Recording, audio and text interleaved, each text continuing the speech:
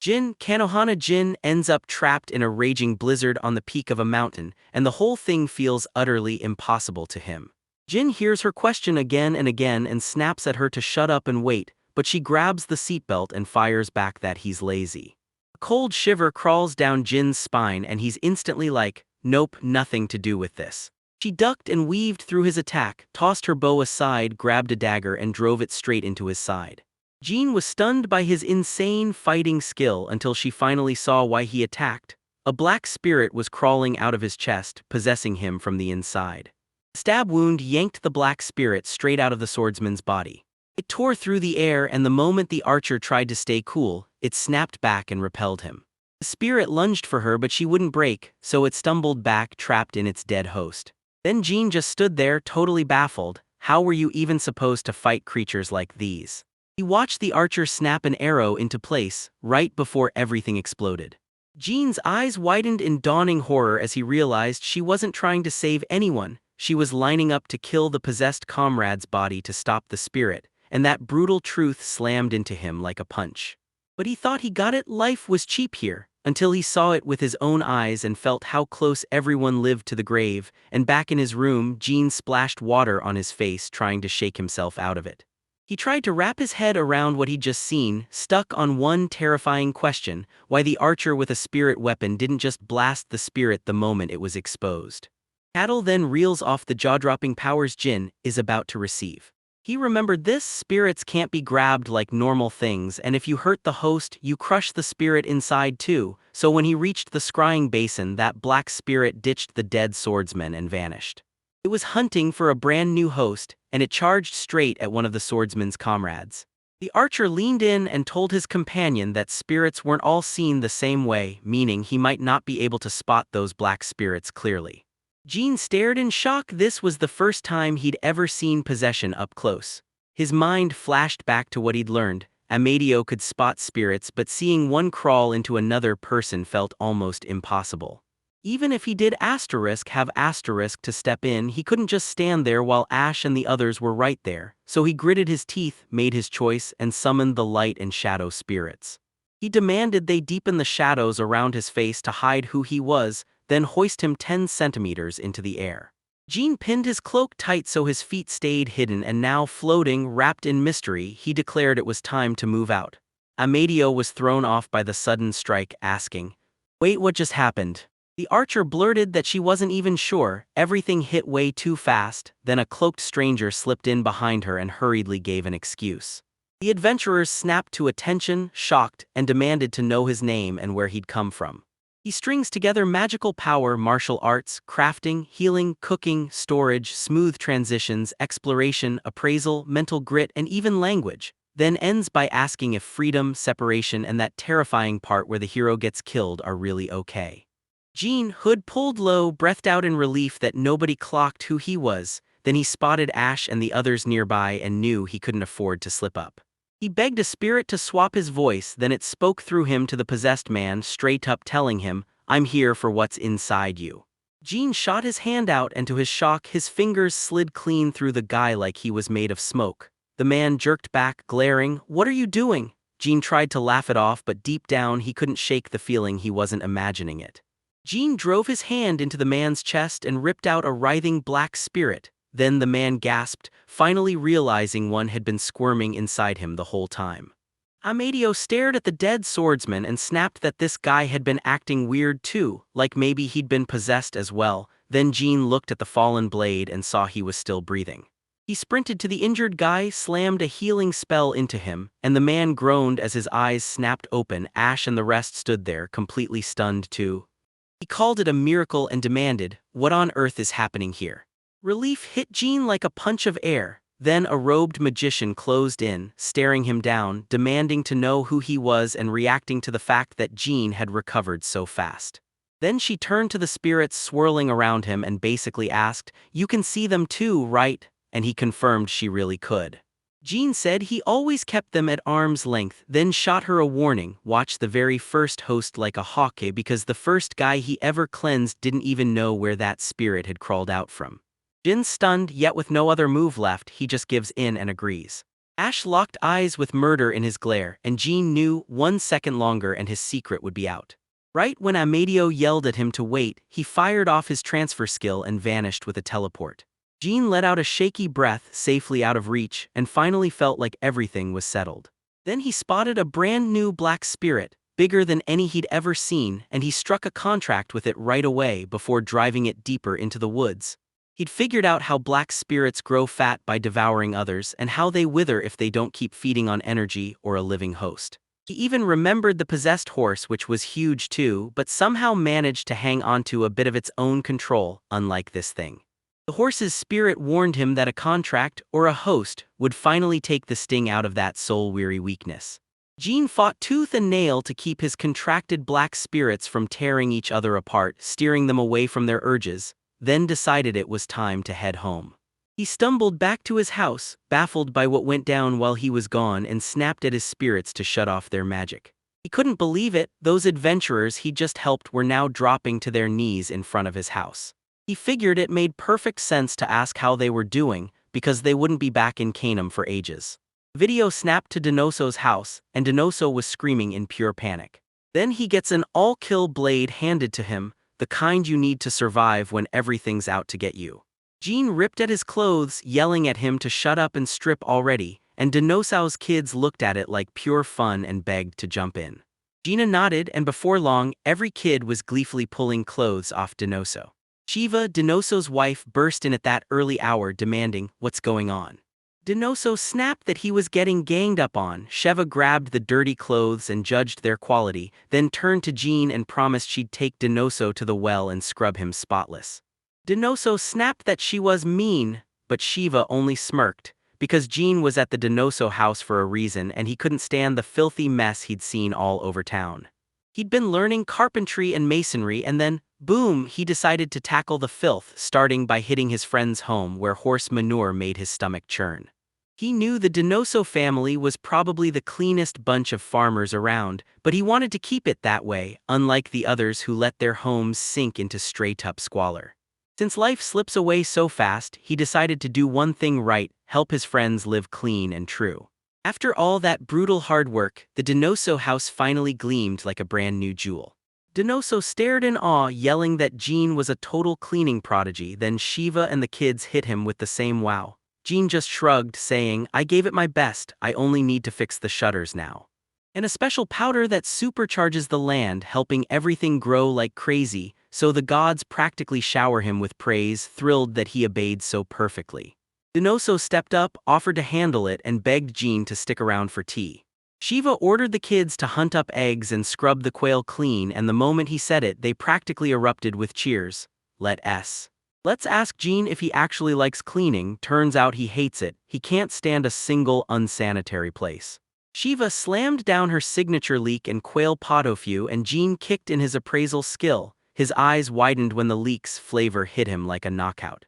The entire family crowded around the table, smiling wide as they gave thanks for every bite.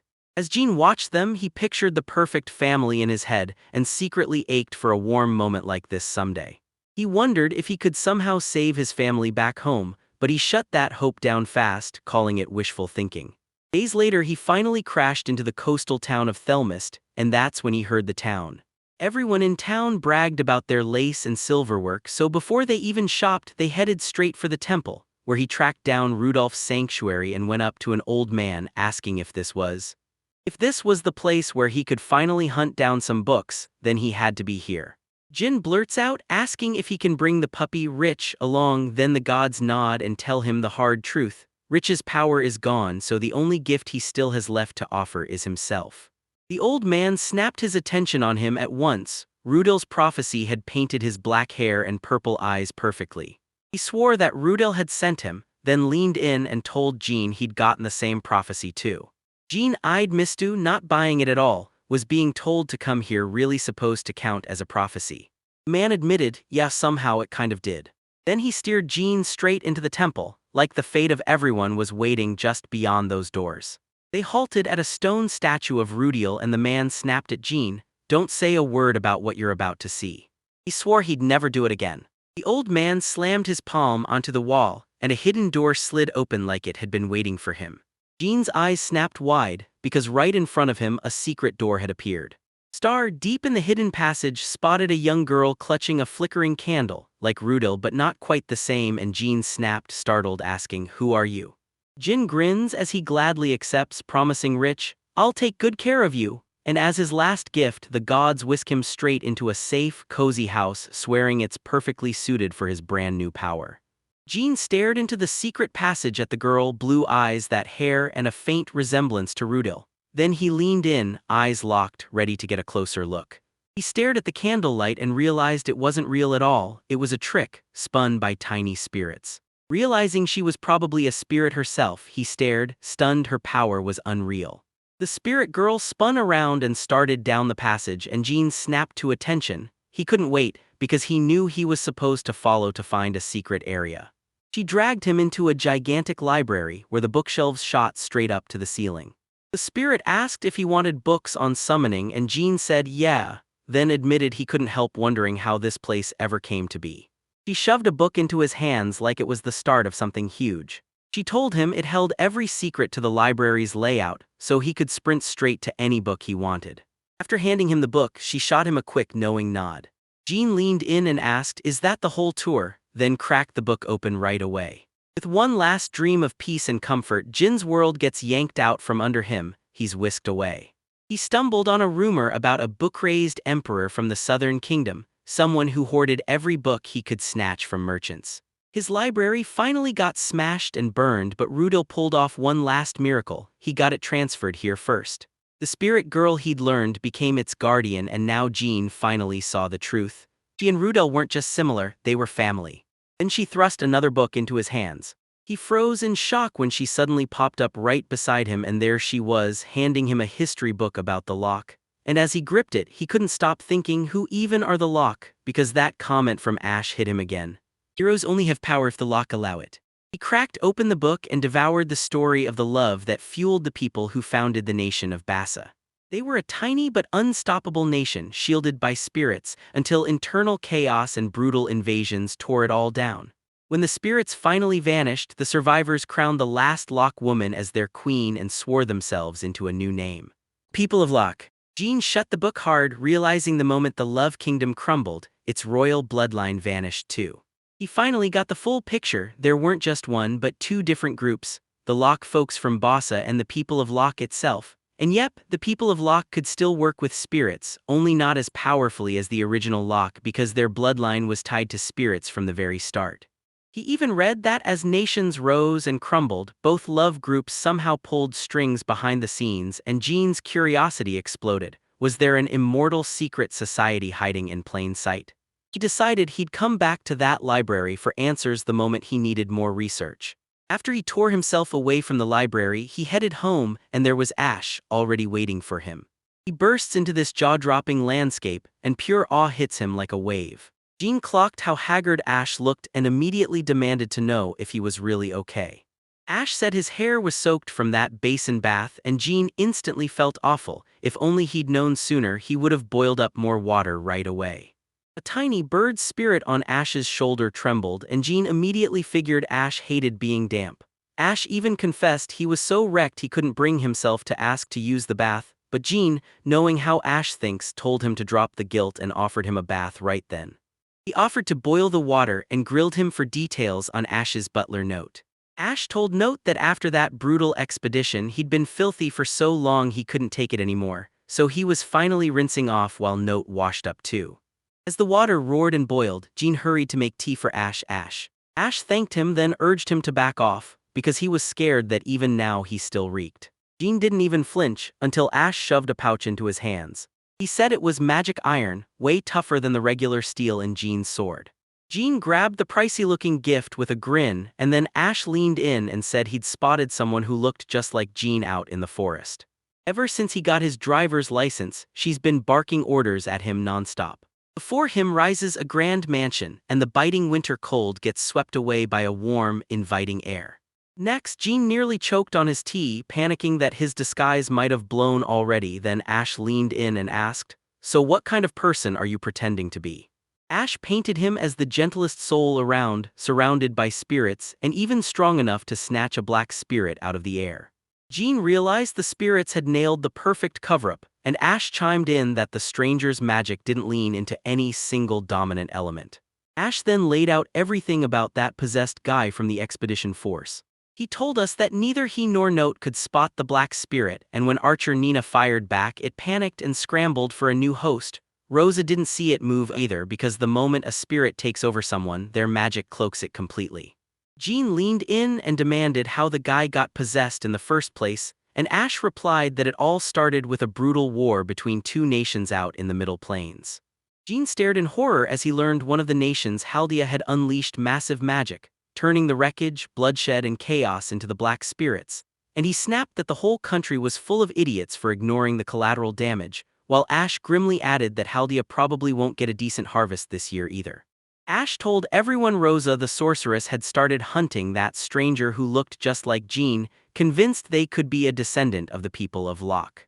Jean froze when he realized it was all a misunderstanding. Then Note finally showed up, threw out a quick apology for being late, and thanked Jean for the firewood he'd carried over.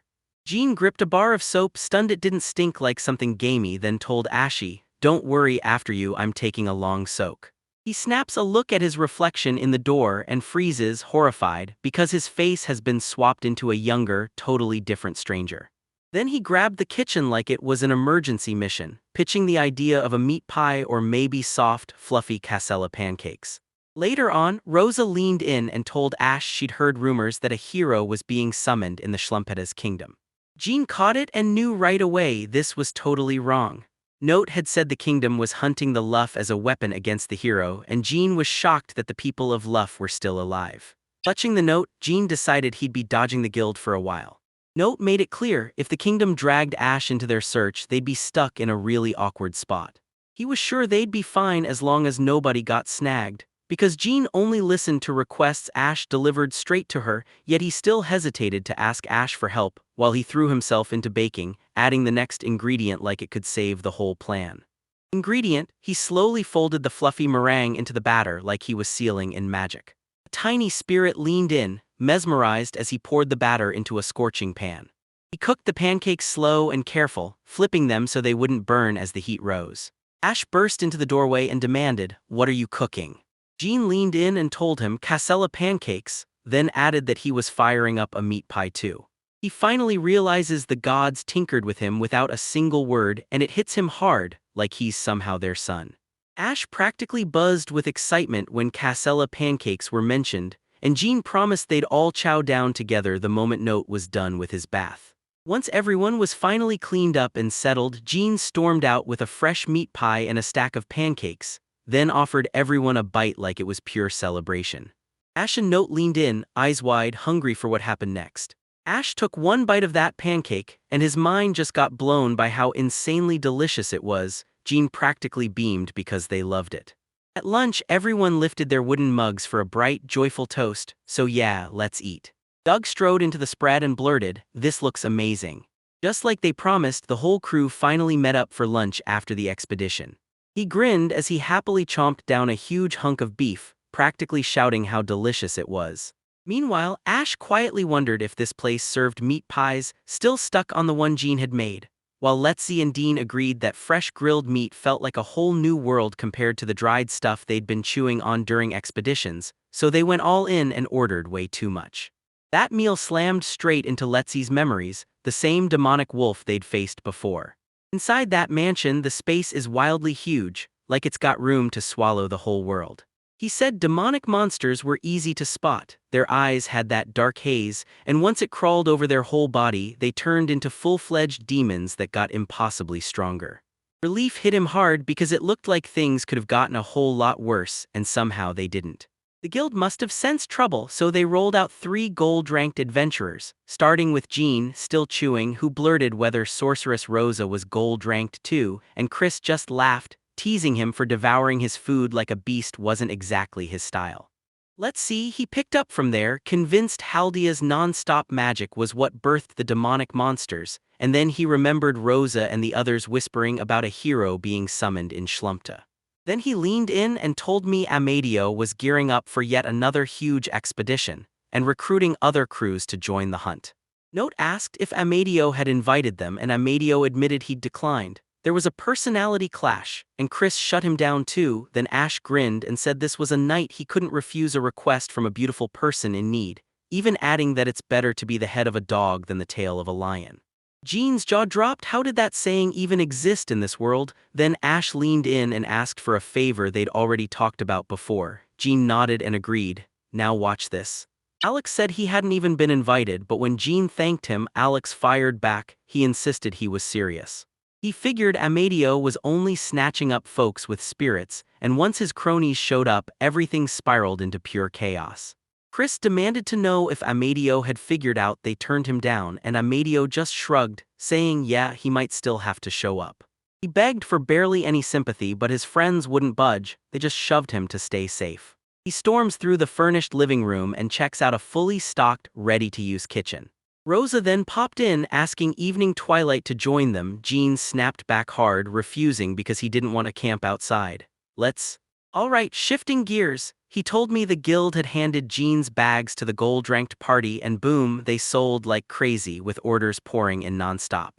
Jean grinned and thanked the guild and the adventurers, like he was letting it all out right in his own head. After lunch, Jean sprinted straight to the Adventurers Guild, itching to get started. He leaned into the receptionist and demanded to know if any homes were for sale behind the Fox Street where he and Ash live.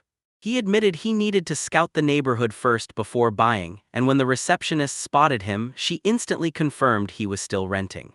Jean said he was just asking on a whim, and she instantly dashed off to check. She came back with a thick stack of files and practically bounced with excitement, offering him a handful of houses to choose from. Jean couldn't believe it. He'd assumed you had to be at least silver-ranked just to buy a house, and then the receptionist hit him with the truth. The commercial and apothecary guilds had vouched for him, and she even teased that he could buy his current place or go for something way nicer. Jean decided he was already happy where he was, and if he could scrape together the money, he'd grab that house for himself. He stumbles onto a food pantry that's straight-up magical. No matter how much he takes, the shelves never run dry. Then the receptionist pointed out a second empty house tucked behind the Fox, owned by a guild that only planned to unload it after the expedition, leaned in and hissed that Amadeo was rumored to be hunting for someone, and he might grab this place for his retinue, which honestly fit, because everyone feared living so close to the outer walls. Jean snapped with irritation after hearing the news. He snapped up that house too, already plotting renovations and a steady lease to a permanent tenant, and just like that, he'd bought 2 houses. As he headed out, his mind raced with one question: what renovations should come next, so he decided to kick things off through the back door. He sprinted straight into Letzi, and the moment he showed up, her eyes went wide with surprise. Then Jean blurted out why. Dean and Chris were out on the expedition, and Ash was off hunting bears, so he decided to sit this one out. That gold rank is a total headache, Lars grumbled, until his friend snapped him back, saying they should be grateful they were finally handling the monsters, and then Lars asked Jean to let him know the moment a room or house opened up. Jean asked if he was finally moving out, and when he confirmed it, he lit up, saying he'd just ranked up and could finally afford a house. Jean stared in awe as Letzi clawed his way up from the very bottom. And he said, "All right, tell me, are you free tomorrow? I need your help with something." The very next day at Jean's new house, he was stunned to find out Jean and Ash both own places there. Then Jean snapped, "Hold this doorframe in place." Every bite's packed with rice, every kind of vegetable, all kinds of meat, and seasonings that hit like a dream, perfect bliss in a bowl.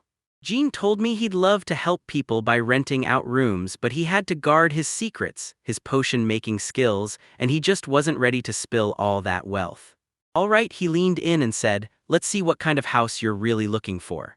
Letzi said he wanted a perfect 3-story house with a storefront, so he could rent out the upstairs floors, and when Jean pressed him on what the shop was for, Letzi snapped back that it was meant for his wife.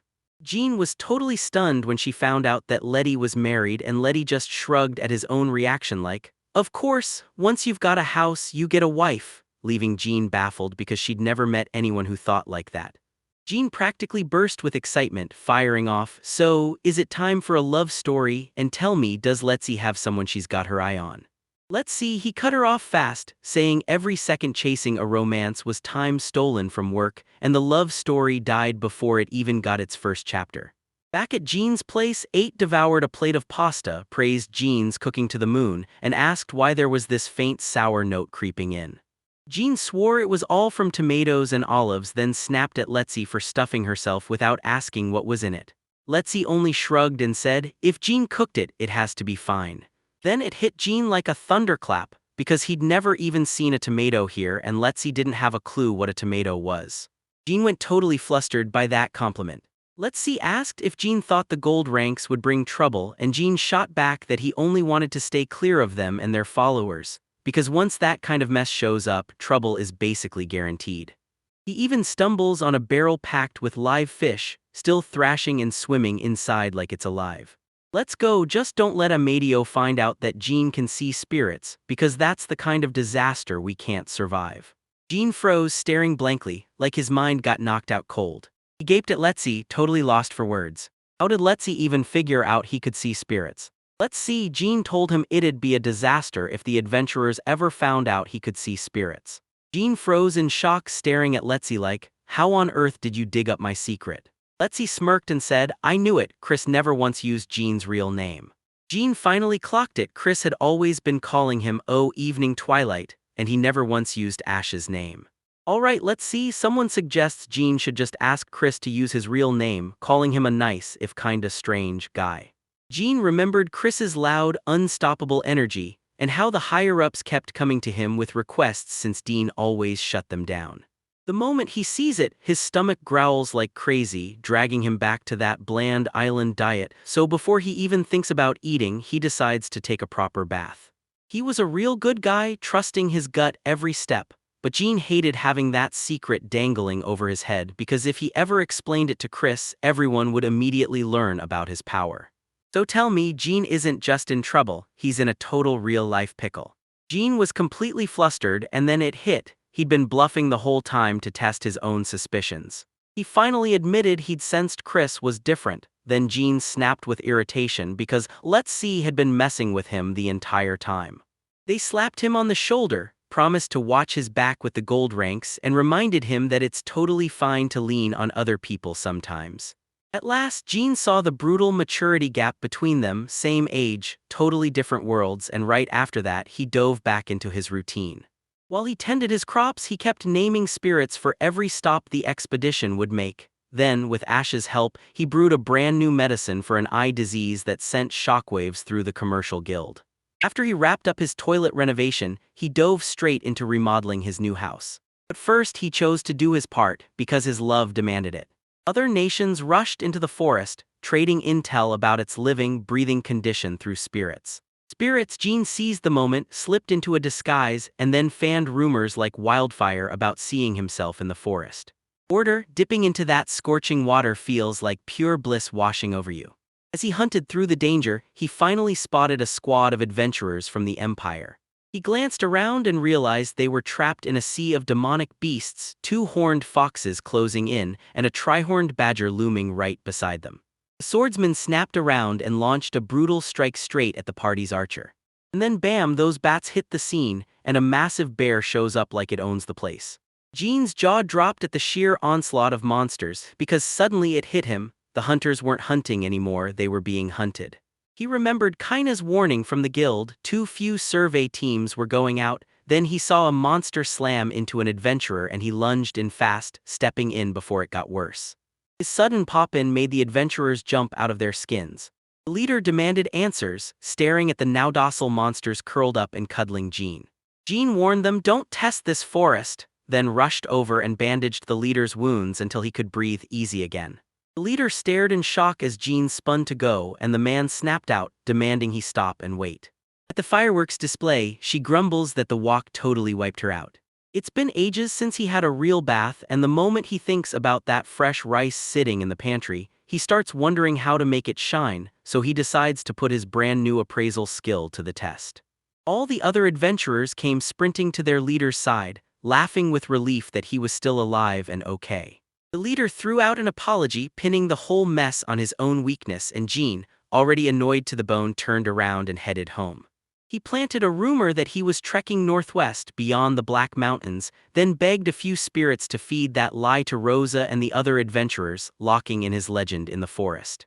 2 months slid by and Jean stayed busy, reading nonstop, brewing medicine from Ash and keeping up the act as a harmless lover. One day he exploded out of his house and screamed for the butler. He stormed into the tavern, grabbed his friends and demanded anyone, cut his hair. Watch the butler politely shut him down, then Connor asked, worried if he was alright and even offered to loan him money, but Jean calmly said, "I've got cash." He just needed a skilled, quick-footed butler to step in and help out. Ash told him Jean hated the bathhouse barbers, and his hair was already so clean and fair that cutting it would be a complete waste. Jean swore his hair and the water he used weren't special at all, while Let's See urged him to grow it longer like everyone else, and Jean snapped back that he'd shave his own head first, which he definitely didn't want. Try reading my mind, doesn't it help you cut it later, as long as you don't shave the whole thing off? Jean stared, stunned. Was Letty just wickedly perceptive, or did Jean give himself away that easily? He clamps his mind into focus like a blade being sharpened. Then he suggested Jean hire a servant just to handle his hair, and Jean totally thought it was ridiculous. Right then, Chris and Dean exploded into the tavern and started yelling hellos to everyone like they owned the place. Dean flagged down the waitress and ordered wine, while Chris checked in and scribbled a note about the expedition. Chris admitted his jealousy was burning, seeing those gold-ranked spirit weapons get all the love. He started dreaming that one day he'd be just as cherished by a weapon too. Dean said Amadio was rock solid and clicked perfectly with the other two, and then Let's See grumbled, "So what? Just because you've got a spirit weapon doesn't mean it won't be useless if it doesn't even like you." Because Jean was totally lost at the whole "the weapon loves you" idea. He swore that the moment he got home, he'd give his own blade the serious care it deserved. Dean kept going like Amadio's cronies literally couldn't help themselves. He knew they were selfish, yet they were tossing around blind trust like it was nothing, and honestly he was relieved he hadn't gone, because Jean was shocked to find out there were 4 heroes this time, not just his sister and her crew. He remembered the gods never warned him and he hadn't even had the chance to ask, so Ash explained this. Heroes weren't born stronger than everyone else, they forged their power by pulling spirits to them, and then he heard it too. He'd heard that even here, people who could see spirits were nearly extinct, and that the further west you went, the rarer they got too, plus a note warned the last time heroes showed up was 300 years ago and there were still tons of things nobody understood. Let's see. He sees it for a split second and it clicks instantly, like he instantly knows every step to run the mansion's water-powered rice polishing machine.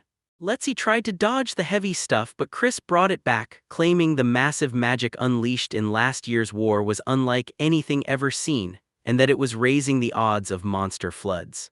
Ash told them the last survey crew found nothing weird, yet now monsters were crawling out of the woods, and Dean immediately dared Jean to a drinking contest. Chris threw in a bet too. If Jean won, Chris would take him to the moonlit manor, but if Jean lost, Chris got to force him to spill a secret. Chris made the switch to Jean's name and Ash instantly agreed to use his too. Then Jean clocked the truth that the bliss and the way it worked weren't some cheap places, they were high-class brothels. Note narrowed his eyes and shot me a judging look that said, "Yeah, no." Ash snapped that those so-called brothels weren't even remotely high-class. Note stared in disbelief because Ash cared about something like that, like she was really supposed to. Soon after, Chris and Let's See were sprawled out cold on the table, absolutely smashed and out like a light. Everything started slipping hard until it all went downhill. The butler didn't join in until he got caught in the crossfire. Jean, thanks to his heal spell, was only a little tipsy, so he offered to haul the drunks home, while Nate said he'd clean up and told Jean to watch over Ash. Jean shot Ash a question: was he drunk too? The note answered back, yeah, and it was a rare sight. He glances at Rich and realizes that Tiny Puppy is the only shield he's got against that god, and he vows to squeeze every ounce of power he's been handed. As they walked away, Jean shot Ash a worried look and asked if he was really okay. Then Ash insisted she was totally fine to keep going. Jean froze with guilt. He should have stayed to help clean, but then he snapped his attention to Ash, who was seconds from walking straight into a wall. He snatched her by the arm and demanded she come with him, but she swore she was fine, when it was obvious she was drunk. He eased her down with a steady arm around her, guiding her like, "Take it easy," because if he didn't, she'd slam right into the wall. They stroll side by side down the quiet street, like the whole world is holding its breath. Ash staggered just a bit, and Jean snapped, asking if anything was wrong. She stared at him, cheeks burning red, and whispered his name like it meant everything. Jean had zero warning, and it hit him like a punch to the gut. Jean was still reeling from Ash softly saying his name, completely thrown off, trying to figure out what was wrong and why the air suddenly felt so sweet and charged. Ash just mumbled back, and confusion hit him like a truck. Fresh out of his bath, he fires up the kitchen, seasoning a thick sirloin steak, chopping cabbage with purpose, and promising that once he's feeling better, he'll finally make sure there's plenty of rich, meaty comfort for everyone. Jean leaned in and asked what was wrong, and Ash only muttered something about a brothel. When he pressed her again, she just mumbled about his hair, and Jean shut it down, told her not to act like nodding fixed anything. He leaned in, studying her face until he caught the gentle shift in her expression, and saw her shoulders look even more slender. The dazed stare burning in her eyes from the alcohol hit him harder than he expected. A whole new Jean pulled from some parallel timeline flashed inside him, warning, getting drunk in public could get him killed. Ash just mumbled a quick shaky yes. Next morning, Jean was in his kitchen pounding and kneading dough, and he couldn't stop worrying. After that drinking contest, was everyone okay, or had the guys paid the price? He decided to cook up a miracle for Ash's hangover. Right then, a ghost-pale, sickly Ash showed up at his doorstep. Jean leaned in and asked how she was feeling, and right then a note showed up with bread and sausages, but Ash grabbed her stomach, groaning that her insides were in knots, so Jean promised, "I'll borrow your kitchen." The steak hits the pan and sizzles like it's begging to be devoured. He shot up and whipped together a steamy ginger citrus drink that hit warm, bright, and fast. Ash took a sip, and the spicy sweet burst hit him like lightning. Jean told her to slow down and chug plenty of water, and Ash thanked him, feeling way better right away. Then she pulled him aside and reminded him, cornered him with his promise to take her to the Bow of Spirits, pushing for it as soon as she recovered. Gina nodded along and Ash headed home. No told Jean he'd tap him when they were ready to leave, and since Jean had nothing else going on, he agreed to roll with them. Then it hit him, Ash had brought up the Bow of Spirits the very first time they met. The next day, fully recovered, Ash strode alongside Jean back in the game. Azu's spirit sat on Dean's head, grinning like it owned the place, while Ash, same as always, stood there with a sour frown. Dean's sister showed up and Jean leaned in like, "So this is your first time ever coming to the Bow of Spirits in Canaan, right?" He told me he'd already been there once just to snag medicinal water, and before we knew it we were pulling up to the spot. In the middle of the town plaza, the Bow of Spirits towered above everything else like it always did in every major city. Inside, Ash swept his hand and pointed out the workroom, the manager's room, and the courtyard stretching even farther back. Man, even as he admits the combo is weird, his hunger hits so hard he doesn't care. Jean's jaw dropped the moment he laid eyes on what was happening in the courtyard. A gorgeous fountain gushed into a tiny stream, and lush greenery wrapped the whole scene like a living paradise. He stared at that branch by the fountain, wondering if it was the bow, and if that was why the whole place was named after it. Ash broke it down for him. The Bow of Spirits was a special branch the king's bow bestowed, and the spot where it landed was the Bow of Spirits too. Jean blinked like, wait, how's a branch got a branch? But he swallowed the questions, because everyone else seemed to treat it like total common sense. Jean remembered from his reading that Isil, where Canham called home, didn't sport a king's bow at all, just a smaller one. Ash told them the king's bow wasn't just a weapon, it was a sacred tree spirits guarded, and after brutal hardships people finally reached it, swore an oath, and used a branch to forge a brand new nation. Jean felt his face burn with embarrassment when Ash clocked his ignorance about spirits, especially after he'd asked what that building was the very first time they met. Ash kept talking there was a safe haven for good spirits far from anything nasty. But even getting to the king's bow was a nightmare, because if you slipped up on the oaths afterward, both bows would vanish for good. That lesser bow hit with the same kind of magic, just way weaker. She even told them Slumtas, Pastor, and Marina were the three nations that had inherited a king's bow. Jean couldn't shake it. His sister had been shipped off to the Pastor kingdom, and he just had to wonder if Canham's lesser bow was still actually firing. Even now, he still catches a faint whiff of fish and crabs, like that brutal survival night left the scent tattooed in his memory. A bow shop girl stepped in and Ash told her, "Hand over magic stones and we'll carve out a cozy magic field so the spirits can feel at home."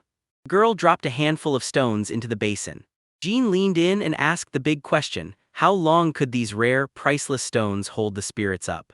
Ash warned that once the stones were gone, the magic would evaporate and the bow would vanish too. Then he said the kind of person offering them and the stone they chose would decide which spirits showed up. Right then, tiny fairies popped into existence all around the basin. Jean stood there, awestruck, as the spirits swirled through the water, turning it into holy water and setting it up for everything that came next. Ash told him, "You've got to see it at night when we spark a fire instead of using that water basin." Then he explained how the cinders get saved for smithing while the ashes go right back into the soil to make the earth bloom. She told him, "I'll show you around another time," and somehow that promise felt like a spark waiting to catch. Jean's stomach dropped as it hit her. She just asked him out on a night date, but she shoved the thought away fast, insisting it was just Ash. He said that, and then Azu shot off Ash's head, tackled him in a playful attack, and somehow still made Ash grin. He sets his plate down beside a steaming bowl of freshly cooked rice. Jean couldn't stop thinking, when Ash wasn't scowling, she was honestly breathtaking. Later on, Jean kicked back by the fire and dug into a perfectly roasted sweet potato, savoring every rich bite. He strode through his fields, grinning as their progress leapt right out at him. He'd planted all kinds of crops from this world and even the ones he'd scraped from his pantry, but those pantry vegetables only grew up in the mountains, so he thought about crossbreeding them, yet he couldn't shake the fear he didn't have the skill. He realized the spirits had their favorites. One peace spirit drifted toward calm plants, while others flocked straight to the cabbages and parsley. He spotted Rich prowling around the onion patch and shouted his name right away. Suddenly, Rudel burst in, shouting that dogs can't touch onions, and insisting that Rich definitely wasn't a dog. Jean jumped hard when he suddenly popped up. Rudel told everyone he still cared for Rich since he used to be their leader, while Miss Toe, right there beside him, couldn't help thinking he had a whole storm of feelings he still needed to spill. And she couldn't help but admire those gorgeous vegetables. He mumbles a soft thanks, then digs in with his very first bite. Hal and Isha burst into the garden, and Jean locked eyes on them at once. Ish had been hauling water to the fields for a while, and Jean couldn't help but feel grateful. As Pal strode past, strawberries suddenly erupted from the ground. Jean stared in pure disbelief, like he'd just stumbled into a fantasy world, and then he spotted Rudel posted near Rich, so he couldn't help wondering what he'd been up to the entire time. Al told them to go ahead and dig into some of the vegetables. Jean remembered that spirits could taste whatever caught their attention, and he figured, why not take the chance? He whipped up a little salad for them. He watched nerves on fire as they finally took their first bites. Ish and Pal dug into the veggies and declared they were downright delicious, sweet, sour, and bursting with freshness. Jean lit up because they could actually taste the food. Rudolph only shrugged, saying the onions were sweet, and Jean couldn't help wondering if that flavor came from the Rich. Jin dug their supplies out of the car trunk: bento, drinks, and even sake. Then his sister pounced on the sake first and pointed at the heaviest cooler like, "Your turn." Jin's sister grabbed the lighter bag for herself while he faced the heavy one. That steak hits like perfection, perfectly seasoned, paired with fresh, fluffy rice and that crisp cabbage, and the second he takes a bite, he's overwhelmed with emotion because this tastes like a whole different world from his last meal.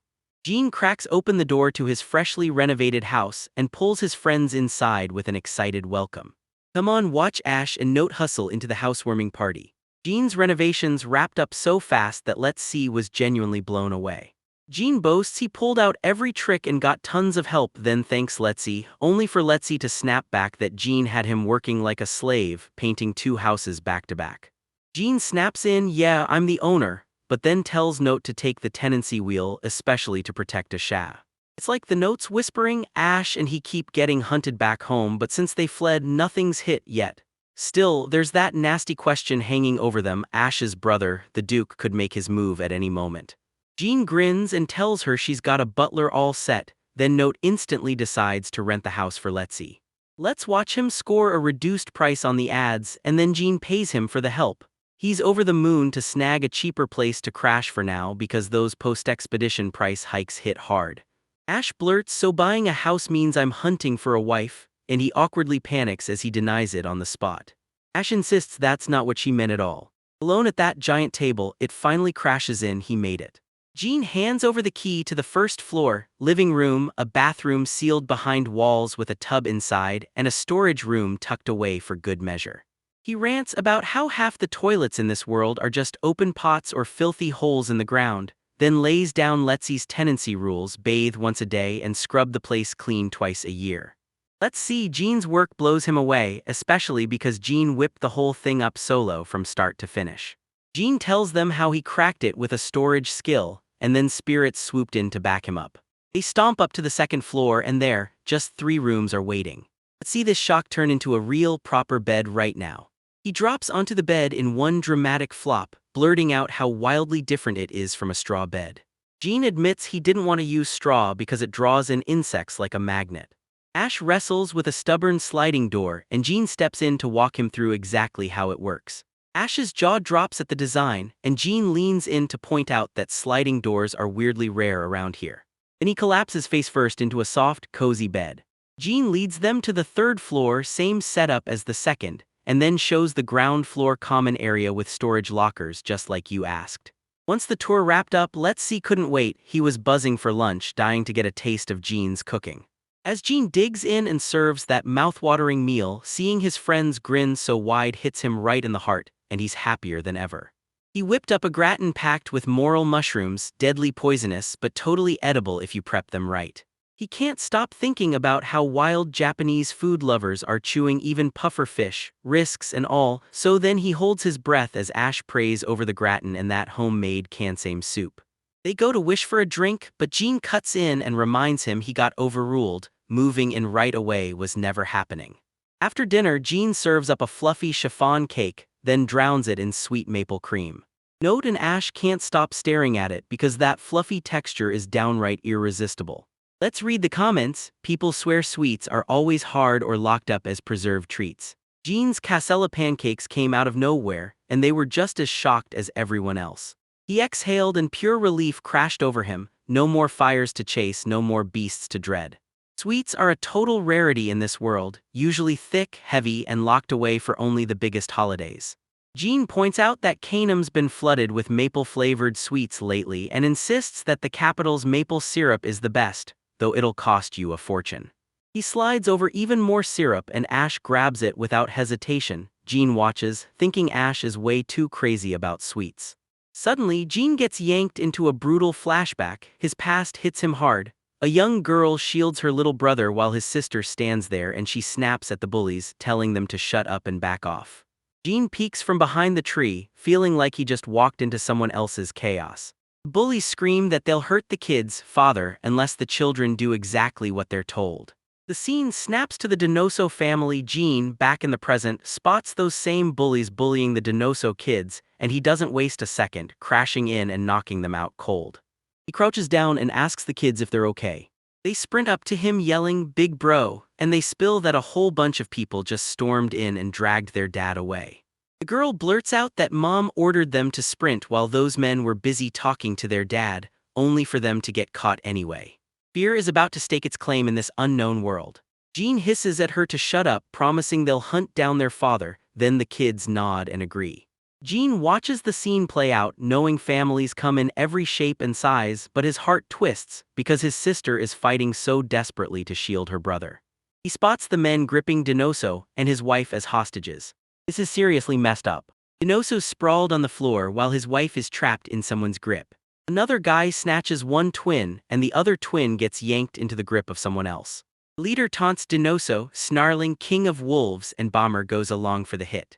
Jin's totally thrown off by the name, but it clicks. He remembers that this is the title of the old S-ranked adventurer. Donoso lets out a brutal grunt as pain rips through him. The kids scream for their father, and then Jin bursts in, swinging punches and landing hard on one of the men. Stretched out in this fluffy luxury bed like he just landed in a dream, he keeps fighting sleep, because this slow, new life of his has finally started and it feels unreal. As the men whip around, the others go wide-eyed, firing off questions like, "What are you doing?" while Shiva, Donoso's wife, watches with unshakable calm. One of the men lunges in, then Shiva snaps back, intercepting him with a lightning-fast strike. With a wicked grin, she draws a blade that looks like it could cut straight through destiny. She's way stronger than anyone expects. Whoa, this scene kicks off with a brutal brawl and it instantly proves Shiva, the mother, is way stronger than anyone ever dared to imagine. She snapped her blade aside, parried the strike, and dropped her attacker cold. Then Jin froze in pure shock, realizing with a jolt that she was ridiculously strong. He stared as Shiva skewered that one man clean through, so fast it was over before anyone could react. Jin stood there, totally frozen, because he just watched the whole deadly encounter unfold with his own eyes. Plowing past the fallen foe, Tina and Anne sprinted straight to their parents, laughing and shouting their names like it was the best day ever. Shiva snapped them into a fierce, loving embrace the second he got his hands on them. People call him Kenohana Jin. En was clearly furious, barking for Shiva to untie him first and yelling that she couldn't just ditch him while he was still tied up. Later, Jean leaned in to check Dinazo after the brawl, grimacing at those battered, wounded wrists. Dinazo acted unshaken, swearing he'd dodged the worst of the hits, so the damage wasn't nearly as brutal as it looked. While Jean was busy patching up his wounds, Dinazo clocked that serious look on his face and nudged him like, "Come on, you've got something you're dying to tell me." Jean blurted out that he had a spare potion tucked away. Dinazo snatched the potion with a grin, then waved Jean off like the wound was nothing, told him to forget it and move on. Jean quickly apologized for pulling them into this deadly mess, but Dinozo just stared, confused because that apology felt like it came out of nowhere, even though Jean looked painfully pale. Jane froze for a beat, realizing this was the second time he'd watched someone actually die. He tried to talk himself into it, telling himself Shiva and the kids were fine, like facing death was just normal here, and then he replayed Shiva's moves and realized she was operating on a totally different kind of resolve. He'd only knocked out the one guy because he didn't want to kill, but the moment he tried to push back, he understood. He couldn't win against Shiva, not even a little. Dinozo cut right through Jean's deep thoughts and snapped, "Are you even listening?" Weeks into this strange new world, he looks back on his rest and realizes it was basically all he did, shovel food in his mouth, then crash into sleep.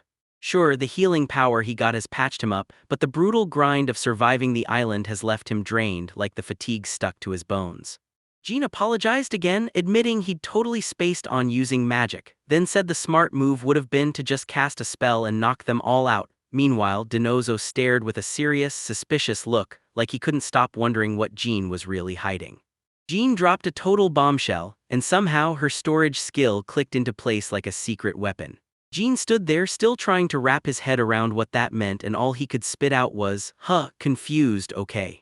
Today, Tina had barely started eavesdropping when she snapped into action, blurting out, way too excited, that the storage skill was basically unheard of and that nobles would snatch N in a heartbeat if they found out. Then she bragged that N could cram an entire desk into his skill or fit 10 bags of grain with it. Dinozo admitted the situation was brutal. Jean loved how handy the skill was, but Dinozo warned it could get deadly fast because people could smuggle weapons through it with zero consequences. He laid out their whole history, how N got blessed by the spirits and somehow unlocked the storage skill in a temple, and the moment word hit the streets, everyone tracked them down and the chase never stopped. They had to flee, and Dinazo straight up vowed they were done running, confirming they'd head to Canaan. Jean snapped back to it, those gods had warned him to get to Canaan. Dinozo swore that spot had the least meddling from the aristocracy and the temples, then winked like, yeah, because Shiva and they used to be legendary adventurers. Jean frowned and asked why they were headed to Canaan, and Dinazo leaned in like, "Oh, that's a long story," then dropped the real bombshell. Shiva was born into nobility, and the two of them turned into adventurers after they eloped, apparently straight-up romance. Dinozo kept going, saying that as adventurers they weren't just surviving, they could stand their ground and take the fight. Fresh laundry finally done, he leans back and feels it, his body's coming back to life. With the god's crazy powers, especially appraisal, he doesn't just cook, he decides instantly. He can spot recipes just by staring at ingredients. Carrots pull him toward nikujago or a crisp salad, eggs spark tamagoyaki or fluffy omelet rice, and chicken thighs ignite ideas for fried chicken or teriyaki. But it all changed 4 years ago. Anna unlocked the storage skill, and they've been laying low ever since. He kept them in remote spots so the kids could survive on their own if anything ever happened to him or Shiva. Adventurers are easy to spot when they work in the open, so they had to keep running before someone came knocking. He told them they were slipping back into their old life, saying En and Baku would be 8 soon, and insisted it was time to widen their world because they were already skilled at animal care and hunting. Jean blinked in disbelief because he'd been sure they were just a plain, hard-working farm family. Then it hit him. Dinozo was a truly great father, and he stepped up to foot the bill for the potion, demanding the going price like a man determined to make it happen. Jean snapped that Dinozo didn't have to stress about the bill. Dinozo flat-out refused to back down, swearing that if he could afford it, he'd cover the bill himself. then Jean finally gave in. Shiva watched Dinozo slice the money into smaller bags, telling Jean it was a safety net. Because if they got separated on the road, the kids would still have enough cash to hire an adventurer and get them to Canaan safe. Jean's eyes widened at the massive pile of money they'd clearly been saving for years. Then Shiva snapped Dinozo's attention and told him to whip up food before they left, reminding him that Jean had slipped her a brand new potion, just in case Dinozo got hurt. Dinozo told her he'd step outside and handle it, and Jean instantly got it. He wasn't talking about chores, he was talking about getting rid of the bodies so no evidence ever stuck around. Shiva came back through in a quick apology, then leaned toward Jean and asked if everything that just happened had shocked him. Like he didn't even realize he was telling the truth. Yeah, a little honestly, and Shiva, he found that honesty seriously adorable. Even with all that convenience, his cooking know-how only stretches back to his old world, and the local ingredients look totally foreign. The moment ramen pops into his head, he can't stop thinking about it. Jean jumped in to handle the meal prep, freeing Shiva to help the kids pack up. Shiva agreed on the spot, then asked if Jean would share out the food for their trip, and Jean said yes without hesitation. Shiva shot him a grateful smile. Jean slid over the beautifully cooked meal like it was a prize. Kids erupted in pure delight, breath-catching as they stared in awe. Tina lit up and praised Jean's wildly colorful cooking, then gushed about how fluffy the dish looked, nailing the verdict that it was delicious, just like always. The kids started playful bickering and teased Tina that her future husband would be a better cook than her if she didn't watch herself, so Tina pouted, swore she wasn't marrying anyone. Jean beamed, feeling all warm and fuzzy, and wondered if he'd get to catch this sweet banter in Canaan. He basically clocked them as a whole family of lovable goofballs, and at dinner Jean leaned over and asked Dinozo just how far Canaan was. Dinozo figured it'd take around a month and a half if nothing went wrong, and he knew a second horse plus that storage skill would make the work way easier, while Shiva sat there looking wrecked, terrified they'd never see Jean again. Jean clocked Tina's sadness, slid in with a warm head pat, and promised, "Don't worry, see you around." As soon as they hit Baku, the boys erupted in complaints, yelling that Jean was playing favorites and demanding their own pats. She huddles with her friends and decides to charge ahead, dumping Jin with a whole mountain of luggage. So he lets out a heavy sigh because yeah, it's smarter to carry it solo when freedom is right around the corner. He digs into a simple meal and admits it's wild, no real wheat to grind, yet somehow he still cooked up something you can actually eat. Dinozo's eyes went wide. He truly thought Jean was finally done for good, but Jean snapped, "I completely forgot the gods warned us about dungeons right at the start." Dinozo finally spilled his long-term plans: stick around in Canaan for a few years, then head for a dungeon, and the boys practically burst with excitement, firing off, "Wait, are we really going to a dungeon?" The thrill died fast when he suddenly blurted that there was no way he could squeeze in any more inside his storage. Gina stepped up, asked what was wrong, and then started scratching her head over how storage even worked. Just as he leaned in, a tiny squirrel spirit burst out of nowhere, and the shock hit him hard. The spirit shot the object down in one gulp, and Jean was left staring. Because it didn't just take it, it literally ate the thing. Then Jean turned and watched the whole family. He clocked it instantly. Dinozo had a fire dragon spirit riding shotgun, and Shiva was tailed by a female ice spirit, and boom, all three of them plus N were locked in contracts with spirits. Shiva snapped, "Time to move." Dinozo leaned in and demanded to know, "Jean, you coming with us to Canaan?" Jean shot that idea down in a blink, saying there was no reason. This was too perfect a chance for the family to travel together, so they should go. Dinozo told Jean he'd be at Canaan and that Jean could track him down through the Adventurers Guild because yep, his adventure name was Mr. Luck. Jean mouthed LUF again and again, totally baffled. After the gods handed him money and a map, he grinned and decided it was finally go time, time to rush out and stock up on supplies for his flower like containers and sacks.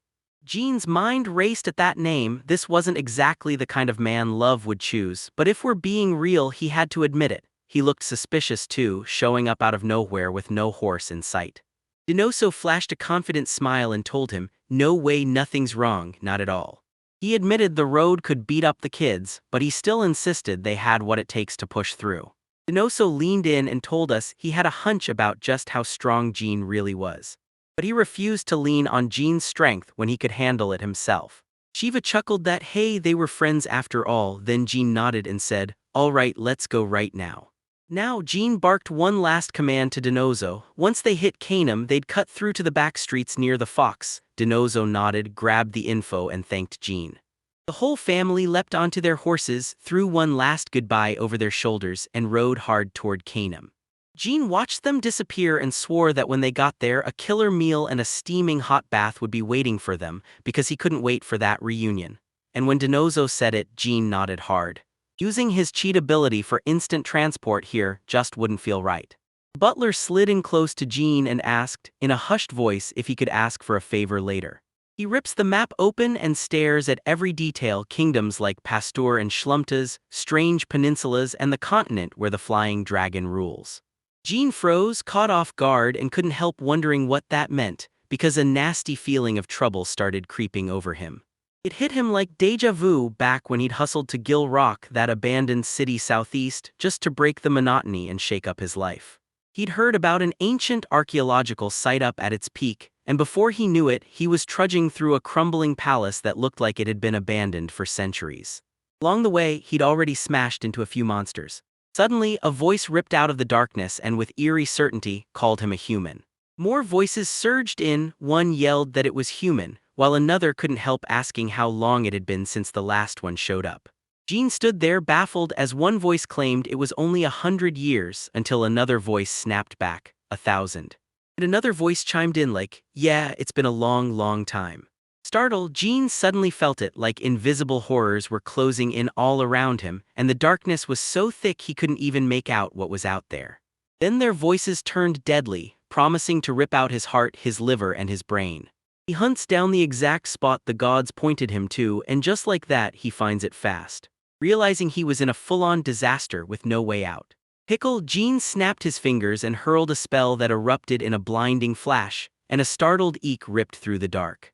Yeah, when the light blasted on, it exposed a gigantic swarm of giant pill bugs crawling everywhere. Jean couldn't believe it, there were just too many of them. Shaken by that blazing light, the pill bugs shrieked and scattered in a frantic rush. As they bolted, Jean couldn't stop thinking, were they the ones who'd been caught talking, even if they were awful at hiding? After deciding he'd stop picking on the weak, he shot off a quick apology, then immediately jabbed one of them with a stick anyway. The bug yelped in pain and demanded he stop right now. They spun around, furious, snarling that the human had no clue who he'd just tangled with, and that they'd tear him apart and devour him.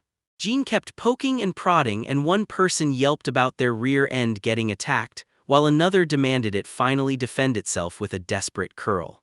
He pauses like, should I check this out? And then whoosh, he blasts forward with his transition ability. They raged that he was kicking them when they were already down. The bugs revealed their truth: spirits the people of fire crushed generations ago, and now, to stay alive, they had to crawl into these very bodies. Jean reasoned it had to be black spirits, something supernatural had hijacked the pill bugs. They crowed about gobbling the brains of the clueless humans who stumbled onto their land, and that nasty snack is what fed them their knowledge. With a dark grin, Jean thought, it's probably fine to just wipe them all out. One bug shot in fast, calling him wise like a wandering sage, while another bug just blurted out that he was different. A bug was moaning that their first real meal in ages was already gone, but Jean brushed it off and demanded to know if they had a leader.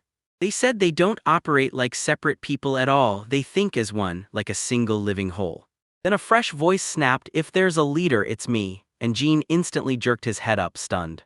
Right in front of him sat a giant, perfectly glossy pill bug, shining like it meant trouble. In the blink of an eye, he's already standing outside the walls of a loud, bustling city. He stared in awe at how flawless it was, every last bit smoothed out, its color perfectly even, nothing like the usual nasty monsters. Believing it had to be some bigger, nastier monster, Jean shot the question, is it a pill bug too? And the giant bug confirmed straight up that yeah, it really was. The second Jean reached out, the creature snapped, I am the mind, and made one thing crystal clear: its only reason to exist was to keep them all alive. Jean froze when the truth hit, yeah, it really was a pill bug. After sealing a contract with him, the spirit mind leaned in and demanded, so, what do you think you're doing? Jean admitted it would crush him to just abandon them, and now that he finally understood they started out as one single spirit, he had a big request. He begged them for forgiveness over their hunger, then made it crystal clear: no attacking humans, no exceptions. The spirit demanded to know if that rule was non-negotiable, and Jean snapped back that even with it in place, they'd still be able to defend themselves if someone crossed into their territory. The spirit nodded and promised, as long as even one of you stays standing, you'll keep growing. And it realized Jean wouldn't bend over backward to help them. He clocks it instantly. This is the frontier city of Canaan. Bugs roared their chant, promising they'd grow bigger and bigger. And that's when Jean shuddered. These things were worse than he'd ever imagined because they wouldn't stop coming back until every single one was wiped out. Then the spirit demanded he use his magic to gather any of its kind he could find, because only that would shut their hunger up. It noticed, almost in shock, that the hunger draining away, and for the first time, humans didn't even look appetizing anymore. Jean couldn't stop thinking, was his liberation skill the key, and could it rip free spirits from any bonds, not just his? When the spirit realized it couldn't get its fill on humans, it decided to hunt monsters instead, still delicious, just not quite as tasty. With their power on full display, the spirits swore they'd keep leveling up and only get stronger. Jean stood alone in the empty hall, watching as they vanished from sight. He gave himself a quiet grin like, good, now they're gone. Staring at the ruins, he couldn't shake the feeling that he'd just signed a deal with something he never should have touched, but he shrugged it off and figured he'd never have to see it again. Tucked beside a monster-filled forest, Canaan is where adventurers flock to chase gold and glory, and yeah, it totally feels like the perfect place to kick off the whole journey. Back in the present, at his rental property, his brand new tenant looked him in the eyes and called him a real-life savior.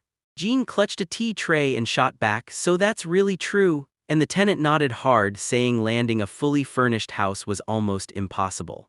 Around the table, Dean practically glowed about finally getting a soft bed, and the woman traveling with them chimed in that the huge storage space was just as amazing. The butler swept Dean and Chris in as the new tenants, and yeah, Jean was honestly expecting it at least a little.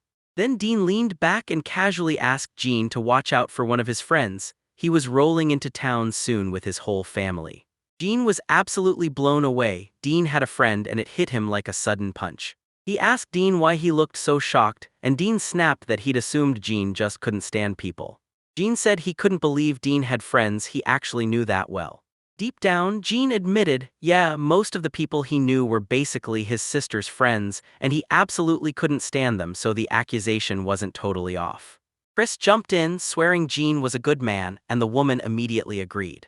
Right as Jin neared the gate, a guard slammed him with ID and toll, and Jin froze because his noble-like clothes, gifts from the gods, made him look like a walking target. He decided the smart move was clear. Buy some local attire first, before he drew any unwanted eyes. Chris said it straight, dishonest folks never repay kindness, and that left Jean scrambling to give an awkward thank you. The butler urged them to leave the third floor empty for the new family, and Jean lit up. He agreed on the spot and promised he'd give them a tour of town the moment they arrived. Dean complained that their place was a little cramped, but Jean brushed it off because their family had kids and those kids would make new friends fast. The butler leaned in and told them the gold-ranked party had decided to hole up in the safer, more central part of town like everyone else was doing. He reminded everyone that monsters had just smashed through the city walls nearby, then pushed for them to clear out the block behind them. And Chris instantly offered up the third floor of their place for emergency shelter, with Dean saying his home was open too, but the butler shot them a sly look and made it crystal clear. He wasn't offering anything, he was buying the land himself. Jean shot him a weird grin and demanded, so what do you mean by emptying out the house behind us? He snapped it out to them and warned the butler he could only buy 2 houses in that area. The butler nodded, calm as ever. Yeah, Jean bought his own place already, so the next property would be on Jean's tab, not the butler's. A month and a half had gone by since the Donoso family rode out for Canaan, and during all that time, Jean threw himself into renovating their brand new house. Lately, he'd been all in on renovations, but he still carved out time to swing by the library and just hang with Ash and the rest. Inside the city, Jin swings into a shop and studies every piece of merchandise like it's the key to his future. Then his thoughts snap back to the money the gods handed him, wondering if it's really the same huge haul his sister got. He sank into his seat, took a sip, and prayed the Donoso family would love their brand new home. At that exact moment, a voice boomed from outside, calling out, "Is anyone home?" At the door, a man grinned at him and started talking right away, saying a friend had sent him his way. Jean shot back a laid-back wave. His warm, friendly smile dropped in an instant, shock slammed into his face. Denoso's eyes widened when he spotted Jean shouting out Jean's old alias, Shiva. The moment the family came into view, so Jean snapped into action, rushing them inside to talk before anyone else could react. Shiva leaned in and softly told her kids, "Lower your voices, this isn't our home." I slammed the door shut. The kids immediately barreled toward Jean, peppering him with non-stop questions, buzzing with excitement about why he was there. Denoso looked wrecked and snapped at Jean, "Didn't you tell me to be more careful?" Because this whole situation screamed way too suspicious. His plan was dead simple: slip into a university in another prefecture and finally break free from his sister's grip. He hauls a piece of it around in a clinking pouch. Jean said it flat out, hiding the truth was exhausting and everyone he knew already had the whole situation figured out. He shrugged that they'd figure it out in Canaan anyway, and that was enough to crush Denoso. He finally threw in the towel and asked, "So, is this Jean's house?" Shiva steered the talk like a pro, then pressed Jean, "When did you roll into Canaan and how long are we pretending we've known each other?" Jean stammered, scrambling for the right words, not even sure if they'd first crossed paths in autumn or spring. Shiva figured it was safe to claim they'd been together for about a year, then told Tina and Baku, "Don't spill the real date to anyone," and the kids eagerly nodded along. Shiva then leaned in and demanded, "Jean, did you eat?" Rattled with regret because they'd already eaten earlier. Before anything else, the kids were already itching for round two, jumping up to help themselves to Jean's cooking. Jean told everyone he'd handle just one portion, then immediately snapped, "Where's our luggage?" Denoso snapped that their stuff was basically done for now while they hunted a year-long lease, then teased that Jean must have had a fourth kid by now, before turning around and asking straight up if he had any booze. Jean said, "While I cook, check out the place next door," and he shoved the key into their hands. Conf. He spots a potion that looks absurdly overpriced, then decides, "I'll just craft it myself," using his appraisal like a weapon until he scouts a food stand with the same skill and it flashes the truth. Dangerous bacteria, so he backs away fast and lives to try another plan. Confused, Denoso blurted why Jean had the key, and Jean snapped back that the house could be rented, but only with a small catch. Then he admitted, cheeks burning, that it was his place too, blasting Denoso's expectations as he snapped, "So you're the landlord." The kids were buzzing with excitement at the thought of living next to Jean, and she just dropped one clear warning: stay sharp because the demon forest is right there. In the kitchen, Jean whipped up pinchos and tiny pies in a flash, amazed at how effortless they were when time was tight. Once it was done, he heard footsteps pounding back in. His family was coming home. He greeted them like he'd timed it perfectly, but Denoso froze, stunned, wide-eyed and speechless. He blurted that the house next door was unreal, gushing about how the craftsmanship was top-notch and the furniture was straight-up gorgeous. The kids all nodded in sync, practically gushing that the rooms were way cuter than the inn. One of them blurts out, all fired up, that they're claiming the top bunk. Denoso still looked like he couldn't quite bring himself to commit. He heads into a general store to grab farming tools, then steps outside and gets completely captivated by the gorgeous grape trellises. Jean lit up like the happiest guy alive because they actually liked it. As they finally sat down to eat, Jean slid over and offered Denoso his pick of the wine. Denoso grinned as he took it, then immediately asked about one catch: did the rental's cave allow access to the attic? Shiva lit up and praised his sharp eyesight, because she wasn't just impressed, she'd been the one who spotted it in the first place. Denoso slams the press Jean button, until that one caveat snaps everything into place. Jean told him the butler had reached out because the folks behind them had unusual problems, and they'd decided an attic escape route would save them if things turned into a crisis. After a heated back and forth, Note sold the house Letzi and the others were crammed into and bought the place right next to Jean's, convinced that an escape route would look a whole lot less suspicious if the two linked properties belonged to different owners. Back then, Jean dashed over to the neighbors to pull a surprise on Chris, who was stuck there with the butler. Denoso froze when he spotted the butler, and his whole world flipped as he realized it was the legendary Shadow Wolf himself. Note shot back that he hadn't heard that name in years, then nodded when he confirmed adventurers still used it, because he remembered meeting Denoso back when he was just getting started. The shopkeeper smiles and lets him pluck a twig straight from the trellis. Denoso was completely flustered, his head swarmed with memories of getting worked to the bone by someone way stronger than some lowly butler. Jean quietly wondered whether Note had some nasty dirt on Denoso from back when he was still a rookie. And at last they introduced Denoso to Ash as the Wolf King bomber. Jean's jaw dropped when he learned Denoso wasn't just any adventurer, he was the legendary gold-ranked one everyone talked about. Denoso leaned in and admitted he didn't even remember his birth name, so he'd named himself Bomber, but then Shiva stepped in and gave him the name Denoso. Ash spotted the note with Jean and instantly clocked that she was the very young lady her father warned about, and right then Jean's stomach dropped, because Denoso might have just uncovered the spirit her dad used to try to toughen her up.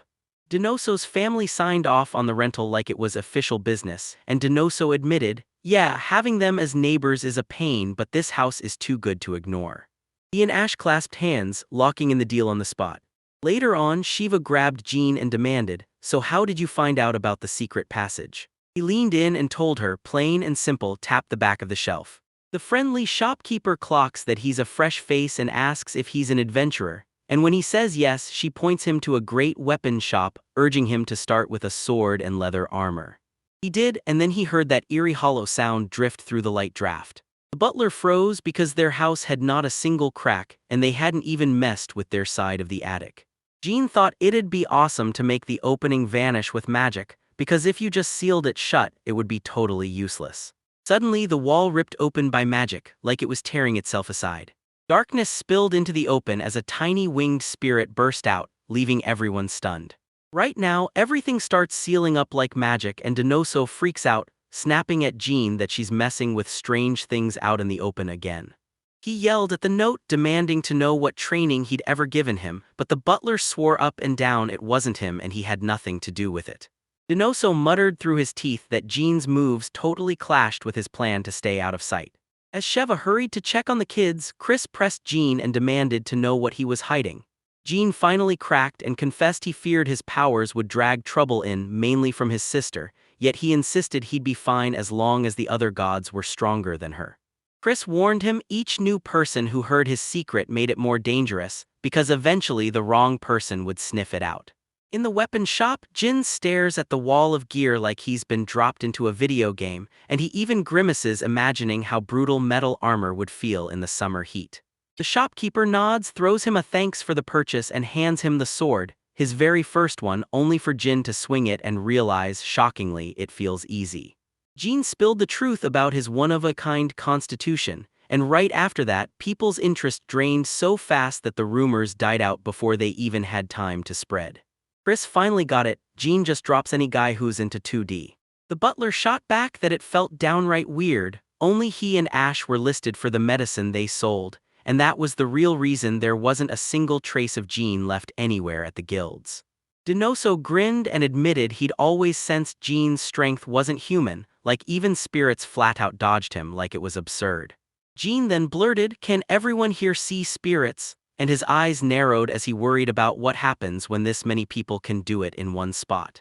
Chris bluntly declared that Jean was the deadliest threat in that place, and the one everyone should expect to get targeted first. Denoso nodded, stunned by how Jean could still be so strong without a single spirit, and then he pressed, "Where's your contract spirit, why isn't it with you?" Jean told them he was keeping his spirit tucked away for now, shielding it from outside influence. The butler warned them that once adventurers hang up their gear, the spirits start slipping out of their sight. Later, Jean kicked back beside his fox-like spirit, Azu, and couldn't stop grinning as he spoiled himself with thoughts of just how adorable she was. With a quick appraisal of everything around him, he snatches up a sword and throws on a weapon belt. Chris's words kept roaring inside his head, spirits normal people couldn't touch, and he couldn't shake the doubt. Did something that weak really exist? So he steeled himself and decided to ask his other spirit. Jean burst through the door and hollered, "Rich." Fluffy, dog-like spirit sprinted toward him, bouncing with pure excitement. Jean dropped to one knee to greet his spirits, and Rich answered with a warm, loving lick. He just couldn't stop gushing about how ridiculously cute Rich was. Clinging to his mission, he couldn't help but admit it. Among every spirit he'd run into, Rich was the cutest. Then he turned to Rich and demanded, "So you coming with me into the world?" He warned there'd be tons of people, and he wouldn't push it if Rich wasn't feeling comfortable.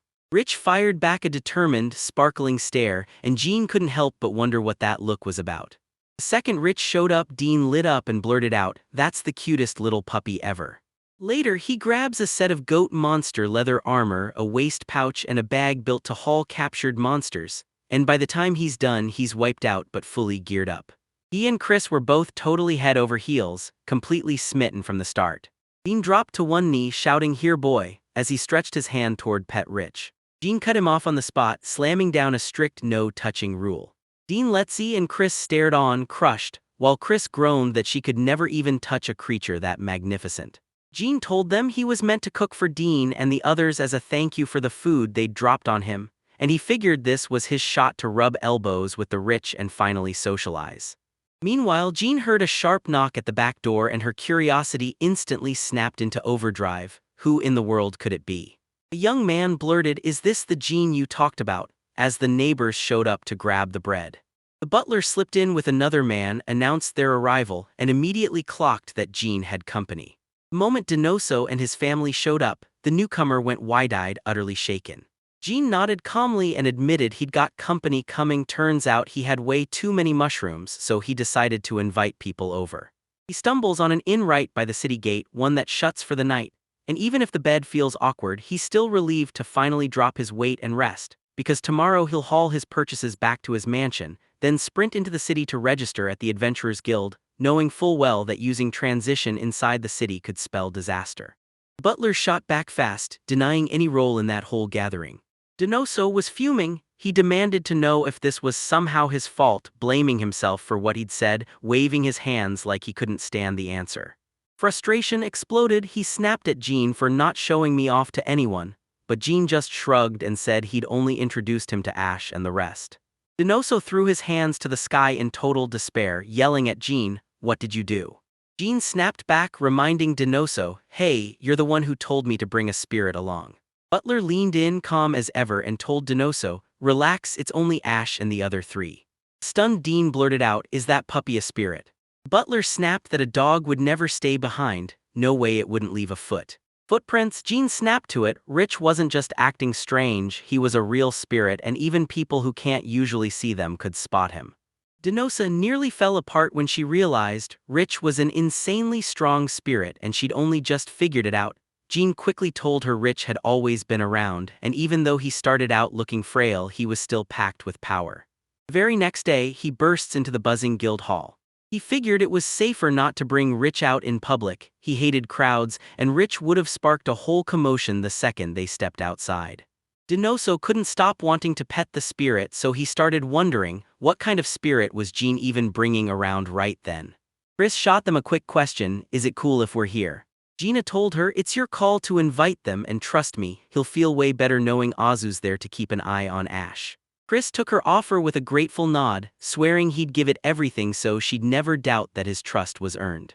And there's this detail everyone brings up: most adventurers don't travel alone, they're usually backed by fire spirits just like Denoso and his dragon or lizard-like companion.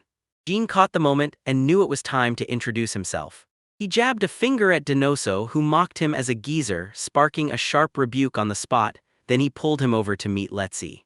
"Let's see," he blurted out, asking if he really was the legendary Bomb War.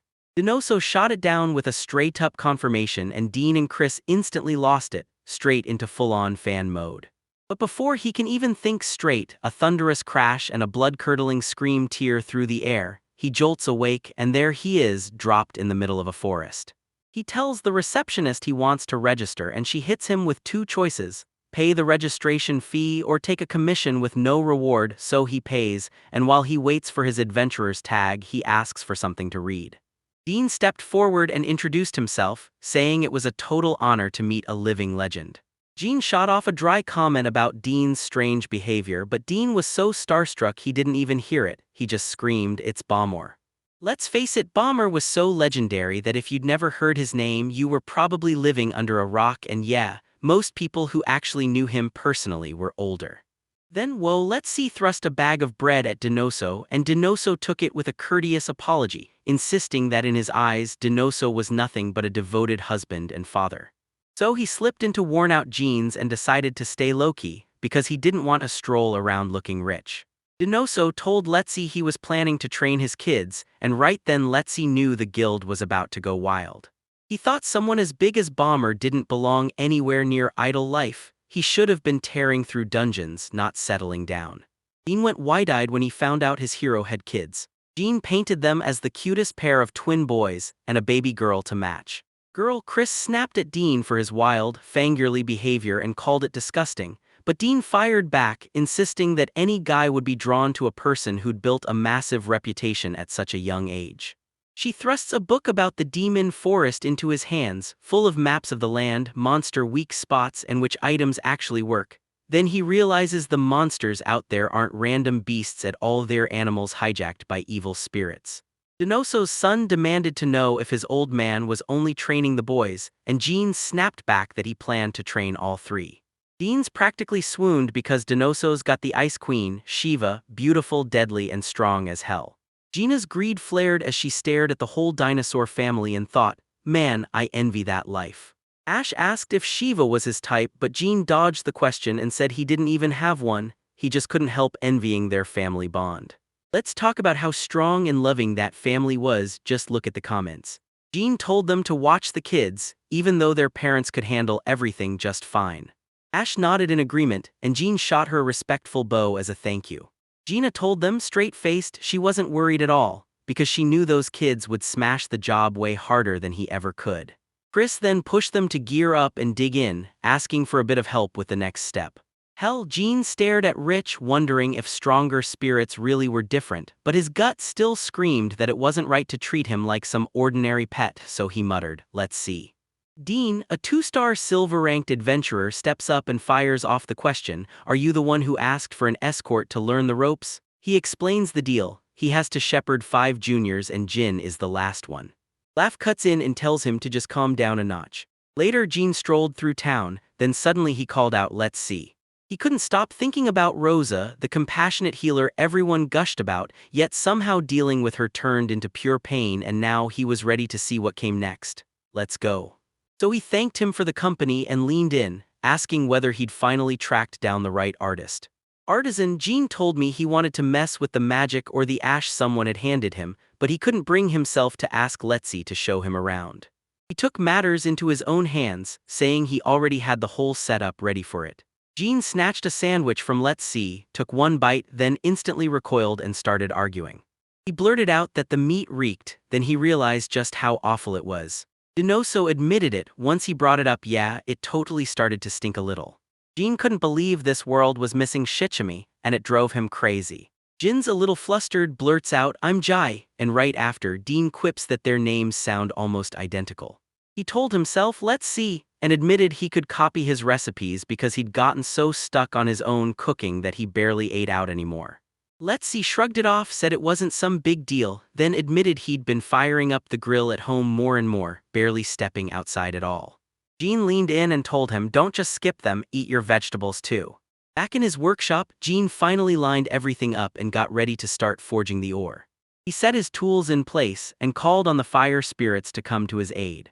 As he started pounding that metal, sparks exploded everywhere, lighting up the whole hellish scene. A lizard-like spirit burst into view, and Jean nearly choked when she realized it was helping too. He bowed in gratitude to every spirit that had lent him a hand. With their help, he realized this was his first real shot at something huge. Sure, he'd made smaller stuff before, but this time it felt totally doable. Beneath the night sky, Jean raised his finished sword high, and the blade gave off a faint, eerie glow. Dean gets cut off by a sharp-tongued girl with twin tails who scolds him for acting way too familiar, so he snaps, telling her to shut up because he's done playing the noble's errand boy. Then he lays down the truth. If she wants her quest cleared, she'd better go find Chris, another silver-ranked adventurer who will actually jump at the job. He slammed the final word and declared it done. The sword's tip gleamed a totally different color, glowing like the first breath of dawn rising over the horizon. So he decided to try it himself and told Rich to hang back right there for safety. Jean watched in disbelief as a single brutal sword swing detonated into a massive wave of energy. He was absolutely blown away by how insanely cool it was. He realized it the second he tried, there was no way he'd ever get away with it, because he was already picturing Denoso tearing into him. He spiraled over what to do with the magic iron Ash had handed him, then turned to the only thing he could, Rich, for answers. Rich tilted his head like a little angel and it stole Jean's focus for one heartbeat, before Jean remembered he still had to apologize for wrecking the gift. He charged over to Ash straight to the butler. He tried to win them over with sweet treats and wine as a real, heartfelt apology. The girl flicks a quick glance at G. He admitted he screwed up the ore and now it was totally ruined, good as useless. The butler leaned in and told him, "You don't need to apologize, this is a gift for you and you can use it however you want." The butler clocked Jean's smithing training and told him he should melt the weapon down and forge it into something new. Jean finally caught on. Since it was still steel, he figured he could salvage it somehow. He gripped the idea and decided to salvage it, wondering if it was even possible. The butler flashed that slightly sinister grin, nudged Jean to show him the ruined sword and promised to summon Baldinoso. Jean's stomach dropped when the butler smiled, like something terrifying was about to snap into place. Ash digs into the eclair Jean handed her and beams, practically shouting about how insanely tasty it is. Jean swears the very same kind she shoved into her apology hamper is the one he's talking about. Her cheeks balloon as she digs into the sweet treat, savoring every delicious bite. Emil finally snaps. Jin's listening while Dean keeps railing that the guild can't bank on just one adventurer. Then the girl goes off on her brother, telling him to stop leaning on Chris and start cooperating, and even her companion Ablon chimes in, demanding she stop. Jean beams because Ash is finally digging into the eclairs. He whips a quick look at Dinoso, and Dinoso stares back like he's ready to explode. Dinoso steadies himself, then leans in and demands that Jean show him the sword. Dina nods and shoots back, "Don't worry, I've got you." He snaps a flaming sword into existence from thin air, and Dinoso, Leths, and Jean-sama all freeze in shock. "Just now let's see," demanded, asking where Jean had yanked that sword from. Jean shrugs and says it came from his storage, and Dinoso's frustration flares. He snaps that Jean must never let anyone in on that ability. Then Jean-sama chimes in that even the super obvious bags Jean keeps dropping are still funneled through the guild, but somehow Jean still acts like he totally erased his trail this time. Dinoso lifts that powerful sword, and its glow spills through his hands as he studies it like it's alive. It lets out a grunt like it's shocked to the core, and Jean-sama just can't stop admiring it like a masterpiece, until Ash blurts out, begging him, "Don't melt this down." Jean then hands the sword to Ash, but she shakes her head and says, "I've got a green wind spirit, so this blade wouldn't fit me." Then he shoves the sword toward Dinoso, but Dinoso snaps at him for handing it over so fast because it's not something you can just flash in public, and he demands to know where it came from. The blonde girl kinda flashes Dina thank you, but he snaps back that it's her fault for spoiling a meal, so the guild receptionist cuts in, telling Dean he can refuse teaching juniors, yet he still has to pick a replacement from the guild's approved list. Jenna-sama clocked it right away. The blade looked like the ones from the reclusive northern islands, only those are usually cast in molds. Jean grinned and told him he hand-forged this one from magic iron with spirits guiding the heat, turning it into a true spirit sword. Dinoso finally admits he can't change the fact that it's a spirit sword, and as long as nobody uses it in public, he's cool with that, but he's still fuming, snapping that even if it wasn't a spirit sword, it's straight up not normal to forge weapons of that caliber, so Jean-sama urges Jean to chill his standards a little. Queen tells him straight, she won't carry some easily broken weapon, and she refuses to sacrifice her quality of life on the battlefield or off, and then she kept going.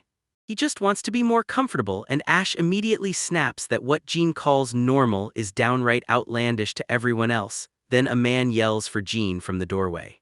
Bomber sneaks a look in, and the moment he spots the group, he's instantly thrown into panic. "Good afternoon," he blurts out, stammering the words.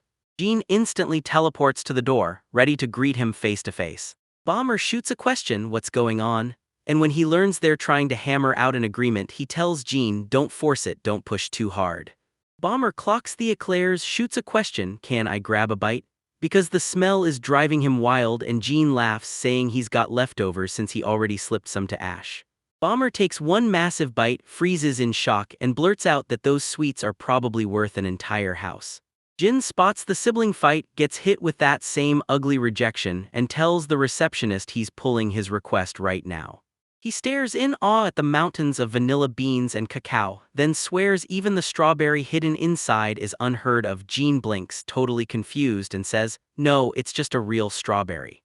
Dinoso jumps right back into his lecture, saying he's totally cool with Jean crafting blades to the highest standard, because he puts his life in those swords, but anything Jean makes for himself needs to stay hidden unless it's forged from parts he buys outside, so Denoso grabs the sword and orders Jean to make a brand new one, insisting he totally got this elsewhere.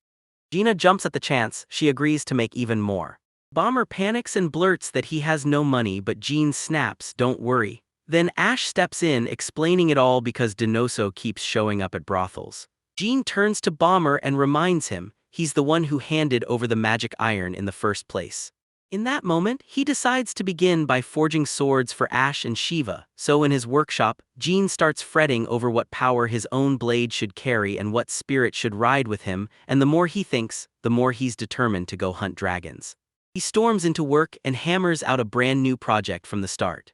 Later, Jean grabs the chance to thank Letzi, telling him that thanks to his help, he finally built a bed that truly makes him happy, while Letzi beams, and Jean makes sure he knows exactly how much he appreciates it. Hell, Jean suddenly snaps back into memory and blurts, "Letzi, wait." As he sips, the cup enthusiasts gush that the tea is delicious and Jean leans in, asking if he's always loved it. Then he admits people usually hate the bitterness until he blurts, "Wait, it's coffee." He grins and hands over 2 lanterns he made as a gift. He hands one of the lamps to Letzi, thanking him for the help he gave. Mealy's overjoyed. Then he points at a glass and tells the real story. He had to blow glass for the lamps, so while he was at it, he went on to make wine glasses and even beer mugs too. He lifts a plain tumbler and points out it's built from tougher glass, perfect for everyday sipping but definitely not meant for hot drinks. Jean can't believe his eyes, the glass is so insane he blurts that he's never seen anything like it before. Then Jean grins and asks what he wants to do next. Letzi nods and says he wants to call it over to show this. Then he lifts a red glass and stares, amazed at how crystal clear it is compared to the foggier red one he bought before. Jean shrugs it off. It's fine as long as it stays inside. Letzi then can't help but wonder if they should stash it away when guests come over. Jean paces the idea in his head, weighing whether to stash them in the kitchen or to slam a door onto the shelves. Talk swings when Letzi blurts that Rose's followers are fleeing Canaan, but they've still been trying to pull Denoso into their ranks. Jean then fires back, asking if Letzi's ever thought about going on a hunt, warning that while he's busy spreading rumors about the North, Amadeo could still come back for Bomber, so to dodge him, Jean suggests they vanish into the woods for a while. Jean begs Letzi to jump into the hunt, but Letzi can't shake the fear he'll just slow everyone down. Jean shoots back that he'd be the perfect role model for the kids, and he's even taking them with him, then lays it all out. A Spartan-style training plan to storm that dungeon in a few years, after they've already survived the brutal journey all the way to Canaan. Then Jean starts teasing him like, "Let's see if you're tougher than these kids," and Denoso gets hit with the fact that Jean is way more childish than anyone expected. He stumbles through mistakes left and right, until Jean finally shoots back and it's clear Denoso must be suffering non-stop, so Jean ends up pouting. Right then Shiva and her kids burst in smiling, shouting Jean's name, Shiva. He's totally lost, staring around like, what just happened to the parking lot? Jin makes it clear he isn't trying to kill his request at all, he just wants to switch to a different party. Shiva barrels into Jean's arms, thanking him for the knife he handed her, saying it slices like a dream, and that's when Denoso snaps to attention, demanding to know exactly what she means by cuts. Denoso glares at Jean, while Jean silently reels back the moment he handed kitchen knives to both Shiva and Note. Then Denoso snaps inside, blaming himself for their escape, washing his hands like it's all Denoso's fault. Shiva begs Jean to stay for dinner. Denoso just bagged a deer, so the kids erupt in cheers and Jean grins and says he can't wait for her cooking. As soon as the roasted meat hits the table, Shiva leans in and begs her dear Denoso to carve it up for everyone. Denoso grabs the kitchen knife, and the second it's in his hand, he recognizes Jean's expert craftsmanship instantly. When he hesitates, Shiva flashes that sweet smile like a warning bell, then reminds him the kids are waiting, and Jean jumps in, telling Denoso to hurry up because serving the food is the man of the house's job. Jean savors the venison with the cream sauce and tells Shiva, "You're an amazing cook." She proudly points out the side of beans topped with baked cheese, the very first harvest of the season, and Denoso can't stop bragging that his wife is a legit, top-tier cook. That cozy vibe hits Jean like a wave. He sighs, wistful and hopeful, admitting these delicious beans just make him crave a family of his own. Hearing all that, Shiva's daughter snaps that she'll be Jean's wife, and then her sons pile in, one blurting, "I'm her wife too." while the other roars, "Nope, I'm the husband." She keeps pressing, refusing to back down. The receptionist rushes out an apology, but Jin waves it off, "It's fine," and he snatches his request for an S back before it goes any further. She swears her dad, Denoso, won't let it happen. Then Denoso snaps back, furious, and agrees anyway. They're shouting, swearing it's definitely not happening. Then the kids start firing off questions. Why? Shiva turns to Jean and tries to explain, but the kids don't get a word of what their father is really saying. Later, Shiva grills Jean, asking if he tailored Ash's clothes, and he can't shake how wild it is to think Ash was a girl this whole time. Jean admits he did, and once the spirit's curse is gone, Ash's body gets leaner, so Jean starts wondering if she'll finally turn more feminine, but honestly, first she's gotta tame that scary glare. Denoso skips the small talk and straight up asks Jean why he's really here, because this definitely isn't just about dinner. Jean straight up admits he's right and dares Denoso and Ash to join him on a monster-killing quest, then reveals Dean, Chris, and Letzi all turned him down, and Denoso nods along, saying they'll need 5 days to gear up, and they'll leave right after that, no matter what. Denoso leans in and says, "We're hitting the road on horseback, no wasting time." Jean's jaw drops at the news they're riding horses, and a wave of dread crashes over him like a cold tide. Jean can barely contain his excitement. He's about to ride a horse for the very first time. He blurts out, all fired up, that he's finally about to ride a horse. In the tavern, Letzi leans in and tells Jean, "Yeah, it's not exactly a shock. Ash and Note are rock-solid horsemen, and even Chris and Dean can ride just fine." For the escort, the receptionist nods and tells them the fee will get fully returned. He asks if Jean's the only one who doesn't know, and Jean's face explodes in shock, demanding to know if he even knows how to ride too, only to find out with pure dread that he's the only one who can't. Letzi tells them straight up, "For adventurers, you don't just need this, you need it, especially when guilds demand monster subjugations." Then he brags about how he crisscrossed towns and cities for years to earn his name, which meant sprinting everywhere just to survive and keep paying his way. He stares Jean down and demands, "So you're telling me you never even tried seriously?" Letzi jokes that if Jean hasn't ridden a deer, a horse can't be that different. Then Jean blurts that he has ridden a deer, and Letzi immediately loses it, insisting that totally doesn't count. Jean suddenly hits the realization, "Let's do this," and suggests they head to a local stable so Jean can pick out a horse, with the backup plan that if everything falls through, he can just ride along with En or Baku instead.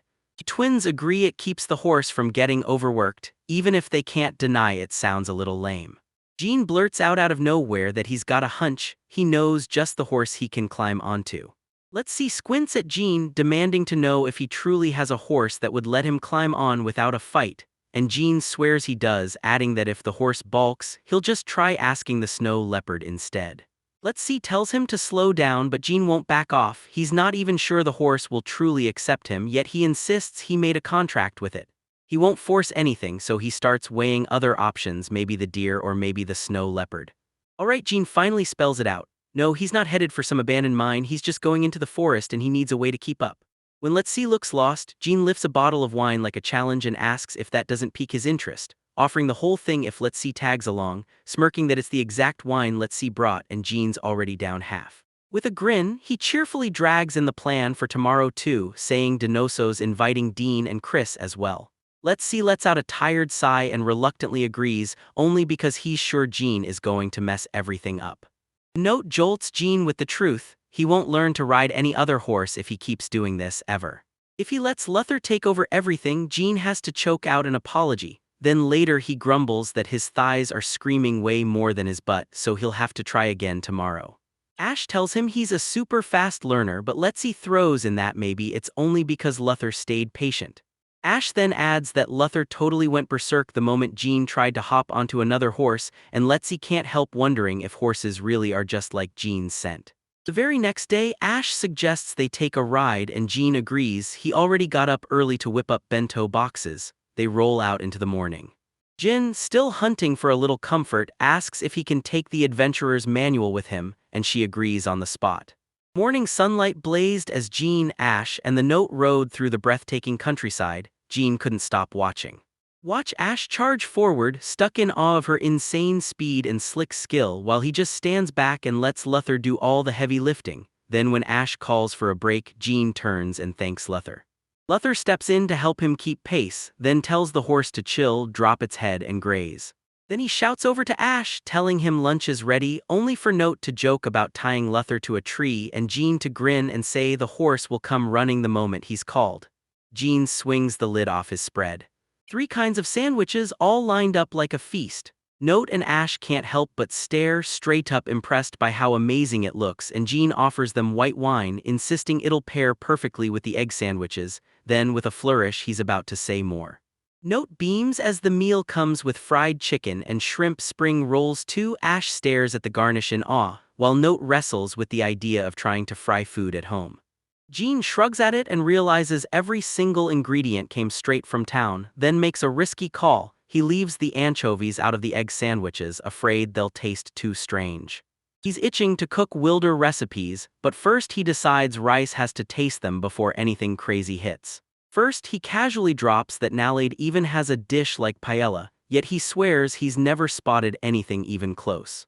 Ash locks eyes with him, basically tells him to make whatever he wants, and then, boom, her expression turns fierce as Jean. Jean panics, stunned by why her anger is suddenly exploding. Then Note and a startled Ash whisper in agreement, and Note cuts in, "All right, time to head back." Jean just stares at them, totally lost. Ash then blasts out a fearless promise. Sure, she's weak right now, but she'll grow into someone unstoppable, strong enough to make the things she loves without a shred of fear, and Jean is left. Jin broke away from the guild's trees, clinging to one goal: stay out of any sibling chaos, no matter how big his chances got. Jean stands there blushing and totally stunned by this insanely manly speech, so much so that even Note gets misty-eyed, awestruck by her resolve. Jean can't even breathe for embarrassment, starts doubting his own strength, and asks himself what this means for him now. In Nalada, the narrator can't stop wondering why Jean feels so different today, and just like that, Jean holds up a handful of lumpy, round-looking things.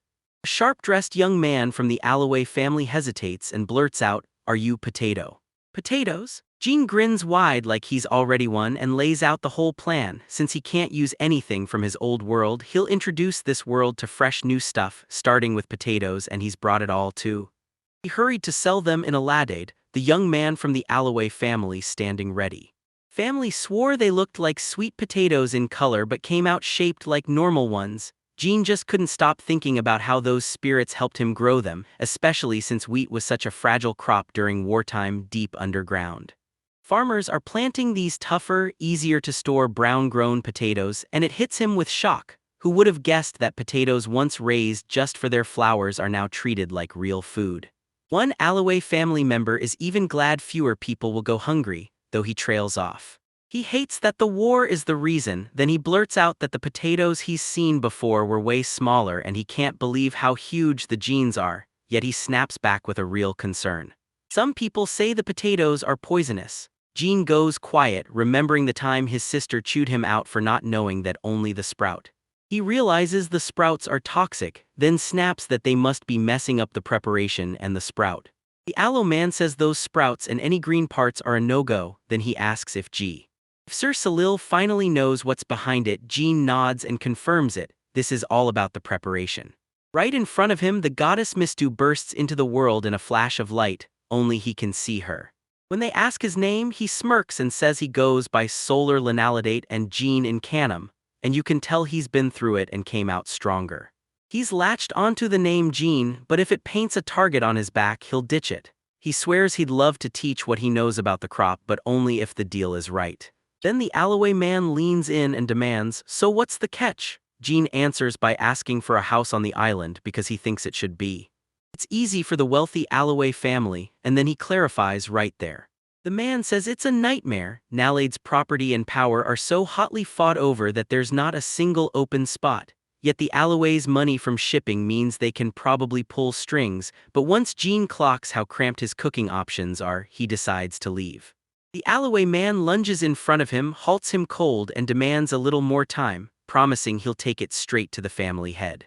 Jean smirks, totally sure his irresistible potatoes will lock the Alloys up, so no other merchant gets there first. Then Aloe man demands a sample to prove himself to his family, and Jean fishes some out of a pouch and hands it over. He hands over a few potatoes and tells him they've been boiled, so they're safe to eat. The alleyway guy grudgingly takes them and Jean lets out a quiet laugh, because he knows there's no way he'd ever hand over something that could help someone grow a whole new crop. He studies the map, taps a tiny unlisted island and tells Jean he can help him get residency there, then leans in and asks, "Is that okay with you?" She sends messages straight into his mind, then he's shocked to realize he can do it too. Jean nods along and island life sounds perfect because with his transfer skill he can pop around anywhere and he even gets a garden too. Then the alleyway man slams down a contract and says, "You want the residency? Fine. The Alloways will back you in your business talks, and you can even use their family name to seal the deal." Then Jean lays it on the line about the potato menace. Those things can turn poisonous if they're unripe, bruised, or left in the light too long, so he tells them to peel them and spit out any that taste bitter, and the aloe guy is blown away by how much Jean knows. Jean hands him a first sample and promises the other 3 barrels the moment the payment hits, and the land permit shows up, while Jean quietly leans on his appraisal skill to double-check everything instead of trusting his memory. After their meeting, Jean decides to scout the nearby islands before heading home, thinking, "When I talk to the Alloways, I'm warning them those repeated plantings are killing their yields." Back at the tavern, Jean can't let Ash's earlier declaration slide. He grills the words, wondering if that even means he's weak and what strength is supposed to mean in the first place. Dinoso, Letzi, and the crew are huddled up, slinging cards and going all in.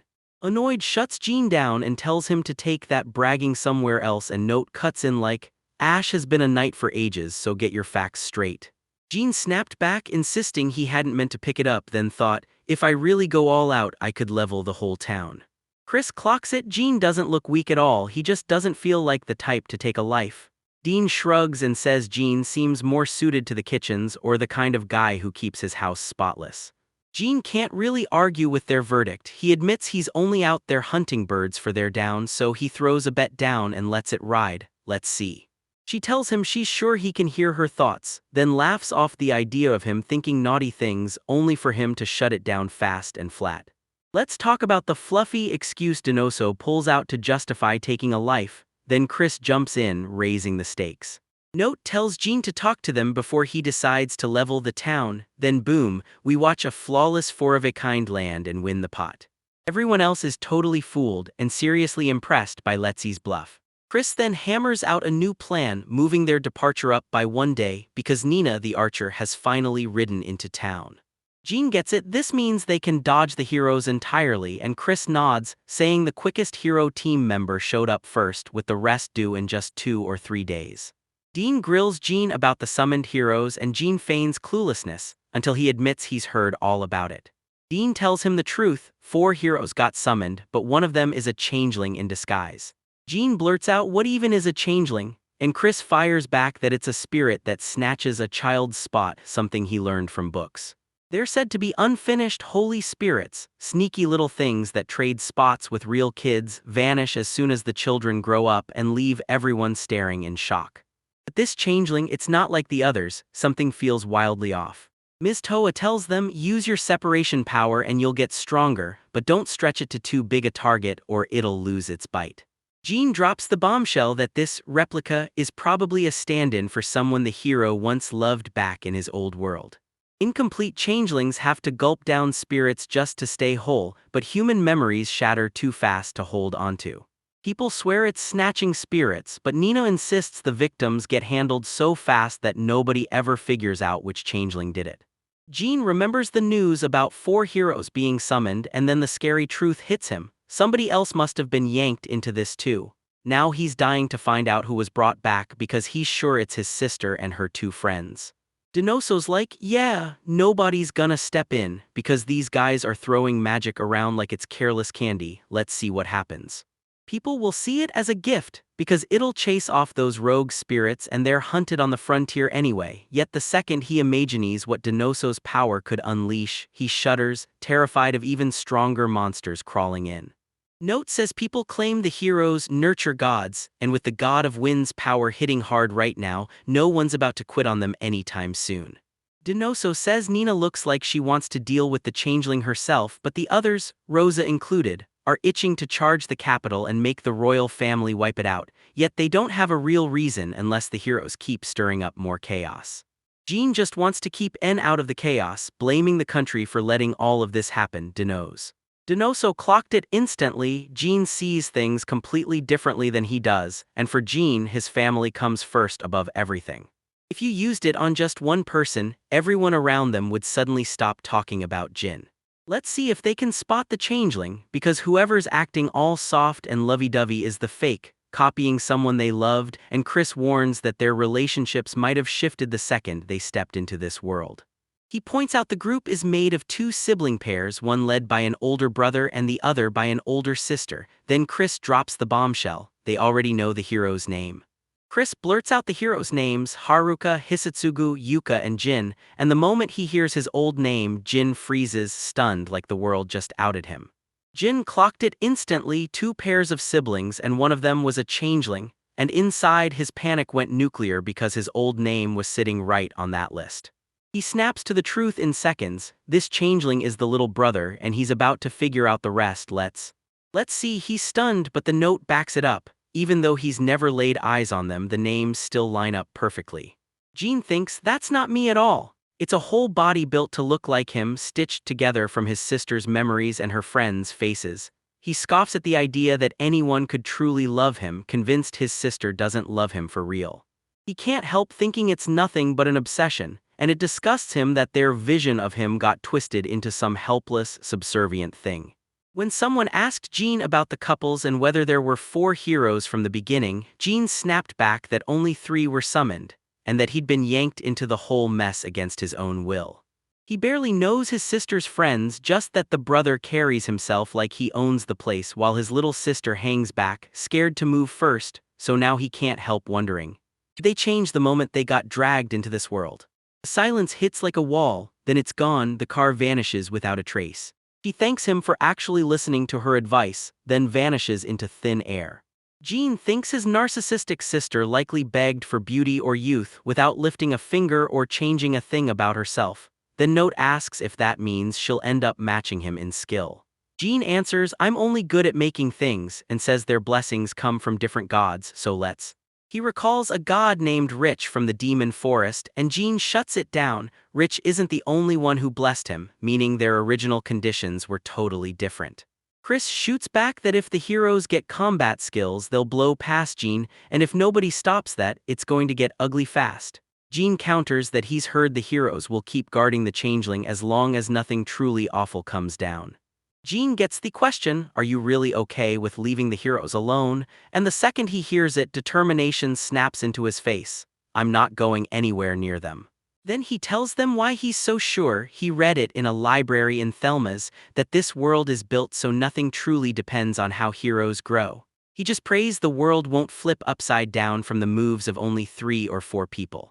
Jean keeps talking, and even though people swear heroes bring stability, he says there's still a heated fight over what actually goes down. People say the mighty wind god Lindoro vanished right after a hero called him forth. The revelation slams into Chris like a thunderclap, shocking him and somehow cracking him up all at once. Jean flashes back to his time in that library and tells everyone Denoso was spot on about the folklore. The land that once held it got wiped out the very same year the first hero was summoned, and that's why this world never levels up. Heroes keep getting called over and over, and each time everything burns to ashes. He claims summoning heroes to chow down on spirits is basically the world's spring cleaning, the only way to stop everything from collapsing under an imbalance, and he insists the legends handed down must come straight from the spirits themselves. Guys at the table just stare, completely baffled. Totally baffled, Jean watches as his friends keep playing, and somehow every hand is insanely good, so he finally decides to jump in too. Jin decides to charge into the demon forest by himself, using the adventurer's manual as his only guide, because it warns that a rabbit monster lurks near the entrance. He confidently declares, this time I'm winning, royal flush on the board. Chris is completely stunned, like his brain just short-circuited. He rips into Jean for whipping out his trump cards at a moment like this and for comparing conflicts to spring cleaning, while Note tells him to stop taking Jean's rambling like it's gospel. Denoso just stays calm and says, if your point feels too simple, Jean, then throw out a stronger example. Jean breaks it down. It all comes down to balance: spirits on one side, matter on the other. Right now, spirits are flooding the world while matter can't keep up, so you either shut down some spirits or boost the matter. Heroes are cutting spirits back, and Jean's doing the exact opposite, pouring matter in. He can't say which plan's better, but with the Empire constantly pulling new places out of thin air, this feels like it'll work out. He remembers a book saying that when a spirit gets too strong, it freezes itself to keep the world in balance. And that's exactly how the wind god's petrified body was turned into a power source to summon heroes. Only one thing can stop petrification: a different element spirit. The crazy part, heroes eat other spirits to grow stronger, and Jean clocks it. If the world had more matter, they wouldn't need heroes at all. After digging into it, he's sure his own path is right: make things, forge contracts with spirits, and leave the heroes to fend for themselves. Still, he has to stay sharp because Rich can't afford to petrify Chris can't stop wondering what happens to the heroes when the god that blesses them vanishes, and whether that wild ball of light will finally crack and petrify as the power of 3 heroes takes hold. Chris wonders if they can't be 100% certain. They can still guess how the heroes were treated by their nations. Just look at the old records of legendary healers and defenders, and he's sure they must have lived like royalty. Jean shot back with a grim look, saying it's only imagination. Then everyone else nodded and agreed to back off from the heroes unless they're hit directly. He remembers the weak hornless monsters, tiny horns and all, and with his brand new gear, confidence spikes. He grips his all-kill blade and draws it, ready to carve through the fight. Now they're grumbling because Dinoso's topic has come back around, and you can bet they're scrambling for some heavy-duty medicine to survive the stress of a stray hero crashing their world. Jean snaps back that he's not some lost stray hero, and right as he says it, Let's See panics because it hits him: Jean really is from another world. Jean's got one final question on the table: so what was his real bond with the heroes? Jean just shrugs and says he'd rather not talk about it. Then Cattle presses him for answers, asking if there's any warning before a spirit starts turning to stone. Jean is out in the garden, surrounded by Cattle. Cattle snatches a juicy fruit right off the tree. Jean warns them, once the weirdness starts, they'll lose control and can't hide their presence anymore. He frets about Miss Toe and Halalpha, but Cattle snaps back that they're no ordinary light spirits. He's only worried they'll freeze things faster than the light hero's own ball of light, and right on cue Halalpha pops in, grinning like, "Are you worried about us?" She steps in way too close, teasing Jean, and he yelps like he got caught off guard. Surprise hits. Miss Doe warns her not to mess with him too much, grumbling that she's no fun, and Cattle immediately asks if hiding behind him is the safest move. He slips the blade away with his storage skill, then keeps it primed for the second he needs it, right as an ordinary rabbit hops into view and startles him out of nowhere. Jean wrestles with his own manliness. Meanwhile, Cattle clocks that Jean's racked up more contracts than anyone expected, and that surge lifts the whole squad's morale. Then Hal Alpha steps in and drops the truth. The more followers a spirit has, the bigger its vessel grows, so it won't petrify until after Namna does, so every spirit Jean binds to will end up linked to them. Jean asks the hard question about the balance between spirits and matter. Then Cattle admits the truth: there are still way too many spirits, and he pushes Jean to keep forging more matter. He also points out the connection between the buildings, recalling a note he spotted about mixing honey and flour as mortar, or even using ashes left behind from where the spirits once lived. Jean figures the spirits would love it too, because even the ants would be all over that. Jean shoots Cattle a heartfelt thanks, and the next second Cattle vanishes without a trace. Halalpha can't believe his eyes. Seeing a prude get flustered is straight up rare, and Jean flustered blurts that he's gotta get ready for tomorrow, then darts off in a hurry. Hal bursts into giggles as he bolts away. That night Jean decides to whip up ramen, because once monster hunting kicks off, he won't get a bite of Japanese food for ages. It's a meal made just for one, like it's meant for them alone. He starts chopping and lining everything up like he's about to cook up something big. She misses it, then bam! A real monster rabbit rockets out of nowhere with a tiny horn, scorched black skin around its eyes, and yep, a hornless rabbit. Got the roast pork ready, then sliced up the ingredients like we were about to cook up something legendary. Pork sizzles while the veggies fry up, then he proudly slides over the finished ramen, and there's gyoza on the side too. He grins and digs in, savoring that rich, layered broth and tender pork, while even the gyoza he pulled from storage stay perfectly crisp. He closes the meal with a deep, satisfied sigh, like everything just clicked into place. Later, cozied up by the fire with Rich, he lets the warmth hit and realizes just how fully his friends welcomed him the moment he finally opened up. Rich gleefully yanks a rope toy, tugging it like it's all a game. He still remembers every one of their fears, so he decides, Let's see warned him that his raw power, mixed with his emotional immaturity and the crazy ability to forge new things and see spirits, could paint a target on his back, and what terrified him most was the thought of Jean dumping his contracted spirit onto someone else. Jean decides he'll keep making moves, but he'll bury his real nature in secret because 3 other heroes are already out there. He tells Richard it's time to hit the bed right there. It lunges out of nowhere and Jin snaps into action. He slices it clean out of the air with one brutal swing. He kneels down and scratches the good boy, and while he does, his mind races back to everything he just learned. Landoro, the wind god, wasn't meant to turn people to stone, but Rich still fought him and the petrification happened anyway. Their fight cranked the petrification into overdrive, and Rich's brutal power-up left him tapped as the one who'd summon the next heroes, only for his summoning to come crashing down. Jean can't stop wondering if Rich threw the challenge on purpose. The pup stares up at him with sharp, intelligent eyes, like it already knows everything. Jean grins, convinced his little pup is smarter than he ever imagined. He decides it's time to call it a night and hit the hay. Next morning, Jean's ready to bolt out, then someone yells his name and stops him cold. His entire party plus the twins and their father were all packed and raring to go for the next moment, already ready. The twins light up and greet him with big, cheerful smiles. Swing, he jerks in shock, realizing his own strength is way bigger than he thought. Chris bursts in and declares, "All right, everyone's here."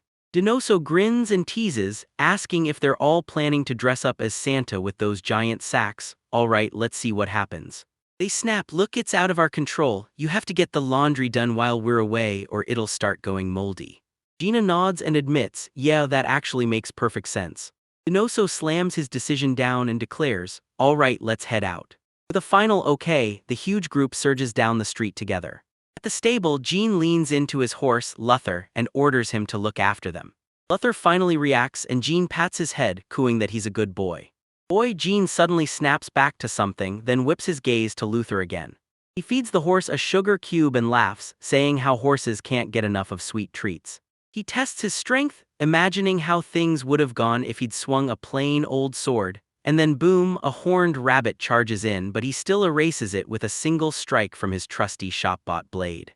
Luther taunts him for trying to buy favors, and Jean snaps back that if he wants to look sharp in front of Tina and the twins, he has to hand it all over to Luther. He's praying that this bribe makes him seem less like a total amateur. Chris kicks off the writing plans. Since Chris and Dean are the heavy hitters and Jean's still an amateur, all 3 of them pair up with the others instead of flying solo. Tina takes Shiva, while Letzi rides with Shiva and Baku hops in with Chris. Baku can't contain his excitement, nuzzling hard against Chris's chin like he's in pure joy. Jean's totally baffled, but Chris just smirks and mutters that there's nothing funny about it. Then his chin starts turning red and he gets completely swept up in the sensation. Jean takes a quick blast of spirit vision, his mind racing as he tries to figure out what the chin's spirit is up to.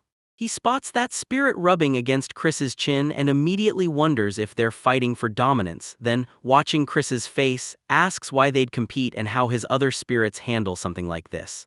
Jean tells them Chris stays calm because the spirit rubs his chin every single day, while Tina watches Jean from a distance like, "Whoa, he's seriously cool," and decides she's riding with him later.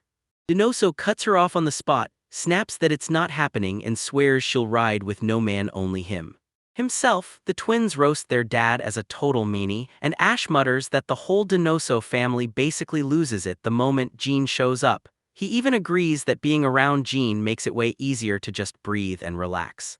Jean starts wondering if his liberation skill did this, but he tells him it's just his imagination. Denoso sighs, utterly crushed by worry, and they step straight into monster territory.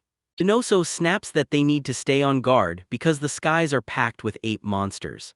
He pushes deeper into the forest and realizes it's way richer than the island, then spots a gorgeous patch of grass, tests it with appraisal, and confirms it's a medicinal herb, so he grabs it and stores it away.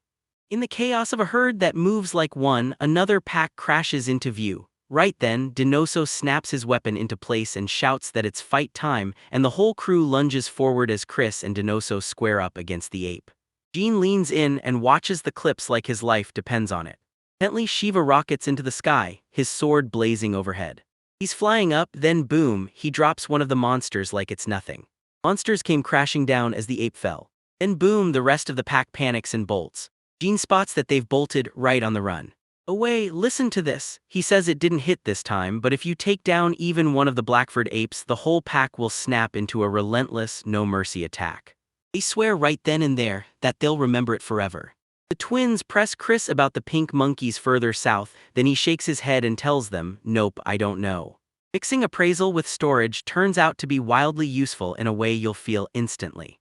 He winks and whispers a secret. If you snag the one with the lightest fur, the entire pack will get thrown into total confusion. Confused at first, the kids go wide-eyed in amazement and Jean clocks how wildly popular Chris is, then let's see snaps that it's time to set up camp before night falls. Then everything goes dark then while Jean sets up a wild contraption, Chris blurts, "What is that?" Yep, those kids are already sprawled in it and Jean leans in like, "It's a hammock," while Chris just stares on, dragging out a tired, weary sigh. Sighing, they watch the kids light up as they realize they can swing and actually sleep in the hammock. Dinoso snaps at them, reminding them this is a deadly place, and that they'll only have fun when the time is right. They blurt out apologies and he pats Tina's head like, "It's fine, just make sure you understand." Then he whips around to Jean and snaps at the kids that if they want to stay normal, they better not look to him as a role model. Note nods along, but Jean shoots back later by the fire. He won't let that harshness slide. Then the guys stumble back from their hunt and Jean's just happy he packed enough lizard hide sheets for everyone. The hunter-gatherers beam as they haul in a black deer and a massive pile of fish, and Jean's jaw drops in pure amazement. He can't tell if he's trapped in a dream or if this is some wild camping trip from hell. Then he spots the exact same kind of mushroom he saw on that island, and after he appraises it, his face lights up because he realizes it's the edamame. As the night crashes down, Jean bursts in and declares, "All right, time to eat." The whole gang crowds around the campfire, digging into a shared meal like it's the best night of their lives. Jean fires up the flames, melts that cheese like magic and slaps it onto fresh bread. Red thrusts a piece into Tina's hands, and she thanks him with a bright grin before taking one joyful bite. She's obsessed with that gooey pull-the-string kind of cheese. The other kids dig into their campfire treats and Chris snaps that they need to stay on their toes. Donaso nods right along, ready to listen. While everyone's distracted, Jean fires up his search skill and sweeps the area, determined to finally learn how to do it right before this chance slips away. Then Dean snaps, "Seriously. You're so locked in we wouldn't even notice a monster right beside us." Nina blurts out that this kind of camp is totally new to her, and that the whole adventuring world has changed way too much since she last saw it. The note spills the details. This whole new trend kicked off recently and the credit goes straight to Jean. It's edible, then he jolts and flinches the moment he senses a monster way bigger than him lurking nearby. Jean points out that the hammocks are stitched from horned giant lizard hide, so they're way safer. Then, startled, he blurts, "It's you again." He snaps at Jean to shut it about those horned giant lizards, saying the monster apes copy with fire, so the hammocks aren't fully safe, but they'll at least buy them sometime. He snaps that they've been wrestling with the urge not to think about it, and Jean shoots back an apology right before his eyes catch something. Sheva tells him the hammocks look super comfy and he's totally fine, then clocks that he's way less vigilant than the kids and urges him to take care of himself too. Jean yanks out a bag of marshmallows and Ash's eyes go wide as he blurts, "Wait, what are those?" He claims he can roast them and slips in that he's got raspberry jam too, then Let's See accuses him of dodging the whole question. He roasts them for Ash and it turns out Ash absolutely loves that sweet and sour flavor. Jean even calls it a total fan favorite. Jean goes, "Chocolate and bananas," then clamps down on the thought like he's afraid, because getting yelled at is the last thing he wants, but when he can't hear anything anymore and snaps it off as imagination, he still drops an ash-stained, stern look, and somehow a pleased expression slips in after just a few. After a few brutal days on the road, they finally stumble onto the abandoned mine. Jean crouches over the roaring fire, cooking up a storm while the others handle the horses outside. It's not a rabbit at all, something huge is out there. Jean's jaw drops when he spots a full-on fort sitting right at the mine. Dinoso breaks it down. This thing was built back when the mine was still running, and now it's been turned into a toll booth. That mine used to spit out minerals like clockwork until it went dry and monsters flooded in. Now the ore left behind has turned magical, and the moment adventurers catch wind of it, they come hunting. Dinoso roars that they'll stash their horses and luggage at the fort, and Jean immediately tells Luther to hold the line, then shoves another sugar cube his way. The toll booth attendant thanks him, and Jean tosses in an extra fee, saying Luther tends to get rowdy. Then Dino grumbles that Jean's just spoiling a rental horse, but the attendant grins and promises he'll take good care of him. With everything locked in, Dinoso grins and declares, "All right, no more games, we're diving into the mine for real." Jean draws in a deep breath, bracing for whatever's about to hit him next. Ahead of them, the abandoned mine entrance rises like a looming shadow, dark, silent, and downright menacing. The whole crew crowds the entrance of the abandoned mine, and Dinoso tells them the place is crawling with worms, beetles, and rats, plus a few weird strays. Chris leans in and warns that the monsters can burrow through the earth, tearing up the ground and leaving unstable spots, so they'll have to stay sharp. Jean nods fast, saying he's got it. Chris then shoots Jean a question: why the heck is he clutching a stick? Jean tells him it came from the torch cellar, and he plans to poke and test the ground before they start walking. He whips around and a low, feral growl rolls through the air. He adds that it's even perfect for holding the lantern he gave to Letzi. Then he spills the truth. These monsters munch dirt and rock packed with magic ore. It clumps together right inside their guts, and that's why adventurers hunt them. Still, when he asks for the size, Jean just flat out ignores the whole question. Inside the mine, Jean mutters, and Ash shoots back that the humidity feels wildly different from the world outside. Dinoso says that the fresh rain probably turned a few passages into traps, then he crouches and grabs a stone. Jean is about to ask what he's supposed to do with it when Dinoso suddenly flings the stone into the darkness. With a shout of "got you," he swings at something no one can see. Jean can't believe how clever he's being. He's honestly impressed with his own resourcefulness. Tina lifts the torch and boom, there it is, the downed rat creature. Dinoso strides up to the giant dead rat, and when he gets a closer look, it's not some horned monster at all, just a plain rat with a nasty bump on its forehead. He decides it'll work as bait, tells Jean to keep the torch steady, then starts digging around in its stomach, searching for a stone. Chris just grins and says they should grab a few more so the bait looks even tastier. Dinoso expertly starts skinning the rat, and Chris shoots the kids a sharp warning: watch close, because this guy is scary good at butchering. A hulking, horned bear rears up and bellows right in front of him, and Ginny is in a terrifying pinch. The kids stare, jaws dropping, and Jean can't help thinking it makes perfect sense for a family that once ran a farm. Still, he can't shake the weird feeling that he's never really sure what to do with anything that isn't livestock or fantasy monsters. Once Dinoso sets the rats as bait, he tells them to lay low and wait, because something bigger is bound to come knocking. Jean yanks out a stash of snacks, and the kids erupt in pure delight as they scramble for them. They erupt in cheers and snatch up the treats with pure, happy excitement. Jean tells you it's a straight-up cheesecake, velvety cream cheese filling, chopped into perfect bite-sized pieces. Now brace yourself, let's see. Let's watch the Ash take a bite and completely light up, craving that crumbly crunch and the sharp, acidic kick of the cheese. Jean takes one look and thinks this tastes way better than the Ash's, though she still seems to be loving it, while he frets that sweet strawberry sauce would have hit harder. Then Tina snaps the vibe to silence and warns them. Something S here for the bait. A pack of 7 or 8 of the same rats as before has just shown up, and Dinoso leans in to ask the kids, "You guys ready for this?" They shot each other excited looks and agreed, no hesitation, just pure hype. Tina and the twins burst into the fight, landing slick moves and wiping out the rats in. Jin is still locked in thought, plotting his next move like it's the difference between winning and vanishing.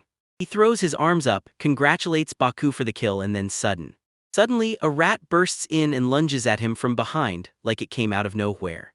Right before the rat can pounce, surprise hits, right as everything is about to explode.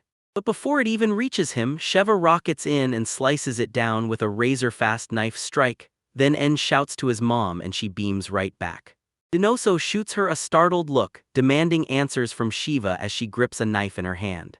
She calmly tells them, "Right here in these cramped quarters, swinging my sword would drop the temperature and hit everyone, so don't stress, and no, I'm not using this knife for cooking."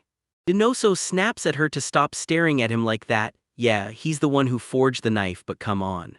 Dinoso crouches in close, eyes scanning the rats, and he realizes there's barely any magic in them at all.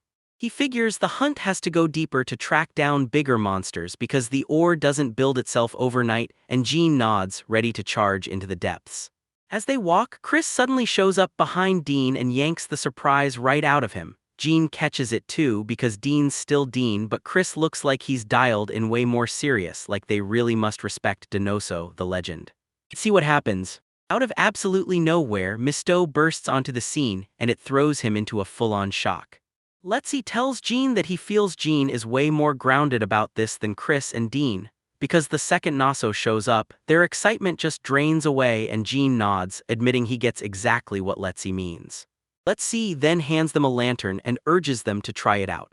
Denoso freezes for a second, then Jean swoops in and explains it. This isn't just any light, it's a lantern he made. An oil lamp that doesn't burn as bright as a torch, but it's way easier to handle. The kids stare, totally spellbound by the gorgeous glow. Tina even says it's way harder to snuff out than a candle, so it's perfect for the outdoors, but you can't use it to scare people or torch monsters. Then she lets them take turns holding it and passes the light around. The kids jostle together in a hungry line for their turn, and seeing that spark in their eyes, Jean figures it's the perfect moment to dig out the other lanterns he's been keeping in storage. Denoso pushes deeper and spots larvae and worms at this depth, then snaps a warning: those dry, cracked spots on the ground are primed to collapse. Jean spots weird holes in the ground and asks what's going on, and with a wicked grin the guy tells him it's definitely not the time to check. Then the dirt right under Jean's stick suddenly collapses. A giant bug bursts out of the hole like it's been waiting for you. At first glance it looks like a stag beetle larva until you see the sharp teeth. Denoso tells everyone these things lurk in their holes and blast acid the second prey gets close. He's shocked Jean actually tore through that tough skin. Chris jumps in that they can even rearrange their insides to blunt the hits. Jean admits it was pure luck, total coincidence. Denoso orders him to lure them out and make them spit acid, then crush them, and Jean totally gets it. He darts aside as the acid sprays, then whips his stick and finishes the larva in seconds. She swoops in and asks if he's really not going to use magic, then proudly presents the slain bear with a flourish. While Jin, still stunned by her sudden arrival, snaps that she can't just appear out of nowhere. He proudly boasts he yanked it out before it could even spray, like, honestly, that's even better. Denoso roars at him to stop swinging that damn stick, and everyone else just stares in confusion. Did Jean cook up that thing as a brand new weapon? Forget it, Letzi grumbles. It's way harder to break apart when the acid's still locked inside. Jean yanks the bait message out of the acid, then he drags it down. He lunges to smash another larva, then snap, his stick breaks clean in half mid-swing. He screams in agony, yanks out the idea that he should just use his sword, yet Jean is crushed by the fact he lost his stick, the one he'd bonded with, and then a blood-curdling scream rips through the air. Tina freezes because a huge, snarling rat just explodes into view. Jean blurts out in pure shock that it's as huge as a bear. Denoso yanks the kids back in his arms and snaps at Jean for acting so damn casual. Ash clocks the beast as a trihorn monster, and Denoso snaps his sword free. He bursts forward with a brutal strike, slashes so fast they slice through the air like a storm. Misto throws an apology his way, then points him toward his search power, reminding him, loud and clear, that he's got a ton of skills still waiting to be uncovered. Giant rat goes down in one brutal, lightning-fast strike. Ash praises Denoso's Wolf King title and Chris nods like, yeah, he took those guys down in a flash. Denoso smirks, saying he can't let the young pup steal the spotlight, and then he drops the real worry. Lately, there's been a surge of monsters that hit way harder. Shiva studies him with a look that says she already knows everything. Tina and the twins shout the all clear, and Denoso grins. All right, it's time to tear that monster apart. Jean lets out a deep sigh, already bracing for a brutal grind, and as they push through, Tina leans in and asks, are we almost done? Jean clocks her worried face and blurts, what's wrong? Tina peers into the pitch-black mineshaft, wondering where her mom and dad disappeared to. Tina stands there alone and shaking, shouting for her missing parent. Parents? Jean is completely baffled. Ash confirms she can't see them either, and Denoso is nowhere to be found, while Note is gone too. Let's see, he realizes the three of them must have pushed even deeper into the mind. Seeing she's right, he snaps his skill on and instantly zeroes in on another monster, kicking himself for not using it from the start. Misto tells him he's packed with the gifts of every god who blessed him. Fire, earth, land, greenery, water, light, ice, darkness, her own light and wind. And to cast magic, he just has to picture the effect he wants and pull from the matching attributes. He tells the others to turn back first, but Jean snaps back that they're going even farther. Jean blurts out why, and then wham, he stomps down on his foot. Jean yelps in shock. Tina pulls him aside and demands answers. Why'd you do that? And Tina, trying to look brave, tells them the truth. When her parents vanish like this, it means something dangerous is on the move and they've got to handle it fast. Ash drops to his knees and whispers to her that if she starts crying and raising a scene, the monsters will sniff out exactly where they are, so she better bite down her tears because if she doesn't, her parents will worry. Tina nods and wipes her tear, like she's done crying and won't let herself worry anymore. Jean finally gets it. They were trying to keep the kids from freaking out, and he can't believe he was so slow to catch on. Hold up, this shows the tri-horned monster wasn't the real endgame. It was a warning that something bigger was coming, and sure, one could be handled, but more of them would spell disaster, so the three of them probably went to investigate. They probably figured the rest of the group would slow them down, so nobody said a word. Jean fires up his search skill, stares into the darkness, and spots them diving into an even darker passage. Yeah, he even handed them a lantern, but that kind of fight is brutal for gold-ranked adventurers. Jean kicks in his search skill and spots the three ahead, plus a mountain of monsters looming just beyond them. Monsters closing in, the kids' worries explode as they shout for their parents. Tina scrambles to calm them down, insisting Mom and Dad are strong while Jean clenches his fists and vows, "You'll be fine." He's clinging to the hope it's all just a nightmare he'll shake off, trapped on some unknown mountain with no way back. He keeps going, trying to quiet the panic in his chest, but when he yanks out his phone, no signal at all. A horned rabbit rockets out of the undergrowth like it's seen a nightmare. Fine, Tina puts on her brave front and drops kind words that hit Jean right in the heart, and he can't help thinking, wow, kind sisters really do exist. Then he swings his attention to the kids and flashes them a reassuring smile. He tells them, don't worry, Mom and Dad are strong and everything's going to be okay. He laughs with a grin and claims, yeah, I'm strong too, then promises he'll be back soon before he launches into the darkness. Let's see what happens. Ash snapped and yelled after him, idiot. He calls forth wind spirits and the all-slaying blade, blasting the ground into submission. He realizes they must have forced Letzi to tear down the monster so they could sneak away in silence, so he panics, because a huge pack of monsters just showed up, and he immediately calls on the fire spirits to pour power into him. He clenches his strength, and then he senses all three of them lurking up ahead. He taps into his Mona and unleashes it to forge a beam of light. A blazing light blasts into the cavern and suddenly Dinoso, Shiva and Scattered Notes are exposed, while monsters crowd the scene. Monsters, and then Shiva's eyes go wide as a sudden burst of light crashes over them while Dinoso yells for Jean, who's now right there beside them, smirking and telling them he's probably way tougher than they're giving him credit for. Jin shuts his eyes and lets his imagination run wild, right there in the dark. With a fierce shout, he demands they don't ditch him, and then he rockets straight into the chaos. Dinoso's jaw drops now that they can see he's sure this is going to be a cakewalk, and he can't wrap his head around it because Jean is actually this strong despite how reckless he usually is. The cavern blazed with light, and the three adventurers mowed down the last monster without breaking a sweat. As the monsters press on, Dinoso suddenly gets hit with a wave of sleepiness out of nowhere. Sleepy and Note can feel it too, so he turns to Jean and asks, "Do you feel that?" Jean shrugs and says he slept great, and that's when he can't shake the thought maybe some sleep-related spirit is lurking nearby. Nearby, Jean spots it. Those monsters are hit too, shuffling around like their bodies are weighed down. He can't help but wonder if his willpower or his healing gift is really keeping him standing after all this, and once the area is cleared he demands, "Tell me you got them all." Suddenly his instincts flare, something's out there. In the glowing cavern ahead, a woman dozes peacefully on a rock, a white cat curled up right beside her, and Jean leans in, whispering, "Deifuku." Dinoso leans in and demands, "So what on earth is a Deifuku?" Unleashes a brutal wind slash, one violent whirlwind of energy that tears the creature apart. Jean shrugs it off, then spots a person-shaped cat and swears the thing looks like a spirit, not an ordinary pet. Note nods and says, "The fact we can see it means it's either insanely strong or it's showing itself on purpose." And then it clicks. Jean declares that must be the reason they're getting drowsy. Shiva tries to wake the sleeping woman, but her drowsiness crashes down harder until she gasps and realizes a barrier blocks them, one they can't break through.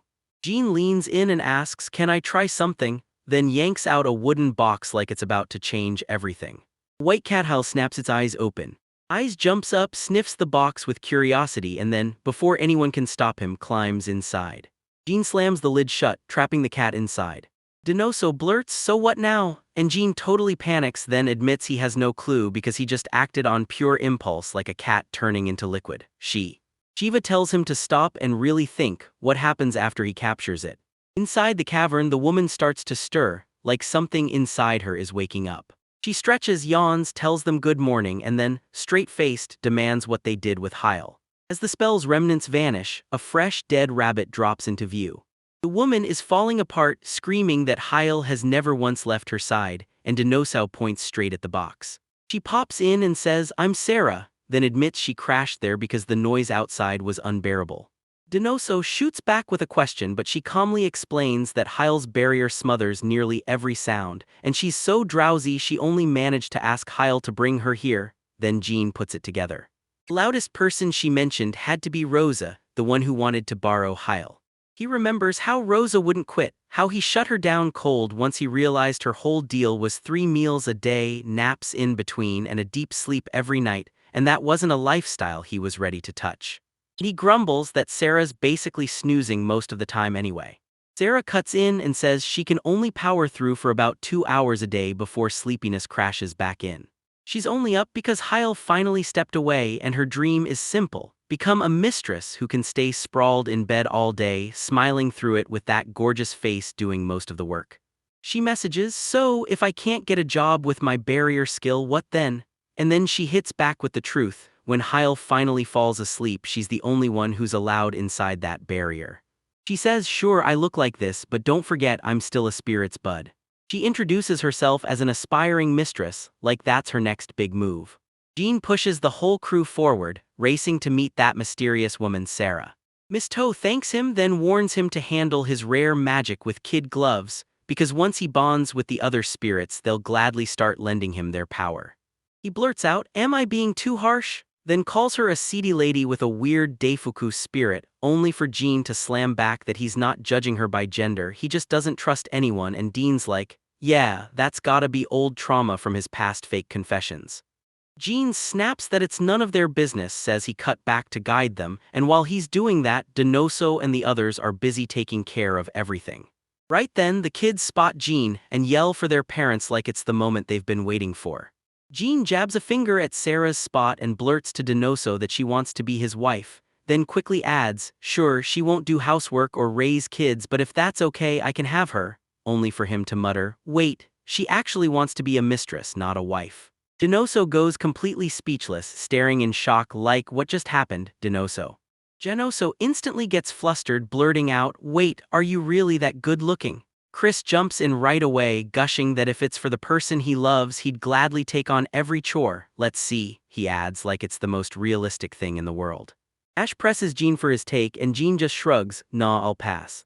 The other guys just stare back, crushed and let down. Jean calls everyone together to check they're on the same page, but it quickly looks like they can't even agree on anything. Sarah's here asking for food, because right now she's craving something to eat. Jean hands her some bread, and she tears into it like she hasn't eaten in days. With a heavy sigh, Jin straps the monster carcasses away and heads to the guild to sell them. She thanks him fast, admits she hasn't eaten in a week, and calls him her lifeline. She wonders if it's the weird side effect of Hyle's barrier, because inside she doesn't need food to stay alive, yet her stomach still screams. Denoso asks what she's going to do next, and Jean slides over some leftover supplies. She takes it with shining gratitude, and Sarah tells her, "I'll find my way back," while Hyle sleeps. Denoso's jaw drops. She can't believe Denoso is leaving the spirit behind, but Denoso snaps back that it isn't contracted to her, period, and she swears this is Hyle's first time crashing like this, sometimes for days, sometimes for a whole year. While Hyle rests, Denoso tells them she'll finally get her 3 meals a day and non-stop naps, and Denoso can't help asking if they've got the money to keep that dream going. Jean, still burning with curiosity about her spirit's bud title, she tells everyone she is a spirit's bud, and says if Heil hadn't stepped in she'd be a blossom by now. Then she leans in and asks what a. So wait, what is a spirit's bud, and does she really have to keep stuffing herself and catching sleep like this? Sarah suddenly feels something off, and then she blurts that she's always loved sleeping, but Heil's influence turned her into someone who can't get enough eating too. She thanks Jean and says that if he ever gets to the point where he can actually provide for her, he should reach out. She sends her best wishes and then she walks out. She storms off before he can even shout Jean's name, and just like that she's gone, leaving him staring. The note in the end spells it out. The spirit's butt is the real healer. A healer who tends spirit bows and temples is one thing, but a spirit's blossom healer, that's the real deal, with insane skills backed by recommendations from multiple temples. Jean freezes in shock, realizing everyone already knows this like it's common knowledge. Just outside the city, a fresh disaster hits. How in the world is he supposed to haul that massive bear all the way back to the guild? Chris adds that they also spin and dance in temple halls and out in the town squares when the festival lights up. Ash tells them to hit that spirit spell another time, and Jean thanks her, then admits, ever since he met her he can't stop realizing how much he doesn't know about this world. Let's see, does Heil still have that box? Ash snaps the box open. Inside the white cat, it's curled up, sleeping soundly, and Ash can't help but find it absolutely adorable. She can spot it like a cat, but Letzi can't see a thing. Then a note hits Jean's eyes, warning him to think about the consequences before his next move. Letzi loses it, snatches the moment, and demands where Jean got the box, and Jean calmly admits it came straight from his storage skill. Denoso blurts out, so what do we do with this guy? But you can tell he's trying to wiggle out of the real answer. Jean asks if Denoso would really ditch a poor little cat, and Denoso fires back, nah, it's a spirit not a cat, and most people can't even see it. Jean says he'd do it, but he's already juggling a dog, so he won't bite off more than he can handle. Then it hits him, he gets an idea. He blurts out, why don't we leave it in Letzi's room, then snaps, I'm not keeping it. Ash decides it's the perfect move. He's going to tip the balance of spirit presence in Letty's favor. He strides into the trade guild, then leans over the counter and demands that the guy there appraise his haul. Letzi practically freezes at the idea of it knocking him out on the ride back, and the others jump in. This spirit is no joke, you can't just mess with it, not without proper prep. So they all agree, leave it alone. Jean trots up to the box, tells the kitty, if this place starts to feel too much, come to my room in Canaan, and then he shoots the address over fast so it doesn't get annoyed. Then it hits him, those monsters they just crushed, so he fires up and declares it's time to dismantle the rest and head home. Brace yourself, so much work is coming, and the groans are already starting. In Canaan, Jean blasts out Luther's name and calls him in. He spots him with Denoso, and Denoso points out Jean's secret weakness, animals, and Jean shrugs it off, saying he's just honest about his feelings, no tricks, no hidden motives. Then the stable hands drop Luther into his hands, and Jean vows to the horse, I'll find you a place and I'll be back, and he's truly glad he did. He's thrilled to finally be home, already aching for a hot bath. Then bam, a white cat strolls in out of nowhere. It's Deifuku Jean. Jean hustles to set up a mattress and blankets for it. The cat Heil struts straight into the house and his panic explodes, because it's the same cat from the mines already in his room. Jean jumps in to calm him down, saying it'll be fine in a box, while everyone else can't stop laughing at the whole mess. Jean tried to rush toward his bath, but someone stopped him mid-step. He whips out the bear with a dramatic flourish, and the guild employee is left absolutely stunned. He begs Jean to yank the strong spirit out of his room. Let's go, he's shaking with fear, blurting out that he's not cut out for this, begging not to touch anything he can't control. Later, Jean sinks into the bath and finally exhales, feeling alive again, all while thinking back to the moment he took Heil in. He dashed out of the Canaan house, but now he can't stop wondering, will Heil follow him to the next place? He begged it to tag along, yet it just stayed silent. The longer he stares, the more he swears Heil isn't a creature at all, it's a massive Deifuku in disguise. He decides he's going to try making Deifuku at some point. The very next morning, he pulls out fresh-baked bread and offers it to Letzi. Let's watch his eyes go wide as he realizes Heil is sleeping right there on his lap. Jean can't stop thinking, should he really haul over that little mattress after all? Let's. Nervously, he blurts out, asking about those hand movements, while Jean watches him, confused, trying to figure out what he's really getting at. Letzi takes the bread and eggs, but he won't buy it for a second. No way, he's getting played. Jean grins and says he can whip up some strong coffee too, with bacon and cheese on the side. The employee stared in shock, not only at how brutal the kill was, but at the wild fact that Jin dragged it in himself. Right then Chris barrels in, lured by the smell. Jean slides over breakfast and he gladly digs in. Chris and the others watch Heil and wonder if he'll come back, guessing he just can't stand loud, rowdy places. Jean can't stop thinking about what to do with Luther. Should he buy that island near Nalade and hire a caretaker? But the fear of being gone for too long keeps gnawing at him until a sudden note catches his eye during a tense showdown with a hooded figure. That butler carried a straight-up threat in his eyes. Jean couldn't just stand there, so he stepped in and demanded they let him through. A hooded figure snaps, demanding to know what he's up to, but Note spots him right away. Jean shoots an apology and backs off fast, and as he walks away, he can't help thinking Note's got it rough, getting into fights in broad daylight. Minutes later, a note slid under his door and declared, "It's finished." He blurts out an apology for the trouble, but Jean snaps back that there had to be a better route. Then Note admits Jean was out there, fighting right in front of his own house. Jean asks, can we really just leave him out there on the street? And right then, Baku rockets in and the hooded guy disappears like he was never there. Jean finally figures out the note is powered by his own spirit, like it's using him to guard the evidence. He realizes the only shot he's got is to head downhill, praying a city is waiting somewhere ahead, so he pushes through the rustling trees one step at a time. He fires off that Jin looks way too polished for work like this, yet he's blown away by Jin's raw strength and sharp skill. Then he confirms the pelt and every part of it are usable, and that it'll sell for a premium at the Adventurers Guild. Jin, desperate to dodge those sibling troublemakers, pushes hard to sell it instead at the Trade Guild.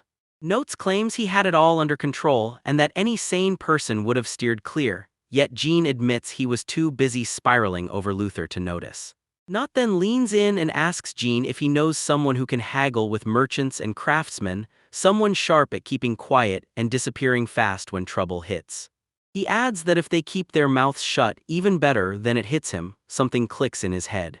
He tracks down a man named Keel and presses him for who he thinks their new client is. Keel shrugs like it's nothing, smirking that it doesn't matter to him at all.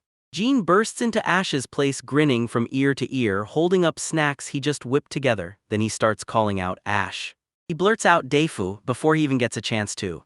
He snaps back into focus, staring as the white cat spirit lounges peacefully on Ash's lap, right there and completely calm. Deifuku blinks, dumbfounded, finishing in a weak, stunned daze when he realizes the spirit is really standing right there. He'd convinced himself Heil was bunking with Letzi, but when Letzi asked if he was feeling drowsy, Jean waved it off and said he was totally fine. The employee nods immediately, then asks for a quick 15 minutes to get everything handled. So you know, Note however is not fine. Jean snaps his head back to the notes and reckons this is nothing like what went down at the mine. Maybe Heil isn't even the spirit's real name at all. Note can't shake the feeling that a contract was cooked up without them signing on, quietly capping Heil's powers. Jean takes it further, saying it might not be possession, it could be straight-up control, just like what happened with Sarah. He breaks it down like this: a possessed spirit will do whatever it wants, but a contract forces it to follow the contractor's every wish, and if the deal changes, that spirit can even gain or lose power. He says it's rare, but sometimes a spirit hunts down a contract all on its own, and he bets Heil might have reached out for that exact reason. Then he asks Jean, "You mean a deal with Ash or Letzi?" And Jean confirms. Jean then slaps a box of Deifuku onto the table, the one he brought. The note begs for a moment, and Jean, Ash, and Deifuku stare at the sweets, because the resemblance the note spots feels downright uncanny to the point of chills. No, it apologizes for the last-minute notice, but the hired hands he talked about will be here tomorrow night. Jean nods and agrees to meet him right then. The next night hits and the whole town goes dead quiet. Jean slips into a tavern and spots a mysterious note waiting there. As Jin sits there waiting, he leans in and asks, "So, where can I learn to make potions?" Canham Note admits he picked a weird spot because he expects things to get ugly, grumbles that the food is terrible, and Jean keeps needling him, "So you didn't want to meet these people?" Until he snaps back that sure, another city would be better, but he can't stay gone for long. He tears through his story, digging for anything. He digs into the storage and yanks out a batch of cranberry cookies. He admits he didn't whip up anything big, but hey, he's got a few strawberries in there too, and he's praying they won't mind. Right then, two butler-looking men strode into the room. Jean's eyes widen the moment he sees them. He's convinced they look straight out of a maid cafe. They look exactly the same, except for their hair. One grins like nothing can touch them, while the other wears a stone-cold poker face. Jean steps up to them and the smiling one grins and goes, "I can smell something." Jean's head spins, he stares at the tank like, "Wait, was that fish I ate for lunch?" Then the man strides right for the cookies and Jean's jaw drops. Did he clock it just from the smell? The employee points out that the potion recipes live with the Doctors Guild next door, while the real magical potions belong to the alchemists. The moment he freaks out at the scent, he's left wondering, are all butlers this sharp, and is it even possible to hide a secret from them? He pushes it away, and then the man grins, saying he can taste it. Jean is totally thrown off when the man insists they have to do something, and then orders him to pretend that meeting never even happened. Note looks just as baffled, and Jean can't stop wondering if his cookies somehow tasted awful, because Note swears Jean's treats are always delicious and this has never ever happened before. He decides it's time to dump the offending items for good and pushes them to head home. Out of nowhere, the butlers show back up and burst out apologies for that ugly mess they caused earlier. The smiling one grins and says they'll take the job, as long as Jean spills where the cookies came from. Jean can't help but groan to himself. Silver-haired acts rude and gold-haired feels even sketchier. He just wants to find someone normal, but Note cuts them off cold, saying they're not allowed to spill that info, and the vibe turns sour instantly. Jean can't stop staring at the gold-haired guy because he looks like he's one breath away from killing someone. Nobody could calm him down. Jin strides next door and snags the recipes he needs with zero trouble. That cheerful butler flashes a grin and swears they'll never start a scene. He'll even put pen to paper with an oath that guarantees Jean won't come to any harm. Jean snaps at the mention of harm, and when the other butler explains those oaths are like contracts with a spirit, break the terms and you're begging for disaster, Jean finally gets it. This isn't a game, it's serious and binding. He demands answers. Why are you folks so obsessed with sweets? Note fires back that the cookies aren't for sale, but if the butlers earn it, he can place a request and they'll bring them. The cheerful butler leans in and reveals the shocking truth. His companion can't taste regular food at all. The calm one says he can still taste a few other things and shrugs it off like nothing, while the grinning one fires back that living with no sense of taste is straight up brutal. The gold-haired butler snaps, demanding to know exactly who they need dead. Jean's jaw drops in shock. Shocked, then Note cuts in fast, saying it was just a misunderstanding and they're actually searching for stewards, the SB. The smiling butler leans in and asks why he's so picky about who gets hired, while the other just shrugs and calls him unreadable as ever. He says he wants to smash that smirk off his face like it's the enemy. Fluster blurts that he's been feeling way more rattled than usual lately, so he tells Jean, "Don't look at me," and the butlers immediately ask if the job is in Canaan. He's stunned by how easy it all feels and realizes the guild literally has recipes for everything, from imperial court dishes to even baking bricks. Jean shuts him down. No, it's in Nalade. And he freezes, then facepalms hard like, "Oh my god, I forgot to mention that." The butlers press Jean with one big question: would he trust them to keep the craftsmen in check? Jean hesitates. Note tells him sure, they're a little eccentric, but they're solid and ready for the short haul, plus they've still got that oath to lean on because if Jean lays out the tasks clearly, they'll knock them out without breaking a sweat. Jean can't help but think, so now they've got even more reason to keep their other job hidden. He can't stop thinking that Note might have twisted the truth on purpose just to hand him the upper hand and lock the contract down tighter than steel, and once it clicks, he realizes it's Note's way of watching his back, so he nods and agrees. Jean declares it's officially sealed, done deal, no take-backs.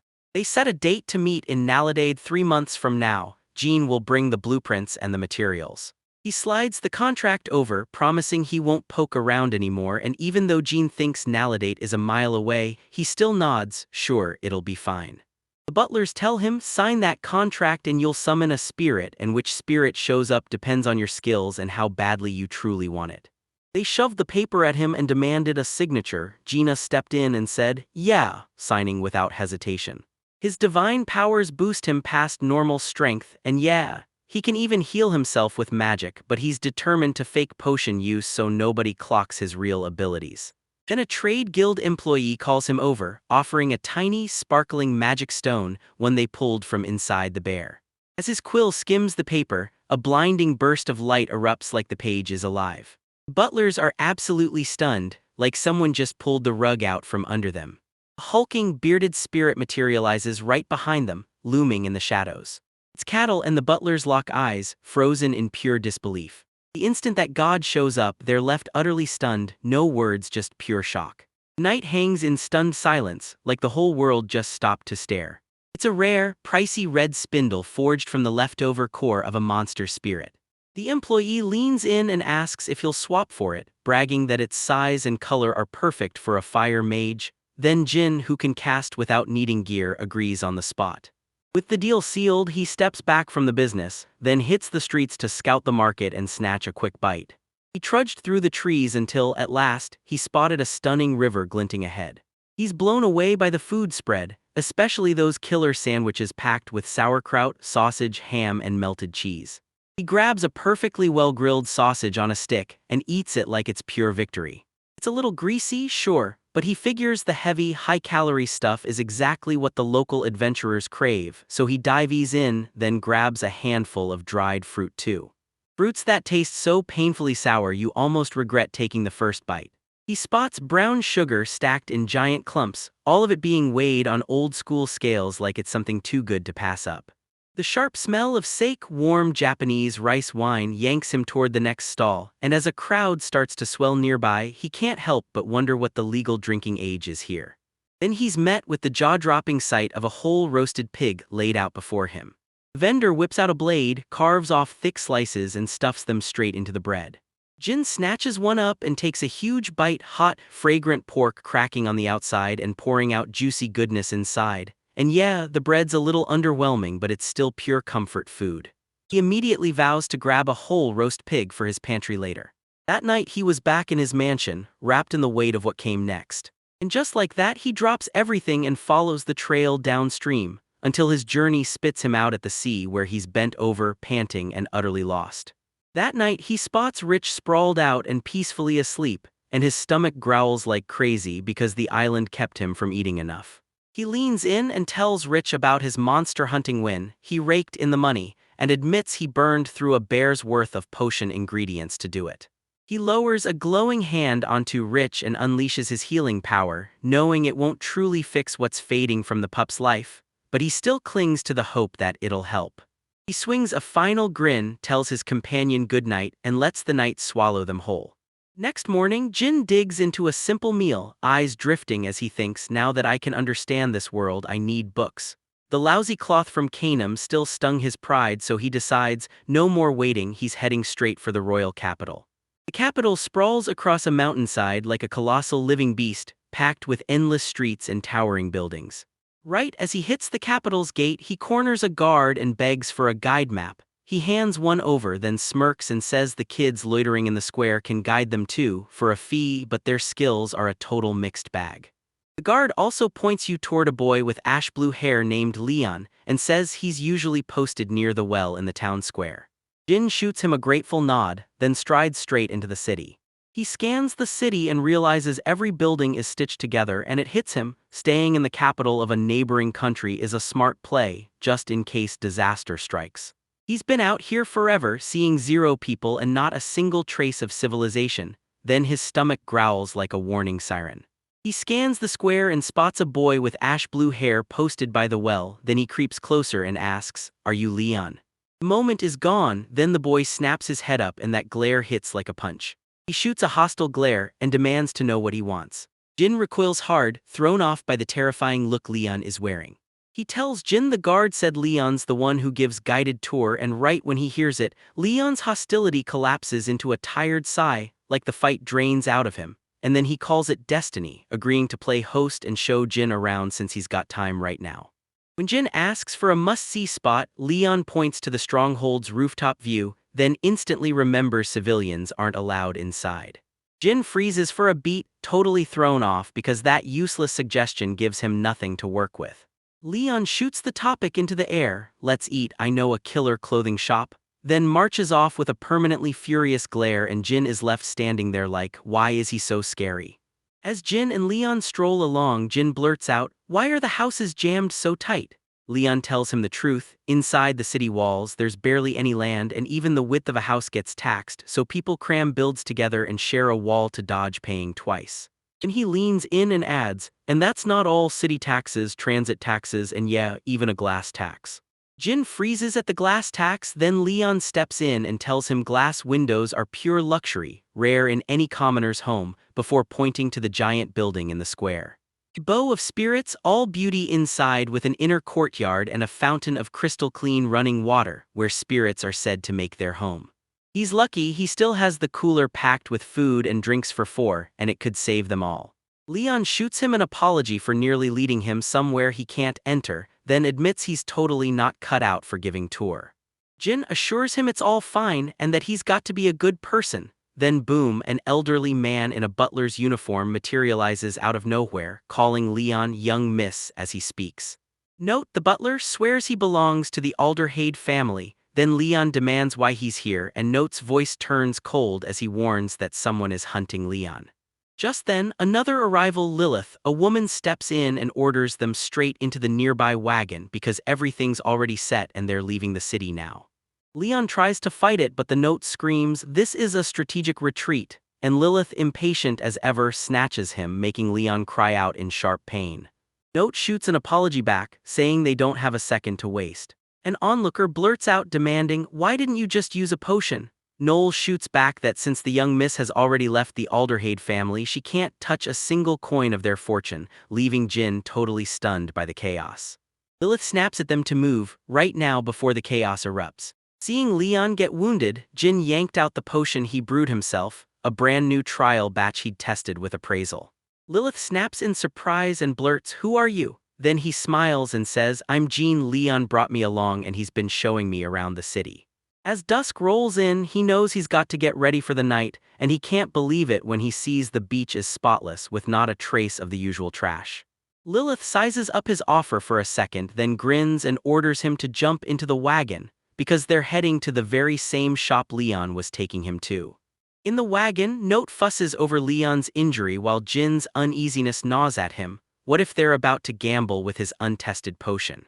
Lilith shot Mr. Jean a grateful smile for his help, while Jin, desperate to end this mess, clamped his mouth shut and stayed silent.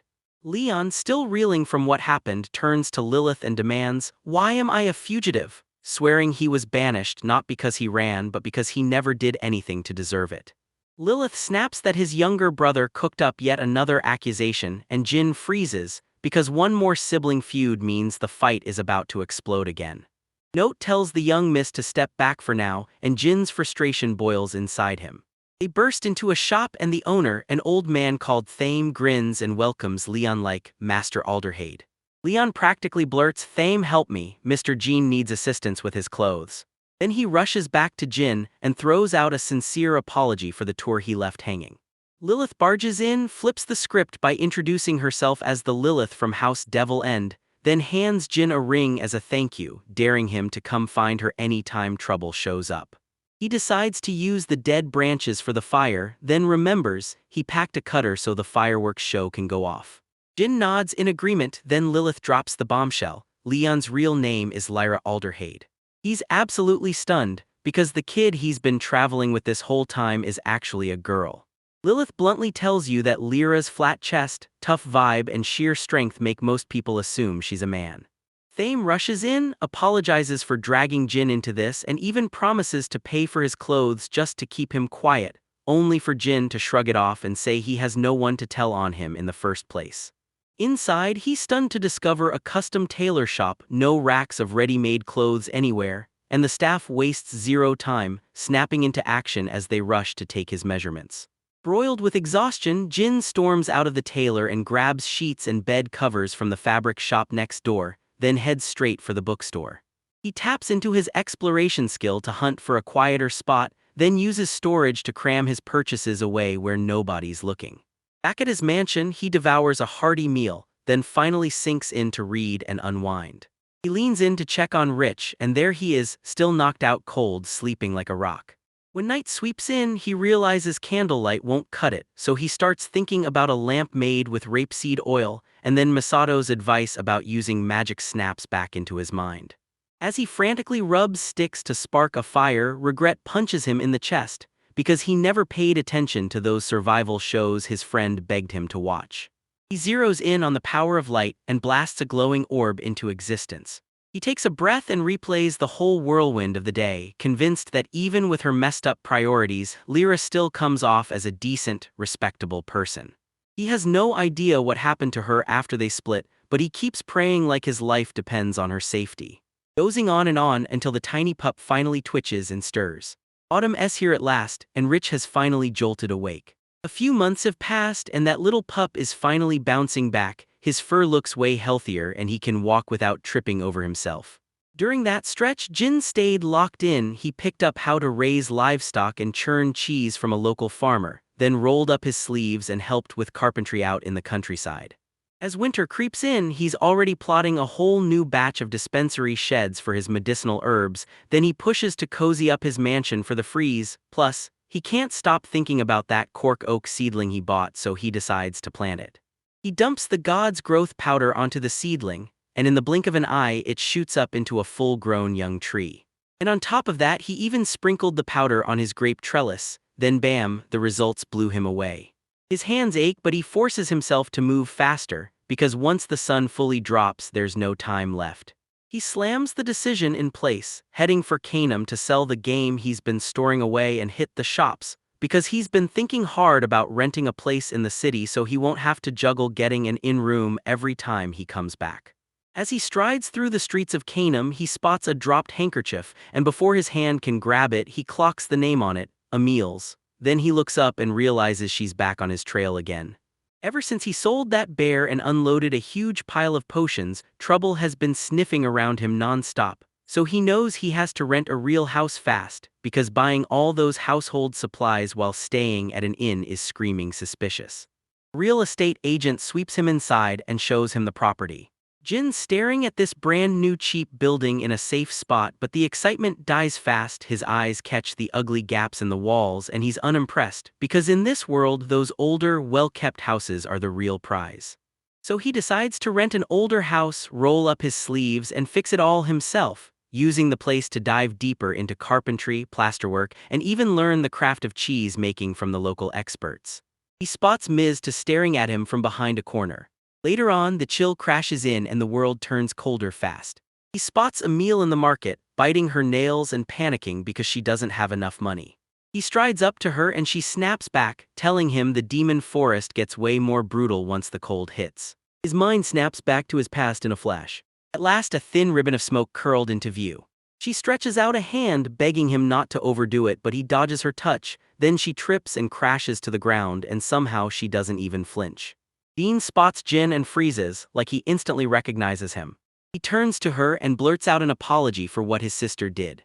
Dean tells him that Kaina, the guild receptionist, is getting chewed out because the trade guild snatched up Jin, an absolute top-tier adventurer, and then Dean leans in and asks Jin to show up at the Adventurers Guild too, just to smooth things over. Jin agrees right away, but only if he meets one condition. He tells Dean to keep his sister far away from him, and Dean, totally stunned, asks if he's serious, like, "Are you sure she's adorable?" Jin isn't buying Dean's obvious obsession with his sister one bit. Dean then leans in and asks, "So if Emil isn't my type, what kind of person is?" Jin leans in and describes someone who's basically the total opposite of his sister, effortlessly natural, not the least bit girly, and the moment he says it, Lyra flashes in his mind like a picture. He scrambles back, swears he wants someone who looks a bit more feminine, and when Dean apologizes, he offers to take him to the spot where a rare plant grows, while Jin, who was about to gather herbs anyway, agrees without a second thought. A blaze suddenly springs to life and he coaxes it higher and higher until it roars like a living thing, then night falls and that crackling fire becomes his only company. He can't help thinking Dean would be just a normal guy if he wasn't so consumed with obsession over his sister. They track down a rare kinka herb, the secret ingredient people use to perfume expensive alcohol. While he chowed down on rabbit skewers, Dean started getting ready. Jin praises his own razor-sharp fighting style and makes it sound downright unstoppable. style. Dean straight up admits he fights on pure brute strength, and Jin, suddenly feeling insecure about his lack of muscles, vows he'll train until he's built up. Suddenly, Dean shoots upright and flinches like something just hit him. Lyra bursts out from the trees, like she just dropped into the scene out of nowhere. Jin's totally caught off guard when she spots her. He spots her and she shoots him a question: did she scare him? She tells Jin she's out here to draw water and track a bear down, so he stays locked in, careful not to give himself away, and shoots back a super vague question. He's grateful he grabbed that jacket because the cold bites hard, so he collapses onto the bed, completely drained, praying he'll wake up any second and realize this was all just a nightmare. Lyra swings in and introduces herself as Ash, and right then she and Dean lock eyes and greet each other like old friends. She apologizes for all the trouble she caused and scrambles to pay him back for the potion. Then Dean cuts her off by offering her a rabbit skewer. He asks if she's got enough cash to pay for the potion now that she can hunt bears, and she reluctantly admits the fees are brutally steep. Jin's jaw drops when he realizes she's shelling out a whole gold coin every day just for a plain room, a blatant ripoff cooked up by that pink-haired guild receptionist. He can't stop imagining ammo. Dean steps up to defend his sister, claiming she's just grinding with good intentions, but Jin clocks that logic and calls it outright creepy. Lyra flashes a terrifying look and declares, "I see them," and that's when we realize Dean's younger sister is right there. Then she leans in and whispers, "There's a spirit standing right beside your sister." Dean's vision is wiped out, then Lyra rushes to him and says, "Look, a spirit's mark is hovering right above your head." A flower suddenly pops up right on Dean's head, like the universe is pulling a prank. Birds start chirping the very next morning, and he's awake before he even realizes it. Jin chokes back a laugh while Dean stares him down, telling him, "Don't look at me like that with that serious face." Dean lifts that fake-looking flower to the light, then demands Lyra touch the spirits, and when she snaps back that only he can, warning its mental domination, his world crumples and he drops unconscious from the shock. From the shock, Jin blurts out, "So Lyra's bloodline lets her see spirits." She tells them, "Only me and my dad can see them now and you can't touch them," and Jin's ability to see them shocks her. She snaps at him to stay sharp because his power is exactly what everyone's hunting for, then they decide to shut up Dean for now since he's still out cold. Jin's freaking out that someone's gonna sniff out his ability, but Lyra laughs it off. "You didn't say a word, so Dean probably has no clue." Then she winks and jokes she'll ditch him so Bear can go sniff it out.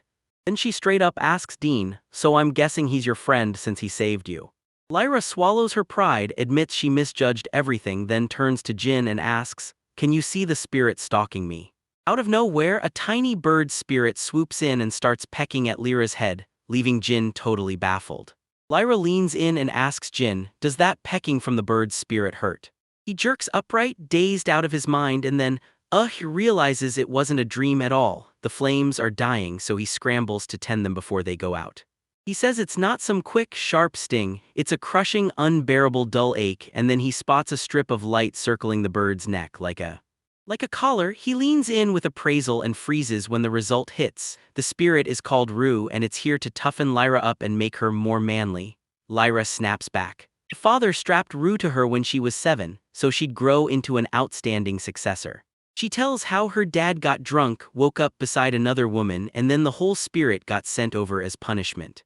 She tells him their succession rules don't care if the firstborn is a boy or a girl, but in her family the military runs in their blood, so her father pushed for her training without any gender games, and when Jin hears it, the idea of getting more manly feels totally strange to him. It gets even weirder when Lyra still doesn't get the difference at all, so he pushes harder, saying they should just release the spirit, and then Lyra drops the truth. It turns out it was meant to hit 2 years ago, but her father suddenly collapsed, and now she panics, asking Jin if he can take over. Jin thinks he probably can as long as he can get something done about that collar. She's dead set on showing her gratitude, so she dumps the task on him, then it hits him. She has zero money and nowhere to sleep, and she somehow completely forgot that while she fixated on hunting bears. Jin feels a wave of guilt and apologizes to her for the mistake he completely missed. Back at the campfire, the now-awake Dean is slammed with remorse for ruining his sister. Jin tells everyone what he spotted at the guild. Only men wore the flower mark, and the more petals it had, the stronger the spirit's pull. And since Dean was with Amal the most, his spirit influence hit the hardest. Dean rushes in to apologize, but Jin shakes it off and assures him nobody was truly hurt. After those insects tore into him while he gathered more wood, he snaps and heads the other way, eyes on whatever might be waiting ahead. Jin realizes every city has its own bower of spirits, so you either step in and approach them, or you run in and cast them out. Dean blurts that they've gotta head back to town first and set everything up before they can bring a meal to the bower, and Lyra chimes in that when it comes to bear hunting, they should get a conveyor, a pro who hauls game for adventurers. She's already made the request, and she hands Jen a note packed with all the details. Dean flashes Jen a thumbs up and swears he'll keep his power to see and touch spirits under wraps. Right as they're about to bolt, a pack of growling wolves closes in around them. Lyra darts in with razor-sharp precision, and her sword cuts down the wolves one by one. Jin moves with razor-fast precision, all thanks to his insane martial arts skill and rock-solid physical power. Lyra can't help but stare. His steady, methodical swordwork hits with terrifying power. The conveyor they hired shows up, and when he lays eyes on the rented cart groaning under wolf carcasses, horror hits him hard. Jin and Lyra are stuck doing it all, carrying the rest of the wolves on their own. His journey shoots him straight to a towering cliff where he can stare down at the endless ocean. Lyra's terrified that if she blacks out to the spirit's pull like Dean did, she won't just wake up later, she'll be out for days, and that's a terrifying risk. She's stuck with one choice, and she still has zero clue where her butler is. Jin clocked her mess and immediately offered her a spot to stay at his place. At his rental house in Canaan, he swings the door open and ushers her inside. Lyra's impressed by his killer sense of housing, so he wastes no time and offers her a blazing hot bath, and she jumps at it, because carrying the wolves has him reeking of the wild. He tells them the bathhouses might exist, but his brutal take on their cleanliness, he's shutting that whole idea down. He sets up the bath for her, a plain wooden tub warmed by a crackling fire. As she's still in the bath, he slams in a quick transition, vanishes to his mansion, changes into fresh clothes, and sets up a guest bed for the night. After her bath, they sit down side by side and he steels himself, about to remove the spirit. That tiny bird won't stop, it's still pecking at Lyra while he works. Reality crashes down, he's stranded on an island, and despair hits like a tidal wave, because even with a boat, there's nowhere for him to run. He leans in and gently pokes the collar of the light, like he's testing its secrets. With a sharp snap, the collar shatters and Lyra crumples into his arms, knocked out cold. He leans into the bed and tells the now-free bird's spirit to finally rest, then he warns it, loud and clear, not to seek revenge on Lyra. He couldn't believe how smooth it all went, way easier than he ever expected. He decides she's had enough and lets her rest, then he rushes to use the moment to finish up the third floor of his rental house. He rushes to get her water and the books the moment she wakes up. Back in his mansion, he rushes to Rich and throws himself at his feet to apologize for leaving him in the dark. He's sure Lyra won't wake up for a long time. Suddenly the goddesses Mistu, Rudil and Pal burst onto the scene. They've got a request, spirits have fled to his mansion and they're begging him to give them names. He shouts for anyone at all, screaming at the top of his lungs, begging, is someone there? Mistu tells Jin that his sister, Haruka, is carelessly dumping massive amounts of magic, and her obsessive, fickle streak has him worried sick, because he's sure she's going to pull something reckless within a year. Those tiny spirits are already gone, spent one by one, vanishing because of her. The goddesses are panicking. Once Namina's spirit snaps back into full power and Haruka can see spirits again, she'll steamroll every single one of them, and that glowing ball of light clinging to her keeps gulping power without slowing down. Jin keeps helping her, even though the goddesses know he really doesn't want to get pulled into this, until the spirits won't shut up and the non-stop noise finally forces their hand. They warn that if this keeps up, the hero's moves will get choked off, and the fallout will hit everywhere. His toe snaps at him to look out the window right now. He rushes inside, then freezes because his house is packed wall-to-wall with countless spirits, jammed into every last scrap of space. Mistu tells them Haruka's control hits us even from far away, so the spirits have swarmed around Jin because he's the one with the liberation skill. Hal claims that if Haruka gives the spirit their true names, they'll form a bond, and then they can scatter wild and free, no longer trapped under Haruka's control. It all boils down to one brutal question: will his freedom hit harder than the bond gripping him to that spirit? Is there, but the silence swallows his voice whole.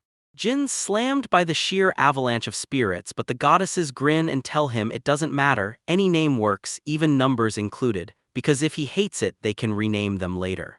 Jin clocks that this is the only way to secure his own peaceful life, especially now that his sister can actually see spirits, and he gives in. He spends the next 2 hours feverishly mapping the spirits, red 1, green 1, yellow 52, and on and on. At last he drops onto the table, desperate for a breather. He snaps back and remembers he has to check on Lyra's condition, then the spirits shove him forward, teasing him as he rises. He smuggles in a transition spell and whips back to his rental house in Canaan. He spots Miss Toe there and she suddenly demands, "So who is Ash?" He breaks it down, that's Lyra, and Miss Tu can't help but chuckle, finding it hilarious that the little spirit is just so tiny. He tells Miss Tu, "I ripped Lyra out of that spirit and now I'm keeping her safe while she heals and recovers." Miss Tu bursts into the room and yells that a maiden's crisis has arrived. Back then, he can't stop thinking about his older sister, the one who always dressed herself in justice just to pin the blame on everyone else. He even remembers a moment when his aunt brought them food and she snapped it away without eating a bite because she hated what she was given. He drifts aimless, staring at the wreck of his life and can't stop asking why this nightmare landed on him. Inside a loud, packed tavern where the whole place felt like it was buzzing. An older gentleman in a butler's uniform barrels toward Ash, shouting his title and bursting with sheer relief that he's safe. Jean and Ash freeze at the sudden arrival. Jean even calls the guy Note, and the man explains that sure, some people have spirits but he can't see the artificial flower these folks keep hunting. Right then, another guy, Dean, shows up, grinning like, "We made it."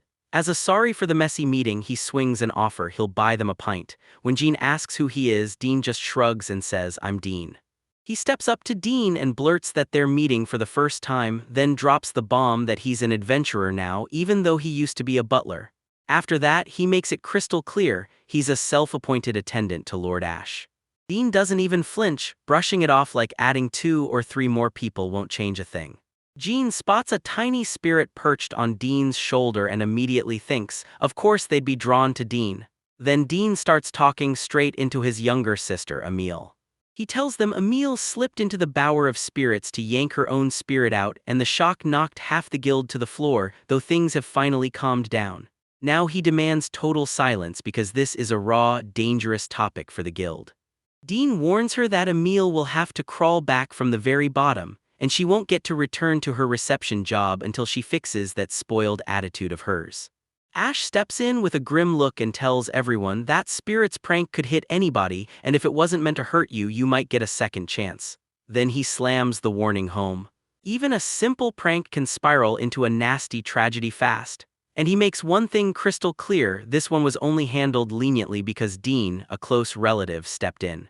He only tagged along with his sister to a fireworks show he never wanted to watch in the first place. Dean gives a quiet nod and Jean clocks it. Ash isn't just talking, he's basically warning Dean. Then Dean pivots fast, telling Ash his money will be back soon and he needs to deal with the paperwork. And Ash immediately gets the message. Dean may look goofy, but he's sharp, and he knows better than to spill anything about them because that could blow up their whole precarious situation. The conversation flips to lodging. Dean admits he's staying at an inn so he won't ruin his sister's safety, and Note wastes no time asking if Dean can find them a 2-bedroom house for a short-term rental because they need it ASAP. Dean promises to introduce them to the manager of a great place he knows, while back in the background Jean glares at a pile of nuts, chewing them like he can't stand how soggy they are. Jean takes a sip from a giant wooden mug and admits it feels like a guilty pleasure, even though he's only 15, the legal drinking age, because the drinks got no real punch. Dean whips around to Jean and asks if he'd want to tag along with a mid-level adventurer on a job, and while Jean says it's a weird offer, he can't deny it sounds intriguing. Dean admits this mission may not be flashy, but it gets the job done time after time, and then he offers to handle the intro. Jean lights up with gratitude, saying that would help a ton. Dean and Ash agree to meet again tomorrow at the same time, and the moment Dean walks out, Ash turns to Jean and warns him. Both he and Dean are downright strange, so Jean better stay sharp and don't let anything weird snag him. Jean shoots back that yeah, Ash's wrinkled brow looks odd, but he's totally fine. Then Ash snaps at him to quit scrunching up his face and fix his own brow if it bothers him. Jean smirks and fires back that with how good-looking they are, weirdos are basically guaranteed to come sniffing around them anyway. Right on cue, a flustered girl pops out from behind a corner, peeking like she can't help it, and that basically confirms Jean's point. Jean cracks open his eyes to a hush-filled, snowy morning, the whole world holding its breath outside. He strolls into the morning, lets out a warm greeting, and then spots those fresh white mountains outside, like the whole world just got freshly covered in snow. His survival instinct slams back on, and all he can think about is one thing: grabbing more wood to keep that fire roaring. Breakfast fills the air as he crackles eggs in the pan and cooks up thick, sizzling bacon. He digs in, then spreads a thick, generous layer of plum jam across his toast. He savors every bite like it's the best thing in the world. Still, he couldn't deny how the sour jam and the cheese hit perfectly, but his mind kept slipping back to the brutal nights he spent clawing his way through those freezing mountains. Once he's done, he rushes into Canaan to meet the adventurer Dean Promise and make the introduction.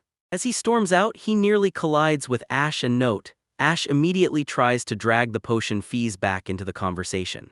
Jean shuts the whole conversation down in seconds, making it crystal clear he isn't chasing any compensation. He tells Ash that once they're fully settled in their own home, he'll swing by and ask for help, and Ash grudgingly agrees, even though he's clearly not happy about it. Right then, Dean yells his name and pulls his attention in. He introduces his buddy Letzi, and the rugged guy immediately shrugs, admitting he's terrible at fancy speech and begging them to just talk like normal friends. He trips over his own feet and stumbles into a jaw-dropping waterfall, its roar crashing like pure wonder. Jean is totally thrown when Dean drags him aside and starts whispering like it's a secret mission, complaining he can't stand good-looking feminine guys. Jean hears every single word and immediately thinks, man, this is painfully awkward. Dean grabs Letzi's attention and tries to calm him down, telling him, you already blew it once, you don't get a second chance. Jean can't stop staring, everyone around him looks unreal, and he starts blaming the gray-haired guy and the others for messing with his sense of reality. Let's see, he sighs, gives in, and says he'll just do what he's told, then he strides ahead into the snowy woods. Jean quizzes Dean, asking if he's got some kind of issue with handsome guys, and Dean just shrugs it off like it's nothing. Finally, Jean's first real shot at an adventure, begging you to join him, is already underway. As they blaze through the crushing deep snow. No, okay, let's see, he lays out his game plan and tells me he's hunting rabbits this time of year because their meat and fur are booming in season.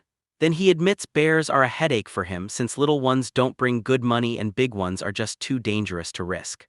Dangerous, he clocks the bear rewards have been dropping lately, and Jean's skin prickles as he realizes it might be him and Ash who crashed that market. He spots bubbles churning up from a patch of the pool below and it hits him, this is the river's source. Watch him start flexing his pro skills, he demonstrates how the split grass reveals which way an animal is headed. He spots the paw prints and calls them horned rabbits or foxes, and Jean can't help but look at him like, wow, how do you know that? He points at a few brutal claw marks and figures out it's a monster that's hunting its prey right now. He tells you that a short bow can take down regular prey, but monsters demand a whole different game plan. While Jean frets over how he always leans on his search skill and lets his sword handle the rest, wondering if he's been fighting the wrong way this whole time. Let's see proves he's deadly accurate by nailing a rabbit to a tree with one perfect shot. He takes a beat, then promises Jean he'll show her how to hunt a fox next. Back in the village, the locals crowd around and hype Let's See for his flawless, perfectly skinned catches. Jean gets him talking, and once he's warmed up, the guy won't shut up. They end the day with a round of drinks, and Jean gratefully toasts them for every lesson.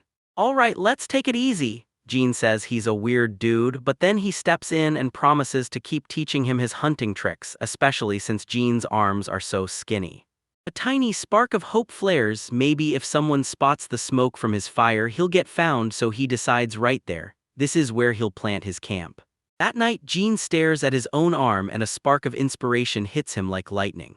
He decides that starting today you'll eat protein and hammer your muscles into shape, leaving even the rich guy watching in stunned confusion.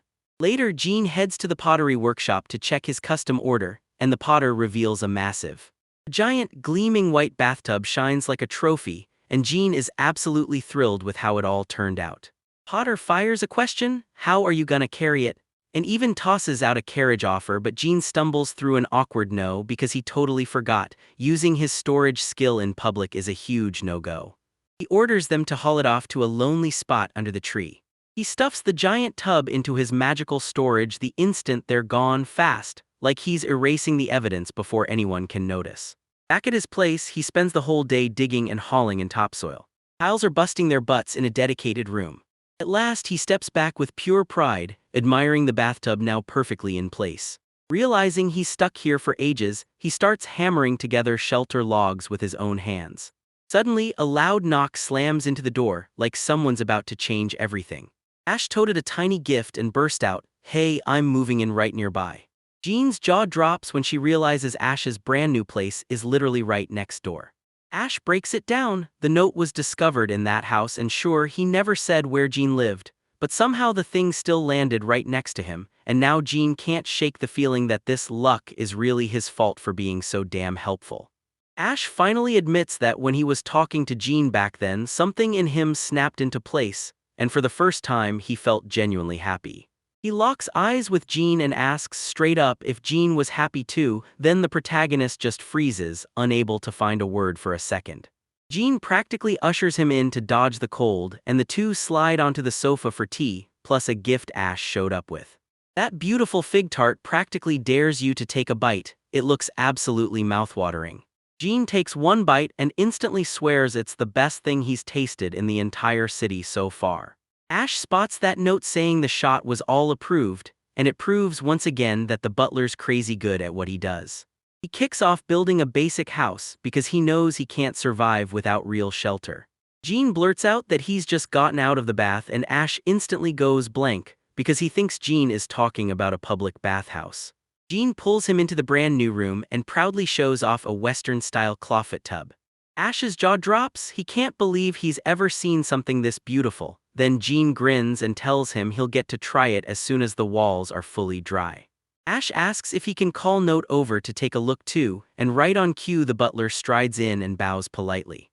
Note can't stop staring in awe, and Ash keeps pushing it. Jean said they can try it the second it's ready. Jean suddenly clocks one huge detail: Ash is technically a young lady, and the whole idea of her using his bath turns scandalous in an instant.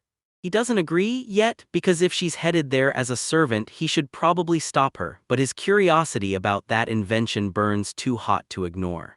They stop dead because the room has zero of that usual sewage stench. Note points out the toilet area is sealed tight like a vault, then fires off. Which workshop did Jean use for a design this brilliant? Ash proudly blurts out that Jean built the whole thing himself, and the Note is so stunned it can barely even process it. He's already planning to brace the pillars later and throw in soil and stones to build the walls. The butler's tone drops to stone as he demands to know, has Jean really thought about registering this invention with the guild? He orders Jean to move fast and says this amazing design will rake in money like crazy, kickstarting Jean's new life as the super wealthy neighbor. Winter's brutal cold has finally rolled in for good. He bursts in and Jean is left trembling, slammed by that brutal, piercing cold. He's standing by the lake plotting how to snag some bedding for Ash, and even hunting down a downed coat for himself. He spots a flock of geese and snaps his bow up, ready to strike. His bow tip glided forward with total caution, like one wrong move would send them bolting. He snaps an arrow loose, and it slams clean into its target. As he whips the rope into motion and starts hauling it in. He seized a rope and then, boom, a whole flock of birds swarms in, lured by the blood stench. He devours his last prepackaged meal, knowing that tomorrow he'll have to hunt down his own food. With a huge sigh of relief, he fires off his transfer skill and teleports out at the last second. Home at last, he stokes the fire and lets the heat hit, because he knows he still has more hunting to finish before he dares to rest. A sharp knock hits the door, and when they open it, a single note drops, an ash-stained warning. Note is checking in as work keeps moving, and Jean grins. It's going great. Because all those craftsmen who have dropped by turned it into a proper housewarming. Note's handing out a futon. The futon's weirdly light, and Jean soon figures out why. It's stuffed with feathers from horned geese, a total luxury. He's visibly embarrassed, admitting he had no clue how big of a deal his hunting haul really was. Then Ash jumps in, explaining just how brutal horned geese are to hunt, and suddenly that gift feels wildly over the top. Ash pulls Jean aside and begs her to join them for dinner because they haven't even started cooking yet. Note hesitates, convinced a butler shouldn't sit down with his master, until Ash insists loud and clear that he's been invited too. Jean grins and happily agrees, and before long they're seated at a feast, crunchy roasted horned goose and a brand new fig tart, even better than the one Jean made last time. Ash digs in with gusto, grinning as he declares it all absolutely delicious. She didn't just like it, she went straight for the guilt trip, badgering Jin into eating it by claiming their aunt would be heartbroken. That night a terrifying sound outside hits, he freezes in place, senses screaming, a beast is out there. Delicious, seriously, and you should hear the way he praises the meal, especially that incredible turnip soup. Jean stares as Ash digs in, watching every bite with almost unsettling intensity, and she can't help thinking, yeah, that kind of delicious food really does flip her mood to good. Then bam, a tiny black spirit darts in, smacks into the tart and ignites it on the spot, leaving Jean completely stunned. Wildered Ash and all his notes just stare back with stone-cold serious faces. Jean is left reeling, shocked, totally confused, like everything just flipped upside down in an instant. He checks inside himself and realizes the spirit isn't one of the two he was told to keep off the property, so he decides to hold back his secret. He won't tell the butler yet that he can see spirits. To cover his tracks, he bluffs that it was just a temperature shock, then offers to get another tarred one in somewhere in the middle of cutting off the sentence. He grabs a few towels, then snaps the tiny spirit inside a jar and just stares at it like, so spirits can be trapped behind glass. While his guardian spirits, Rose and Khan, watch with bated breath, Jean lunges in and snaps the rogue spirit into an enamel-glazed pickle jar, grateful he grabbed that bran on the way, until Note suddenly screams his name and slams him into shock. The note reveals the spirit is his familiar, and it even spills out an apology for ruining the whole talk. Geeking out, he swears it could be a rabbit or a wild boar, and that scares him into hardening his walls for good. Then, stretched in his rough little shelter, he sighs, aching for a real bath, and the very next day he's in the river grabbing a fish with his bare hands like a pro. Jean finally clocks it. Note is the culprit. Note claims the spirit's name is Quinn, a spirit of snowy nights that keeps itself hidden, and then he makes it clear Ash has no idea. So the note spills the truth. The Partles are Alderhead's offshoot and they're banned from ever eclipsing the main family line. It also says Ash believes he can only see asterisk spirits, never touch or interact with them. Then Jean can't wrap his head around it. If they've already been disowned, why not just live free? Jean shrugs and grabs another tart, then tells Note to have his spirit use the front door next time. Now that the butler knows he can touch spirits, everything just got 10 times messier. The story whips us straight into a loud, bustling port town where everything feels like it's alive. Jean's here to dig up answers. This place sits right next to the country where his sister and her friends got sent. He can't stop thinking about Ms. Toe and the others talking about using their magic freely, so he races to check if the world looks any different outside. He clings to the lore now. Monsters aren't born, they hatch from spirits soaked in grudges, twisted after humans drain their energy. Humans are here to sniff out any news of heroes going wild with magic. He catches a few fishermen griping about Schlumpter's men raiding their fisheries, and suddenly it clicks. He can hunt down the info way easier than he ever expected. He can't help but grin at how peaceful it is, no one around to make fishing any easier, and then he throws his catch on an open fire to cook it up. The fishermen keep grumbling, blaming heroes and saints for all their trouble instead of admitting they've got nothing to help them. Helpful, Jean leans in to listen when a pickpocket lunges to yank his coin purse, and Jean snaps the thief's hand in place, muttering that his sister hasn't changed one bit. No way, he decides to grab some seafood and bolt back home. At home, he kicks back and devours a sizzling platter of fresh and baked oysters. He used his appraisal skill to check every oyster and make sure it was safe to eat. And he's even plotting to marinate the leftovers in oil. Rich seems to want to play instead, and it's getting out of hand fast. The dog snaps its head away from the food, and Jean can't help but wonder if Rich hates the smell of seafood. As the sky darkens, Jean yells for light, but his magic control is still slipping and nothing quite comes out right. That sudden flash smashes into his eyes like fire, and he snaps to a decision. He's got to train his magic control tonight before he heads to the guild tomorrow. The fire finally catches, but the first bite is a letdown, bland as anything, and he's clawing for salt like he can't stand it. That night, curled up in his shelter, he steels himself to keep building his house tomorrow. He charges into the demon forest to train and hone his power. He blasts a blazing fireball and turns a horned rabbit to ash. Shocked by how much stronger he really is, he drills spell after spell, water bullet, wind slash, tossing them at different monsters until he finally masters his control. After some time, he realizes he's leveled up big time. He pushed himself so hard, though, like he might have gone a little too far with that hunting. He stashes the loot away, then flicks on a gentle light spell, way better than anything else. The very next day at the guild, he rushes to the quest board to see what's begging to be claimed. He catches someone yelling that they've gotta dive deep into the woods and investigate right now. It's Chris, a blonde guy, snapping at a guild member because 3 horned monsters are totally missing from the demon forest. Then the guild guy brushes him off and says they only send survey teams every 2 years, so they won't risk it for some unofficial request. Chris argues that these monsters aren't just random, they're signs of black-tainted creatures, and they've got to move now before it's too late. He also frets over his shrinking stash of drinks, debates resigning himself to spring water, and then keeps hammering on his house, slapping mud onto the walls to lock in insulation. Jean looks totally lost, then it hits him, Dean mentioned to Chris. Right then, Chris spots him and yells, "Bear Slayer Dono," and Jean's jaw drops because Ash and Note just burst in hauling a huge bear hide. Chris closes in on Jean, clocking how serious this is even with that grumpy look, and snaps, "Bear Slayer," like he's calling out a legend. That guild guy from earlier hustles Dean's friend and tries to hush Chris because he doesn't want to mess with nobles. Then Jean starts wondering if the blonde man Dean mentioned is the one standing right here. Chris flashes a charming smile and introduces himself as Evening Twilight, and Jean's brain is just spiraling with that "this can't be good" thought. A thought bubble basically shouts that Jean Dono is as wild as the night itself, and then Chris snaps into place, introducing himself as Chris Eads, a 3-star silver-ranked adventurer. Jean finally agrees to shake his hand, but he snaps back that Chris better not describe his hair or eyes like that. Then Chris turns to Evening Twilight and asks her to team up for a hunt for the 3 horned monsters, leaving Jean stuck in yet another mind-bending mess. Chris, still pushing for Jean, ropes him into the hunt, because 3 horned monsters are waiting.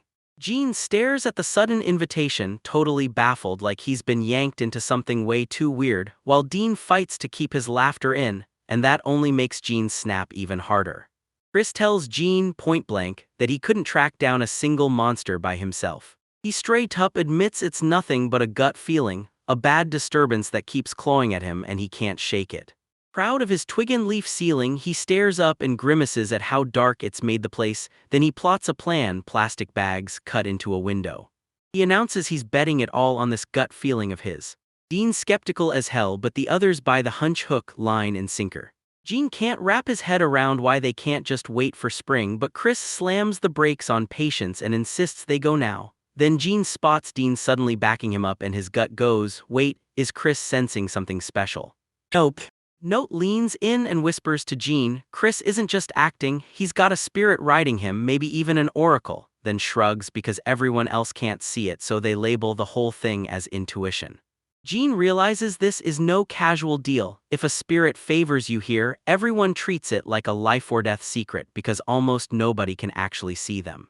Then it hits him, Chris's blonde locks might not be just a look but a sign of some power to sense what's coming or other tiny miracles stacked in his favor. Dean snaps that this isn't some run-of-the-mill hunt, it's tangled up in the debt he owes the guild over what happened to his sister, and unless he can pull off a silver rank or 2, they won't even look his way for this mission. Chris makes it crystal clear they're only going to bully one monster, not camp out in the forest long, and he's pushing for gold-ranked adventurers if they can find them because this situation is dead serious. He claims the forest air is anything but normal. Fed up to the bone, Ash snaps at him to stop beating around the bush and get to the point already. Then he snaps into action, digging a drain, carving out a pit, and stacking stones around it until he finally builds himself a real bath. Dean steps up and formally begs Jean to join their expedition, because he knows Jean owes him a favor already. Then Jean shoots back with an instant, no-nonsense refusal. Dean sweet-talks it, telling Jean he'll play it safe as a baggage handler and if trouble hits, she can bolt. Then Dean admits his real reason, he just wants to see what's going on in that forest. Jean hesitates, curiosity tugging at her, but she reluctantly agrees. He tells them, "If I'm going, you'll see too, my note's coming along and I'm dragging Ash with me." Dean grins and promises to file a formal request through the guild, then decides to hold off until spring so he doesn't have to plow through that brutal, thick snow. Later, curled up by the fire, Jean can't stop thinking. He barely learned anything from that port city, and he's pretty sure it's because his sister's magic is so overpowering it lit up the whole disturbance. He's fuming that he has to clean up her mess, so next day he charges deeper into the demon forest to hunt down the spirit's trail. As he bursts into the inner depths, he taps into his vision to spot the local spirits lurking around him. He spots a whole mix, some pitch black and corrupted, some bleeding from injury, and some already fading into nothing. He clocks that it's mostly the same kinds of spirits rolling up to his place, over and over. He spots a battered rock he swears he can use, then plans to warm it by the fire for those brutal cold nights, and when he glances at his filthy, muddy clothes, he hurries to finish his bath, so he tosses stone after stone into a roaring fire until each one glows hot. He spots a black spirit lunging in to attack, and then devouring another one, and it disgusts him down to the bone. He finally clocks it. The corrupted spirits are scrambling to refill their stolen power by draining it from everyone else. He realizes his healing magic won't touch them, so he decides to bind them the same way he did before, naming them to forge a contract and unlock their power. He kicks off the setup and labels them Black 1, Black 2, then keeps going. After tossing off a few names, he feels completely wiped out and decides he's done for the day. He realizes controlling spirits who never want to be controlled is a grind. Now they won't gather around him like they used to, so he steels himself and pushes on to the next day. As he heads back home, someone's voice slices through the air and calls his name. It's the Donoso family, the farmers who taught him the secrets of cheese-making. They rush up and crush him in a warm, heartfelt hug. And then he hands them scrumptious souvenirs, cake and wine like a sweet farewell. With a sharp sizzle, he tiptoes the scorching stones into the water-filled pit, then drops into the makeshift hot tub and exhales like all the stress finally melted away. The kids can barely contain their excitement. They're absolutely thrilled. The whole family pours out their gratitude, and Shiva-san, the mom, practically pleads with him to join everyone and dig into the cake, because this moment is special. Jean watches them sit by the crackling fire, peeling beans like it's the most normal winter job in the world. They say they fix farm gear all winter, and it hits the father like a memory, because it reminds him of the wine Jean brought. Jean jumps in to help, and Shiva grabs the cake knife and cuts the cake himself. Donoso's daughter, Tina, boldly declares that she'll marry Jean someday, leaving her brother horrified and furious. The brother snaps that Tina promised she'd marry him, but their mom shuts him down fast. Tina can't stack up to Jean, and the two of them are still just kids. Then the brothers make a bold pivot, marrying into Jean's family instead, leaving their father absolutely stunned and lost for words. The boys lunge for Jean and clamp onto him, refusing to ever let go. Jean's flustered as the chaos erupts, but after a while his father jumps in and the whole moment turns into full-on playful mayhem. The water burns so hot he fears the stones are cracking under the heat shock. He just drifts there, exhausted, sick of grilled fish and crabs, wishing he had a real pot to cook with while the seasons flip and the mountain leaves blaze red. As Jean watches that happy family laugh together, a sharp ache rips through his chest, because his own home never felt this warm. Time slips by, and just like that, spring arrives for the expedition. Chris greets Jean with his usual evening twilight, then throws an ash moonlight too, like let's see, as he bursts in with a massive shout greeting Jean right there, loud and clear. Let's see worries Ash isn't ready yet, but Dean cuts in, insisting Ash isn't just any rookie, he's a trained bear hunter. Ash goes silent, and then he whispers let's see is totally thrown off because he thinks Ash is the bear hunter. Then Chris snaps in and reveals it all started with Jean. Jean realizes he hasn't sold a single thing at the guild lately, so the rumors can't spread and his reputation stays stuck. Chris bursts into laughter, admitting his gut feeling about Jean was spot on, and then drops the bomb that the spirit's influence is at play too. Chris's fairy-like spirit grins as it lovingly strokes his chin. Jean fumed and snapped, "Why didn't you eat it yourself then?" He trembles in the bath, feeling the water turn colder as autumn creeps in. Then he puts his skills to work and learns pottery so he can finally cook stews and all kinds of dishes. At the guild, the receptionist Kaina spots Jean and thanks him for all his cooperation, even after the headaches he'd already caused. Right before they're about to head out, she demands he let her check the dimensions of his bag when he comes back. She slips him a parting gift straight from the guild before she's gone. Dean and Ash can't stop staring at Jean's custom leather bag. Those futon sheets are rolled up on top like a hidden weapon. Jean tells him the bag pops off fast with sturdy belts and clips, so it won't slow him down when the fight explodes. Chris realizes their own bags would only slow them down, and the whole time his spirit keeps fawning over him, way to be annoyed at the exact wrong moment. The crew bursts into the forest, tearing in as the trees swallow their shadows. Because the weather is perfect, they blaze through the journey and then call it time to break for lunch. Jean chops up dried chicken, onions, and mushrooms, then hits it all with a punch of salt and pepper for a meal that feels warm in your bones. He yanks out several giant, freshly made sandwiches, like he's about to deal out a feast right there. He's grinning because his growing knowledge is basically upgrading his diet, and then he stands tall in front of his finished stone-end thatch house like, "Yeah, I did that." Dean's eyes suddenly flare and Jean steps in like, "Want to share?" Chris can't believe it. He stares at the bread like it's magic because when everyone bites in, it's unbelievably soft. They gush about the crispy fried meat. Jean leans in and explains it's coated in breadcrumbs. Note's jaw drops at how insanely layered the seasoning is on that fried chicken. With full stomachs and hearts high, they hit the road again, pushing onward to what comes next. Jean shoots a look down. His shoes are already getting filthy while his notes stay perfectly clean. Chris snaps that from here on out it's wolves, and he scrambles to copy the butler's gate before trouble comes running. Chris leans in and tells them wolves don't hunt alone, they swarm in packs, so when it matters they should grab the initiator and strike first. Jean can't help but find Chris a little annoying, but he also clocks how seriously Chris looks out for everyone at the party. Before long, a whole pack of wolves barrels in toward them. Even though he knows he can make it better, he still calls it a win, because the moment he looks away, time keeps marching and snow starts to hammer down on the mountaintop. They're zeroing in on Jean, probably because they think he's the weakest link in the group. Annoyed, Jean kicks into gear and rockets forward, rifle poised for action. With a snap of steel and one crushing, lightning-fast slash, he wipes out the whole pack in a single blow. Chris and the others can barely believe the raw power they're seeing. Then Chris blurts out that Jean is baiting them on purpose, leaving openings just to pull them in, while Dean points out that sure, Jean doesn't look like a fighter but he's packed with surprises, and that realization hits Letzi like a punch. Note calmly tells them, take the horns and get out right now before the smell of blood lures even more monsters. Letzi nods and they bolt out of there. He points out that their campsite is right around the corner while the whole group presses deeper and deeper into the forest. At the campsite, Jean drops the last part of his simple, no-nonsense shelter into place and gets it standing just in time. Let's see, he gets hit with sheer shock. Anyone else notice how Jean is ridiculously good at camping, even though he's been acting like he hates it? Chris is blown away. He even cheers, calling Jean a genius for crafting a roof and wall out of nothing but a waterproof sheet. Trudging through the snowy wilderness, he spots mushrooms, but he wisely holds back because if they're poisonous, one bite could be his last. Jean admits he might not be into camping, until 2 brutal months of surviving on a lonely island taught him exactly what he needed to know. Chris spots Jean stuffing moss into the makeshift padding, then hurries off to collect even more.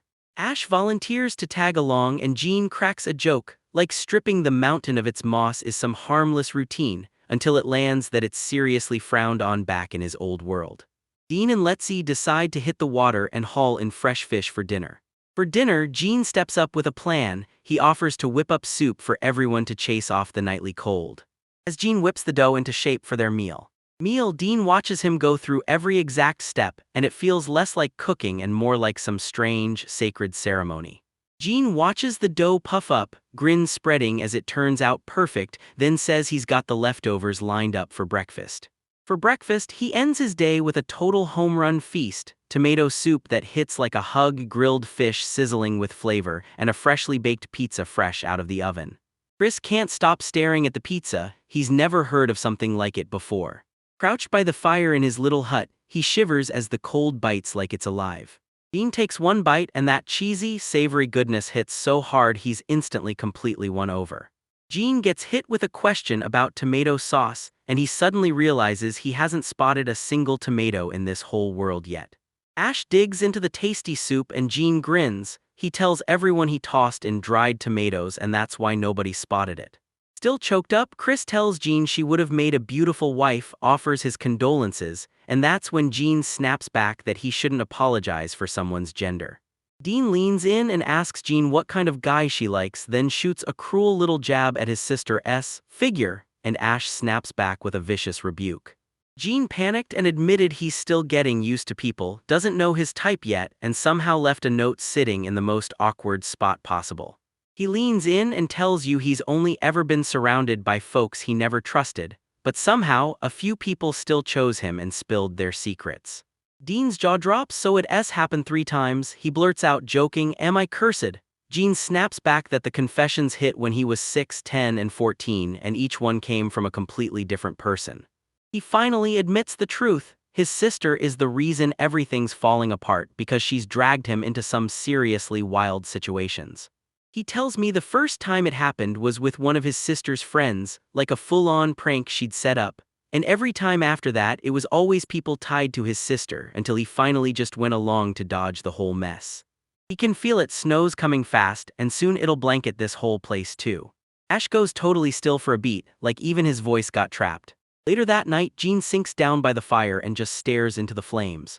Azu, Ash's bird, drops onto his shoulder like a signal flare, and Ash immediately slips into the night watch, eyes sharp and ready.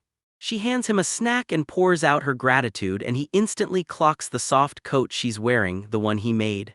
She tries to thank him, but he waves it off and tells her she's already repaid him with the potion. Ash then tells him, "You're a good man and I just know you'll be happy," and Jean can't help but think it's totally out of nowhere. He can't help wondering if she's trying to cheer him up after that earlier talk. Ash tells him she's run into some real good people and is slowly working through her distrust of others, and she's genuinely thankful she got to be part of his process. Jean clocks her blunt honesty and can't help but feel a little embarrassed, but he swallows his pride and lets her take the watch. He can't stop thinking about how open and brutally honest she is, nothing like his sister at all. Elsewhere, Dean and Letzi dig into their meal and trade loud comments about how the food out in the field hits way better than anything in the city. They stare back on the grind, days of hunting and scavenging, and still not a single twin or 3-horned monster shows up. Winter's coming, and it has him freaking out. If the sea gets rough, catching fish won't be easy, so he keeps asking himself how much longer he can last until he decides he has to try making dried fish and seaweed to stretch his survival. They brainstorm pairing goat meat with that peppery red wine called een, and Jean nails it instantly, guessing it for what it is, a red wine. Chris can't believe his eyes. Jean is baking bread right in a simple pot, and Jean casually tells him, "Yep, I even made goat liver pate too." Day drags on. Chris leans in and asks if they're sleeping by the river, and Jean, the king of comfort, finally shows off his latest creation. He hammered together a dome-shaped steam bath with bendy branches and sheets, like he was crafting heat itself. He breaks it down step by step, pour water over scorching stones, and boom, steam erupts. After roasting it out in the sauna, they can dive straight into the river to cool off. Chris can't stop staring. He flat out says Jean is unmatched when it comes to traveling in comfort. And the rest of the crew is just as hooked, staring at that steaming bath like it's about to change everything. And before anyone can even blink, they all crowd in, begging to use it. After everyone finally gets their turn, Jean hangs the sheets to dry, and then it hits him. Tomorrow night, they're sleeping uncovered. By the crackling fire, hopelessness crashes over him like a wave he can't fight. Standing by the river, he spots a huge swarm of spirits piling in under the moonlight. He orders one of his own spirits to hold the line and keep them well away. Lately, he's been spotting more and more black spirits, and he's desperate to name every single one, but he knows it'd be too dangerous to do it with others nearby. Next morning, everyone wakes up feeling brand new after that steam bath, and they push out even faster than before. Suddenly, Dean erupts in a loud shout. Everyone halts as a colossal 3-horned lizard crashes into view right in front of them. "Let's keep your eyes on these lizards, they don't quit, so you'd better aim for the spine or strike the heart if you want one down." He tells them the skin's tougher than bone, and the only shot they've got is to drive straight for the spine, right through its throat. Dean snaps in order to split up. "Right now, let's." "Okay, let's see." He tries to distract the lizard. Chris surges forward and drives his sword straight into its throat, ending it with deadly precision. He mutters to himself, wondering if this is the end, if he's really about to die here, alone. Then bam, a blazing ball of light rockets straight through his doorway. Ash and Note blow minds with their brilliant work, and the praise hits hard. Dean's still rattled, but he's relieved it all went off perfectly, while Jean clocks the real truth. A hit like that only happens with a two-man team, and you can't learn that kind of precision just by watching. He keeps watching and thinks, we've really been stuck in this forest for a whole week. And then he realizes just how huge it is, plus, he remembers everyone says monsters around here only have one horn. Dean says the job's done, then they hit the trail for the next campsite, right before they head back to town. Chris leans in and begs Jean to help him tear the lizard apart piece by piece. Let's see, Jean just tore the whole thing apart with pure dismantling skill, and it's got him stunned. Jean credits his hunting practice to these skills. While he's working, Jean spots an eerie, way too high number of black spirits lurking around the area. He starts wondering if those horned monsters are being possessed, then zeroes in on the rumor that the lizards taste like chicken, while asking Jean if he's got any lard left so he can fry some up. Dean insists there's more than enough food left, and he shoots a warning at Jean, don't stray too far because monsters go wild when hunger hits. Jean nods, then slips off to hunt down some wild asparagus while everyone's distracted. A doorway, a shrill voice detonates with an apology and Jin jerks back, then the world tilts as he spins out of control, completely lost. He fires up his search skill, tracks down winter mushrooms and garlic mustard too, and then starts plotting a killer pasta dinner. His search skills lock onto a two-horned fox barreling straight for their camp, and it charges right through the flames, totally unshaken. He tells Letzi to scrub away anything that reeks, then wonders in a flash of dread, did that monster really learn to link fire with its next meal? Letzi, she hands him something to mask his scent and orders him to duck downwind, staying out of the wind's path. Dean clocks the fox closing in way faster than he planned, braces for impact, and then, boom, he's trapped in a brutal one-on-one brawl with the monster as he yells his name to warn him. Jean whips his head around as a desperate scream erupts, watch out, right when the monstrous fox launches itself at him. Jean clenched his fists and braced for the incoming attack. Next second, the fox crumples onto the ground, beaten, dizzy, and barely able to stay conscious. Look, the guy is frozen in shock, staring around as he blurts, what the hell just happened? He gets that it's a fox, but he still can't wrap his head around how Jean dropped it so effortlessly. Yeah, he can tell, and it's crystal clear, his sister is exactly like this. The voice apologizes again and suddenly admits it didn't realize he'd gotten pulled into all this. Then the glowing orb drifts right into the center of his hut and blurts out how he was accidentally caught up during a hero summoning, before dropping the final, jaw-clenching bomb. This isn't the world he knows. Jin just stands there, stunned, staring at his unexpected visitor. The rest of the crew finally shows up and Chris can't believe it. Jean, still only bronze rank, took down a twin-horned monster all by himself. Ash and Note don't even celebrate, they're just shaking with relief because Chris is finally safe. Alright, check out the comments praising how amazing Jean is, but one thing hits hard. This whole incident screams that the forest was right to scare them. He tells you this, lizards stay close to home, but foxes roam like they've got a mission. Chris snaps that a three-horned fox or wolf could stomp into town at any time, and now that they've spotted a twin-horned one, the danger isn't theoretical anymore. So when all is said and done, they decide, first thing in the morning, they're turning around and heading back to town. That morning set the stage, then by evening they're stuffing their faces with crispy fried bird and pasta, and trust me, it's only the start. Let's see, and Dean gawk in amazement at the food, saying this trip has them eating better than they ever do back in the city. The trip back is totally uneventful. They tear back into town. Their brutal expedition finally ended. A burst of light suddenly flared inside Jin's hut, and it revealed the truth. He'd been pulled into a hero summoning by pure accident. The guild receptionist grabs their attention and tells them to follow her so they can hand in their reports. Jean slumps with a heavy wave of exhaustion, but at least he's home. He tells Note and Ash to grab his cut of the reward later because he's practically clawing at the clock, desperate to get home ASAP. Let's see wonders if he's taking off, and Jean fires back that he wants to go home, run a bath, and even tells them they can swing by later if they want. Dina nods, agreeing that they'll talk about the spirits next. Back at his place, Jean struck the hearth to life and lit a roaring fire. He's totally wiped out, like his last ounce of energy just got crushed. He starts talking to the fireplace spirits, begging them to warn him the second any guests show up while he's away at his other house. He fires up his storage and transfer powers to haul hot water in and blast the bathtub warm. He spots Rich curled up in his basket, sleeping like an angel. He grins at his companion, telling them, "I'll be ready to play right after I'm done cleaning up." Jin is utterly stunned and demands to be sent back, but the light just apologizes, insisting it can't be done. He drops into the scorching hot bath and exhales like a weight just vanished off his shoulders. After scrubbing the dirt off 3 straight wash cycles, a fireplace spirit pops in and tells him guests have arrived. So he fires off his transfer skill and instantly teleports to his other house, ready to stretch out and soak a little longer. Ash and Note show up, and Jean immediately hands them their cut of the reward. He tells them he's already set up a bath and his Note politely accepts, promising, "I'll get your Ajusama ready."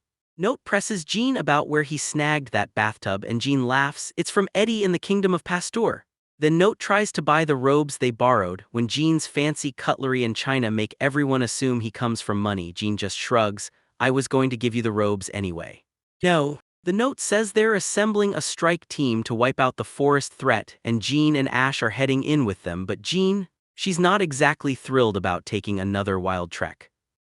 Jean refuses to let him pay, shoving a bag of money back into his hands and telling him it's more than enough. Fresh out of her bath, Ash emerges and Jean waves her over, offering a seat and tea as he cranks up the stove to pour more hot water. Note slips away and Jean tells Ash to get comfortable, make herself at home. Jean freezes for a split second when she sees Ash with her hair down for the very first time, like she's about to go full villain and end somebody. Then she snaps out of it fast and blurts, "What's wrong?" The light, still able to feel Jin's leftover lifespan back in his original world, tells him one chilling truth. People get summoned here only moments before they're supposed to die. Ash leans in and demands, "Did you really see the spirits in the forest?" And she swears she hasn't seen spirits this wrecked since a court mage snapped and went rogue. Jean blurts out, "Is magic rare?" Because in all his time he's never once seen anyone else cast a single spell. Ash explains that spirits only hand over their power when they genuinely like someone, or when they're trapped by a contract they're bound to honor, but only about 2 out of 10 ever actually help, and if magic gets involved, they can be forced into submission or even wiped out. Jean shoots back, so the spirit just vanishes, and Ash hits him with the truth, its power is its life, and once that power runs out, the spirit disappears for good. She says that dark stain on the spirits is straight-up proof they're still holding a grudge against humans, and it's their opening to twist animals into monsters. Jean blurts out, "So if we're dealing with spirits, does that mean the people using them will turn into monsters too?" With a grim shake of his head, he admits his sister isn't headed for hero life, she's creeping toward demon lord status, and now he's dead set on staying far away from magic altogether. Ash explains that when spirits are awake they can level up, heal, and refill their power, and if you use magic on them the right way without going too far, they'll stay happy and gladly lend a hand.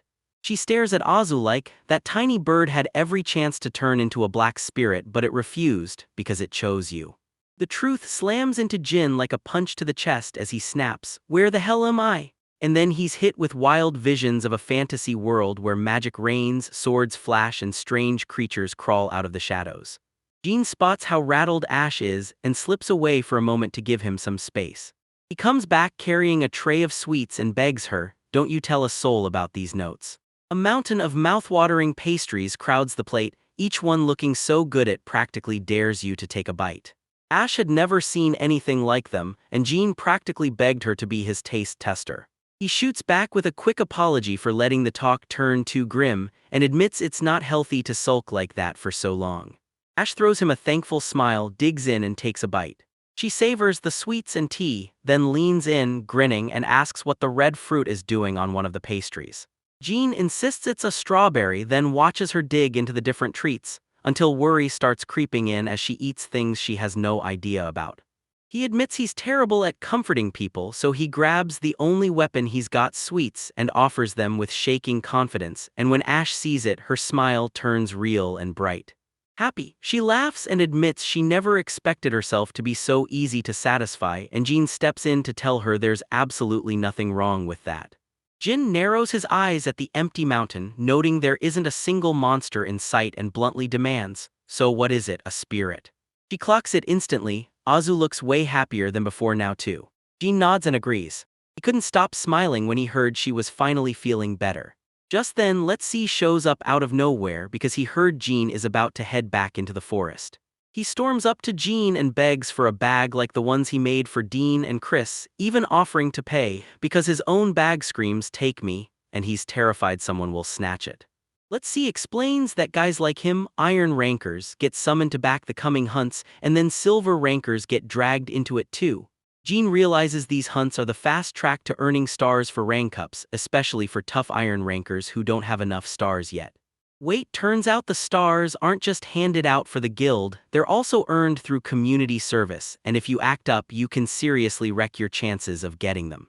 Turns out how you earn stars depends on your rank, so Jean, rocking a bronze rank, already has more than enough stars to go for the rank up exam, all thanks to just a few potions.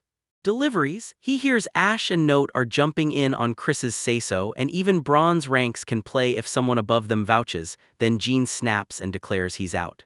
Let's See tells him the expedition won't hit for about a month if Amdio, the gold-ranked adventurer the guild dragged in with a pile of favors, comes through.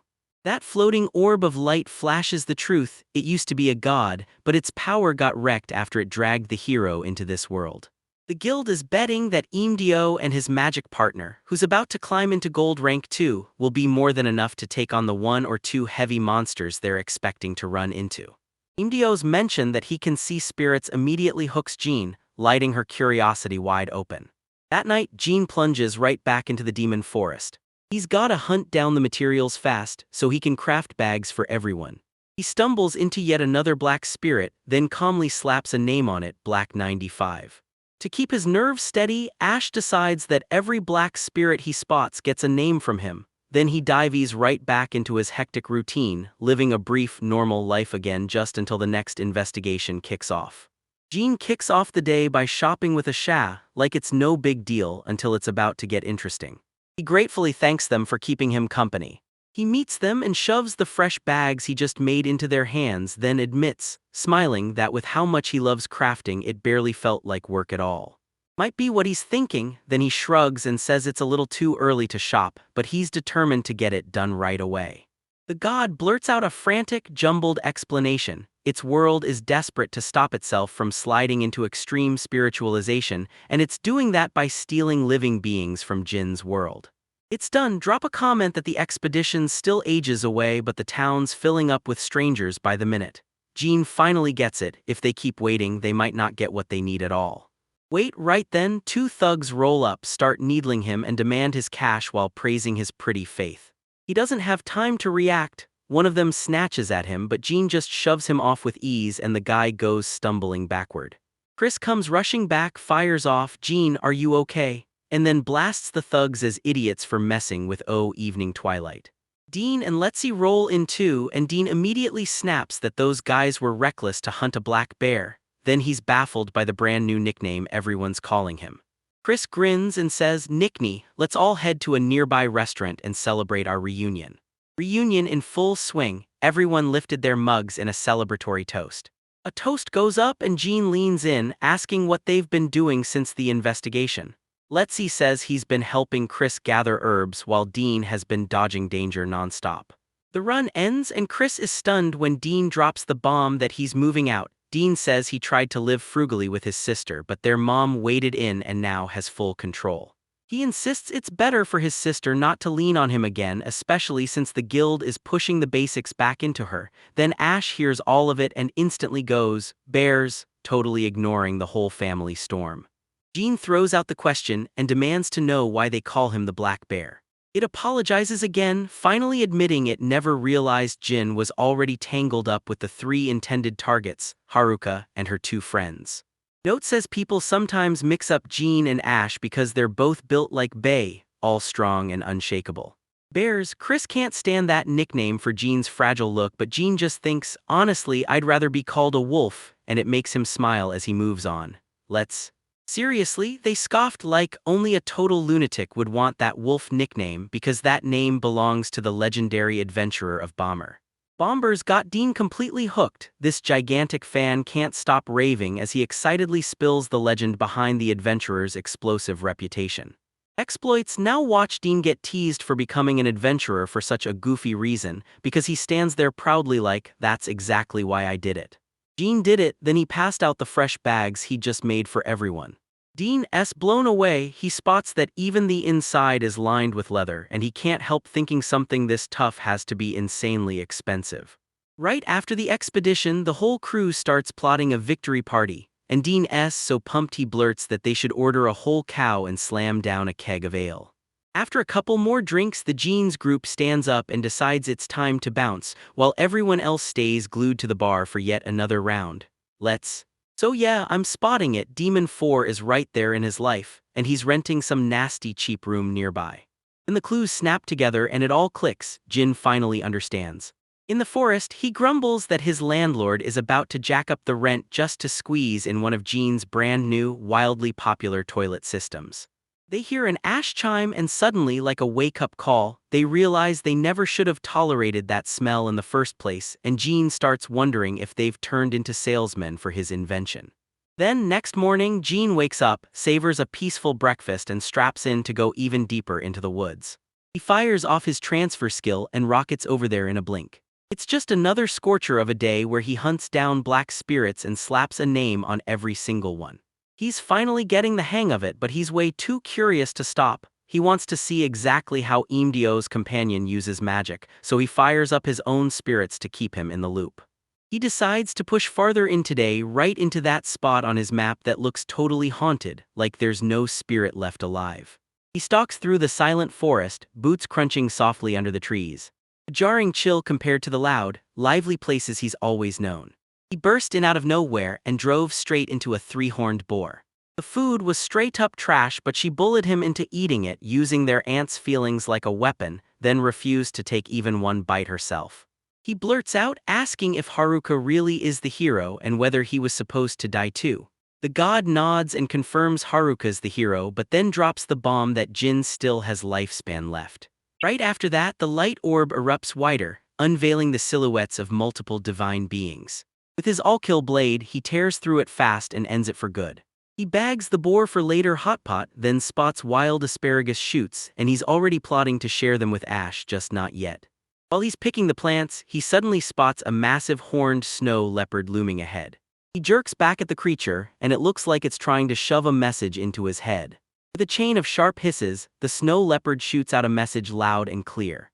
It claims its dear friend wants Jean to strike a contract with a horse-like creature named Maisel. Jean's mind is spinning with confusion, then he spots it. The snow leopard's got a horn and there aren't any black shadows around it like it's a holy beast. The deer leans in and blurts that Maisel is one of them, yet he's right on the edge of turning into a black spirit. To get Jean's help, the deer promises him a sanctuary anywhere deep in the woods, one that will drive off monsters and black spirits. Jean can't stop thinking about that offer. Having a base in the forest would make spirit summoning way easier, and the snow leopard even tells him to climb onto the deer and ride. Now a whole crew of gods and goddesses, young and ancient, stands right before him. Fear rattles through him as he climbs on, step by careful step. That deer explodes into motion out of nowhere, and Jean clings on for dear life, barely holding on. That kind of speed hits him like a truck, too intense for his body to handle. He reels back, suddenly thrown off, nausea hits hard and he feels sick. He tells them not to stop for a second, then the snow leopard steps in and introduces itself, Mao. Now they finally burst through and made it to their destination. A shadowy, dark horse creature stalks the rocky ledge, flames roaring along its mane like living fire. It's basically demanding, why did you drag a human in here? Jean spots the wound on the creature's shoulder, the exact crack where the corruption leaks out, and the moment he sees it, he knows that has to be Maisel. He makes the choice to forge a contract, fully knowing the spirit he binds has to reveal its true, original name before it can even begin. One of them snaps at a guy for moving too slow, and that's when their secret slips out. Maisel sneers, flat out refusing to sign a contract with a human. Jean doesn't flinch at its stubborn fight, he shoots his grip onto its back. He slams the creature to the ground and demands its name, and Mao plus the deer look on like, dude, that's a little too intense, don't you think? After the fight tears him apart, Maisel finally caves in and breathes its name like a secret. Jean signs the contract, and it drains a huge chunk of his mad power. Magic, he grins and tells them loud and clear that he's finished their request. The deer pleads for its sanctuary to be set in a gorgeous, easy-to-reach spot, right by a spring with thick, healthy undergrowth all around. Maisel, who's now called Canal, mumbles in irritation at the human on his back, but the deer won't budge. It demands Jean come with them. Jean climbs onto the deer's back, practically begging for a comfier ride. The deer shoves him aside again, like it's not done humiliating him yet. He waves it off like it's nothing, just an accident, and tells everyone to do one thing first: listen to Jin's wish. Again, they stumble into a stunning clearing, and Jean's jaw drops in pure amazement. The animals rush in and start setting up their sanctuary. Jean flat out confirms it: normal horses can't even come close to this place. Deer tells him, any beast or spirit that binds to me can step right through. With the job finally done, the animals waved goodbye and sent him on his way. Jean snaps a look at his map and spots a fresh update, somewhere even the gods don't usually reach, and his heart races at the idea of finally sealing the map and uncovering brand new places, but now he has to decide what to do with this new sanctuary. Jean bursts into the trade city of Naladade. A technologically advanced island nation rises before him, and he's come to study the architecture up close, snatching ideas for his brand new sanctuary. He's stunned right away by the super-thin, see-through window glass, nothing like the thick, bumpy panes he's seen back in Canaan. He drifts through the city, eyes wide with wonder as top-notch parchment, silky silk, and warm wool catch his attention. A giant puppy named Rich lets out a tiny, shaky whimper. He spots a gorgeous red glass gem etched in gold, and even though it costs a fortune, he still snaps it up. He trips into a chemist's shop and spots cocoa beans. Then the shopkeeper tells him they can be ground into a life-prolonging elixir. They're charging an insane 2 mon per gram because the nobles have caught a sweet tooth and started sipping it mixed with sugar, milk, and honey. Jean finally grabs the goods, snatching them up with vanilla beans, mustard, and turmeric, because he knows the price will skyrocket the farther he trudges from Nalade. A silver-haired old man with jet-black hair strides up to him. He leaned in and showered him with a bold compliment for his bag. The man jolts in shock when he finds out the bag's actually patented by the Adventurers Guild in far-off Azel. Jean lays out the route to Asul, and the man groans that it's way too far for most merchants from this area. Jean's already had this exact talk 10 times, and now, no more delays, he turns away to chase his real goal. He storms into a grocery store, grips the staff with one wild question: where are the books on spirits and how the heck do you catch them? The floating puppy blurts out that his power died, and boom, the summoning stretched way past its usual range, and that's exactly how Jin got trapped. Ash blurts that he's hunting bargains, and the shopkeeper shuts him down, saying those rare books don't show up here. He swears they're hiding in cedar bookstores, curated by nobles who snap them up just to display them. She says that if a book like that ever exists, it'll get erased as invalid on the spot. This is Jean's green light. He's about to hunt through every antique joint and shady backstreet shop. He demands to know where he can track down bookstores like that, and she immediately points him straight toward the right place. He spots a shop, walks in, and asks to see books. Then the clerk leans in and asks, "You want them with contents or empty?" He tells Jean some shelves are just empty wooden shells, while others hold real books, blank pages or pages twisted into nonsense by a spirit's prank, and Jean can't resist asking to see the ones with actual content. The clerk straight up tells him the blank books cost more, because a master craftsman could use them to jot down super detailed processes. He slams a manuscript into Jean's hands, and it's like something alive is clinging to the pages, rewriting itself nonstop. The clerk leans in and whispers, "This isn't regular writing, it's in a secret script only the author can read." With his language skills, Jean can crack the meaning, even if the anagrams and metaphors constantly trip him up. The gods start tearing into each other, yelling about who's to blame, until Van shuts them all down with a single deadly glare. He flips through the pages and spots diagrams and magic circles tied to other texts, then leans in and demands, "Do you have any other books like that same spine?" The clerk tells them there are more, but they cost a fortune because they're packed with pictures. Then Jean clocks what they truly are, a massive treasure sealed by spirits, and practically begs the clerk to track every single one down for him. He's all out of cash, but he nailed his mission. Now he storms back home. Back in his study, he cracks open his newest finds and dives into the pages like it's the only thing that matters. The first book, The Risks and Advantages of Spirit Contracts *, lays it all out: how making a pact with spirits lets you call them to you from anywhere. This cranks magic up to warp speed, because you don't have to hunt down the right spirit nearby just to make it work. Jean can't stop staring at how wildly different every spirit feels, even when they share the same attribute like Miss Toe and Hal Alpha. He can't help but silently groan, already fuming at that damn glowing ball of light that somehow refuses to match the whole light thing. He figures even spirits wouldn't lift a finger for someone out here literally ripping the world apart. Next morning, Jean goes all out and whips up a lavish breakfast for Ash and Note.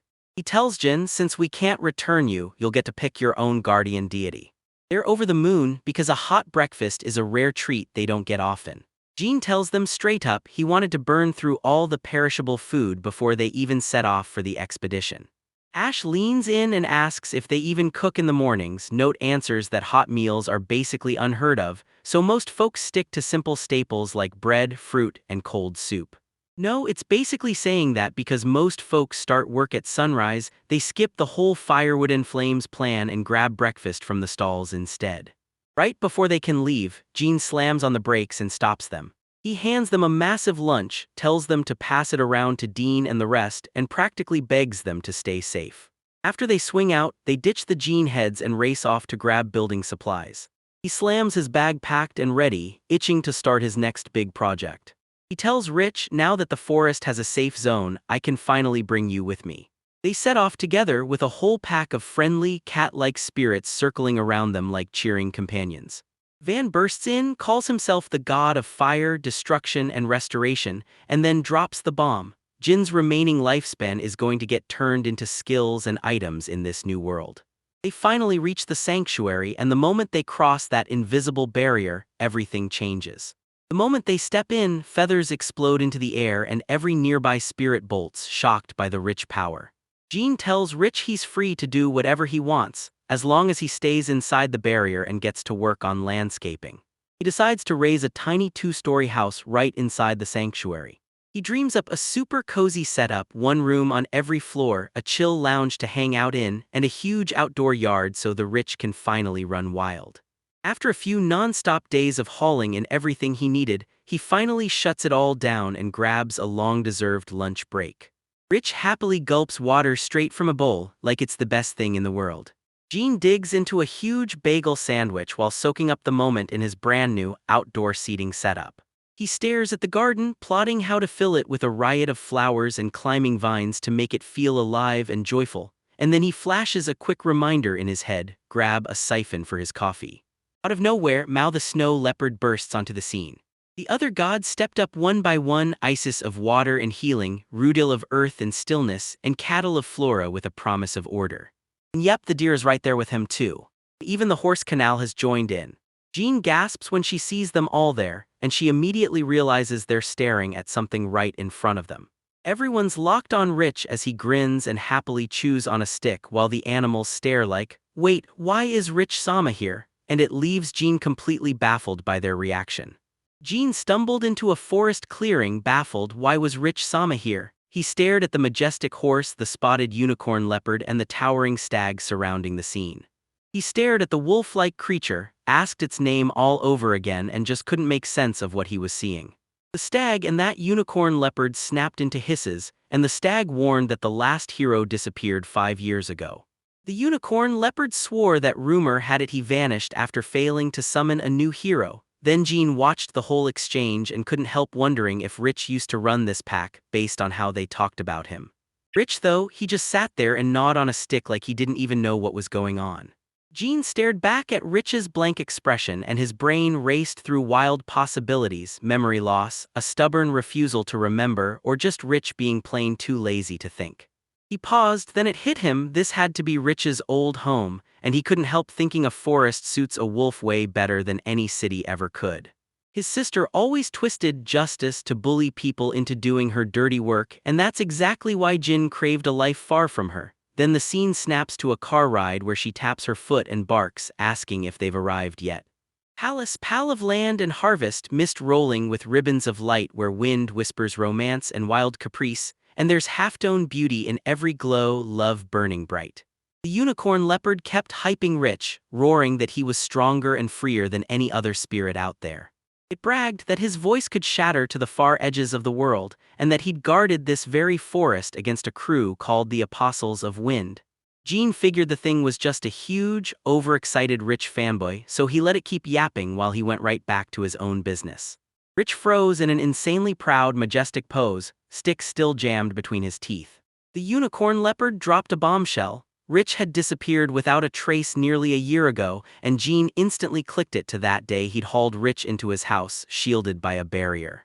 He stared it all down and realized the truth. Rich's fight against the apostles had likely carved up the western coastline into nothing but jagged mountains, leaving forests to survive only deeper inland. Curiosity sparked, and Gene demanded to know who the apostles of wind really were.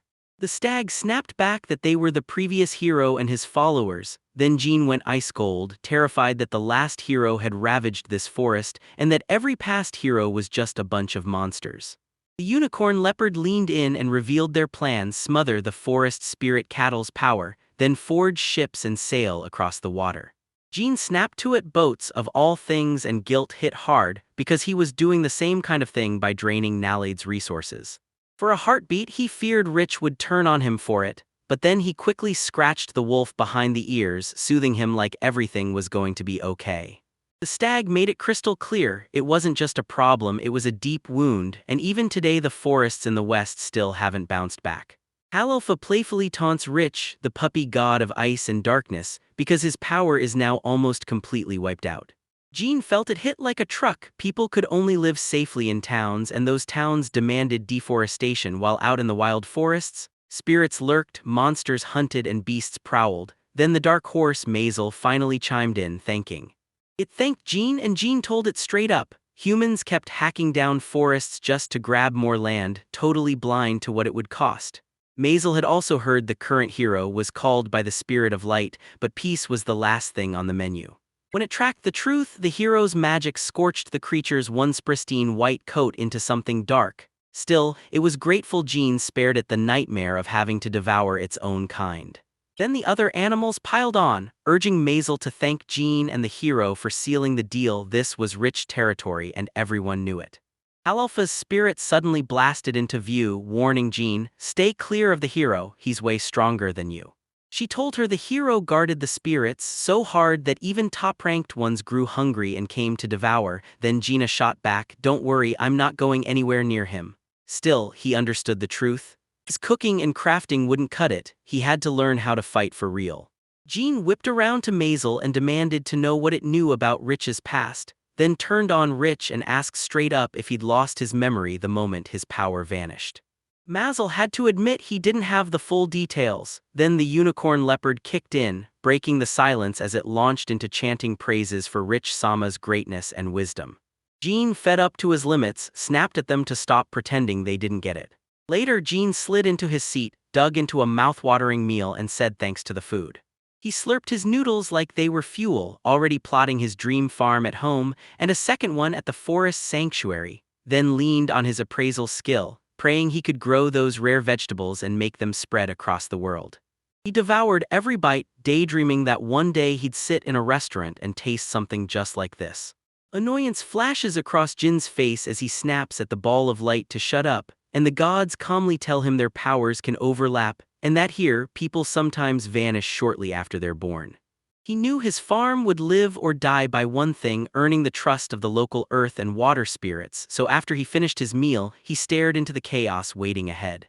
Building homes, hauling seeds into the fields, and naming spirits like they were allies, not myths, and thank every inch of sweat he'd trained before, because without that, he'd have hit the ground from exhaustion ages ago.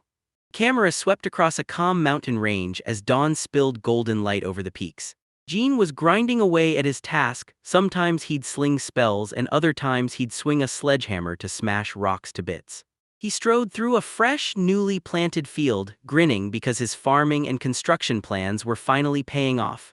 Then he tucked pantry vegetables into the soil without a drop of growth powder, praying the local spirits would make them sprout. He played with a fancy knotted rope toy, complete with those rich dangling strings. All around him stretched rows of potatoes, tomatoes, zucchini, basil, arugula, and lettuce. Then it hit him to wonder where his expedition buddies were, but it didn't shake him long. He grabbed the toy and tossed it to Rich, daring him to chase. Gene beamed at Rich like he was the best boy ever, then ruffled his head with an approving pat. He started thinking about getting Denoso to make him a frisbee, and Rich tilted his head, while Jean cut in and said it was time to go home because he had something brand new to try. On his desk sat every scrap he needed for the next project, ready to draw those magic circles into existence. Jean confessed he'd been craving this ever since he read about it in a book. When Jin asks, "Can I pick all of you as my guardians?" he slammed the ingredients into a mortar, then poured in his magic and spirit-infused water, grinding everything until a deadly ink finally formed. He took a deep breath and carefully brushed the ink onto his drawing compass. He grabbed a huge sheet of paper, ready to draw, insisting he only had to mash the symbols from his books together. As he drew his breath and pulled the ink through the lines, he couldn't help but wonder, what kind of spirit would he dare to summon next? He uttered the command, and in his mind, he summoned spirits of fire, water, and earth to come alive. To his shock, the spirits he'd imagined leapt onto his paper before he even finished the circle, so he snapped at them to stop barging in like that. Just then, the tiny spirits begged for forgiveness, admitted they almost wrecked the paper, and shot into the sky, while Jean stood there scratching his head thinking, all right, what now? So he went for broke and tried summoning an ice spirit next, and right at that moment, Rich crashed onto the desk with a thunderous thud, landing smack in the center of the magic circle.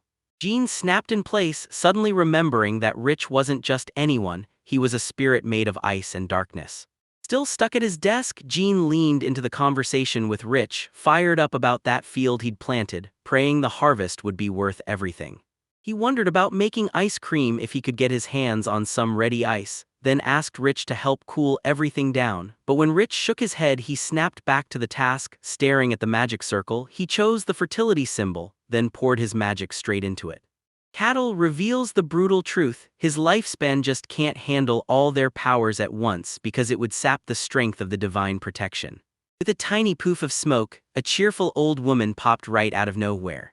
A woman stepped in and called him pal, claiming she was at his service. Jean's jaw dropped because he'd pictured summoning an earth spirit and roaring harvests, not getting stuck with a grandmother. And he couldn't shake the thought, was this some sick prank or did he really pull it off? He pointed the finger at the trash ink, blaming it for everything. Out of nowhere, a hand slammed onto his shoulder. Vaughn blurted his name out loud. The moment he showed up, the magic circle on the page blinked out of existence. Poof. Vaughn rolled in with Cattle and Miss Toe, and Miss Toe snapped that the book had to be wrong, while Cattle pointed out that this kind of summoning only works for nearby contracted spirits. Jean swore he'd followed every instruction in that book to the letter. Alpha drifted into view, giggling like she had a secret she couldn't wait to share. She floated down and told Jean, "You look like you're having the time of your life." She said it was straight up entertaining watching him get flustered, and then Jean, red-faced, demanded to know when everyone had arrived and why nobody bothered to knock. Ms. Toe tries to spell out what their blessings really mean, but the moment she starts talking about friendship, love, and obsession, Jin's head just keeps spinning. Standing beside him, Ish and Halafa, she told him he'd brought a whole crowd of incredible spirits to the area. She pointed at the tiny sparks floating in the air and said they were fleeting spirits that kept the whole place comfortable for them. Jean could only mumble, anyway. The room was crammed wall-to-wall with his spirit buddies, Pal, Vaughn, Ish, Halalfa, Mistu, Cattle, and Rudil. Jean blared that everyone was finally here. Then Ish snapped why she was wasting time with books when he could just question the spirits straight away, and Jean froze, stunned when she got offered private tutoring. Vaughn immediately said hanging around was pointless, challenged her to a small match, and Jean tried to dodge it, but Vaughn wouldn't back down. They burst outside to a clearing and Vaughn barked, "Go start now." Their blades collided in a split second. Vaughn's power was pure devastation, one brutal hit and Jean went flying. Jean slammed into the ground, yelping in agony as Vaughn coolly barked that his movements were completely wrong. Jean stood there, totally shell-shocked by the straight-up brutal criticism. Vaughn leaned in and snapped that Jean couldn't control a single move. He was falling apart. Then he accused Jean of just copying everyone else to get stronger, with zero real understanding behind it. Cattle cuts through the chaos and tells Jin, "Just focus on what you want to do and the power you need will be handed to you." Deep down, Jean had to admit it, Vaughn was right. He'd been mindlessly copying moves, never tweaking them to fit his own body. Vaughn let out a heavy sigh and demanded that Jean tell him what he could see in his mind when he pictured a sword. Jean's head spun with one burning question: where did his sword ideas even come from? He traced it back to two things. wild fantasy and the period dramas his sister introduced him to, plus the ones he binge-watched with his grandma. But it was those period shows that really carved the image into his mind, and then he looked down at his own RPG-style blade and froze, because what he held in his hand was nothing like the sword he'd been picturing. As Jean got swallowed by his own thoughts, Vaughn's sword suddenly flared, glowing, shimmering, and the blade began to morph in midair right in front of him, leaving Jean staring in pure disbelief. Right before Jean's eyes, the all-kill blade started to transform, just like that. The transformation finished, and Vaughn cradled a Japanese katana, no doubt about it, unmistakable down to the last detail. Jean snapped, eyes widening as she recognized it, while Vaughn just shrugged and said the blade was strange. Then she leaned in and realized it was longer than a usual katana, and the Sagio was replaced with a chain instead of cloth, like it was built for a fantasy world. Jean snatched the sword, eyes flashing as he recognized a weapon from his homeland, then yanked it free with a bold flourish. Vaughn leaned in and asked if he was game for one more round, then Jean jumped at the chance without hesitation. As they clashed in their sparring round again, Jean felt his moves click into place with effortless new flow. Jin weighs his wish in his mind like it's the fate of everything. He realized it was way easier to picture his moves with this familiar weapon, not that previous fancy, over-decorated fantasy sword, and Vaughn grunted in approval, saying Jean was leagues better than before. Jean practically exploded with joy when Vaughn complimented him. Suddenly he didn't hesitate for a second, ready to swing and slash with confidence. Hal Alpha and another spirit called out his hard work, and right as Jean was basking in it, Rich burst up to him. Misto stood beside Hal Alpha, cheering Jean for keeping pace with Vaughn, and then the blonde spirit leaned in to tease him for getting stuck surrounded by so many beauties. Miss Toe thrust a book into his hands and told him she'd been right all along, that the one he'd been using was built on wrong assumptions. She swore she'd craft a real book for him, then ordered him to head to the temple in Thelmist and show up in 7 days. Jean clocked that Thelmist was an island south of the Caval Peninsula and grimaced, then realized he'd need to squirrel away money to buy that book in a week. Right as he planted his feet in the fresh field, Ish and Pal popped their heads up from the crops. Ish stepped in and offered to haul in the harvest for a cut, and Pal immediately jumped in like, "Yeah, I want my share too." Jean just stared baffled and asked if spirits could even taste food. Didn't they still cling to bread and salt like old favorites? Ish grinned and said they can taste what they're drawn to, and then made it clear the crops Jean was raising were interesting enough to catch their attention. Pal said their cravings had leveled up from bread and salt to salad, so Jean just couldn't stop laughing at how weird that was. Then the story slid straight into the loud, crowded trade city of Nalade. Jean slid into an outdoor seat and dug into his meal like he had all the time in the world. He dug into a steaming plate of truffle pasta and couldn't stop raving as the city's flavors blew his mind. Jean rolled into Nalade to unload the hide and horns of the fox he'd crushed, and with everyone hunting for more, his money finally steadied. Then he sat down to eat and headed straight to a weapon shop. He's craving a comfy life with zero limits, and the biggest demand is no involvement from his older sister. Not even a little. He barreled into the shop, scanning every blade like a hunter, praying to spot a sword that matched his all-kill blade. Then the shopkeeper grinned and told him the real spirit weapons were waiting in the back. Jean demanded to know what those things were, and the shopkeeper snapped back that they were weapons filled with spirits, or spirits that somehow turned into weapons themselves. And then Jean couldn't stop thinking. Is his own blade a spirit weapon too, given that Vaughn made it? The shopkeeper leaned in and swore that these weapons got their power from the spirit inside them, and once they were chosen, they never needed maintenance. Instead of locking it away, he told Jean to stash it somewhere the spirit would love. Jean thanked him for the advice and bolted out of the shop. Back in his room, he filled a basin with water, ready to peer into the unseen with scrying. He decided it was time to hit his daily check-in on the expedition teams. The water churned in a frenzy, and a vision snapped into view, 3 fearless adventurers staring back.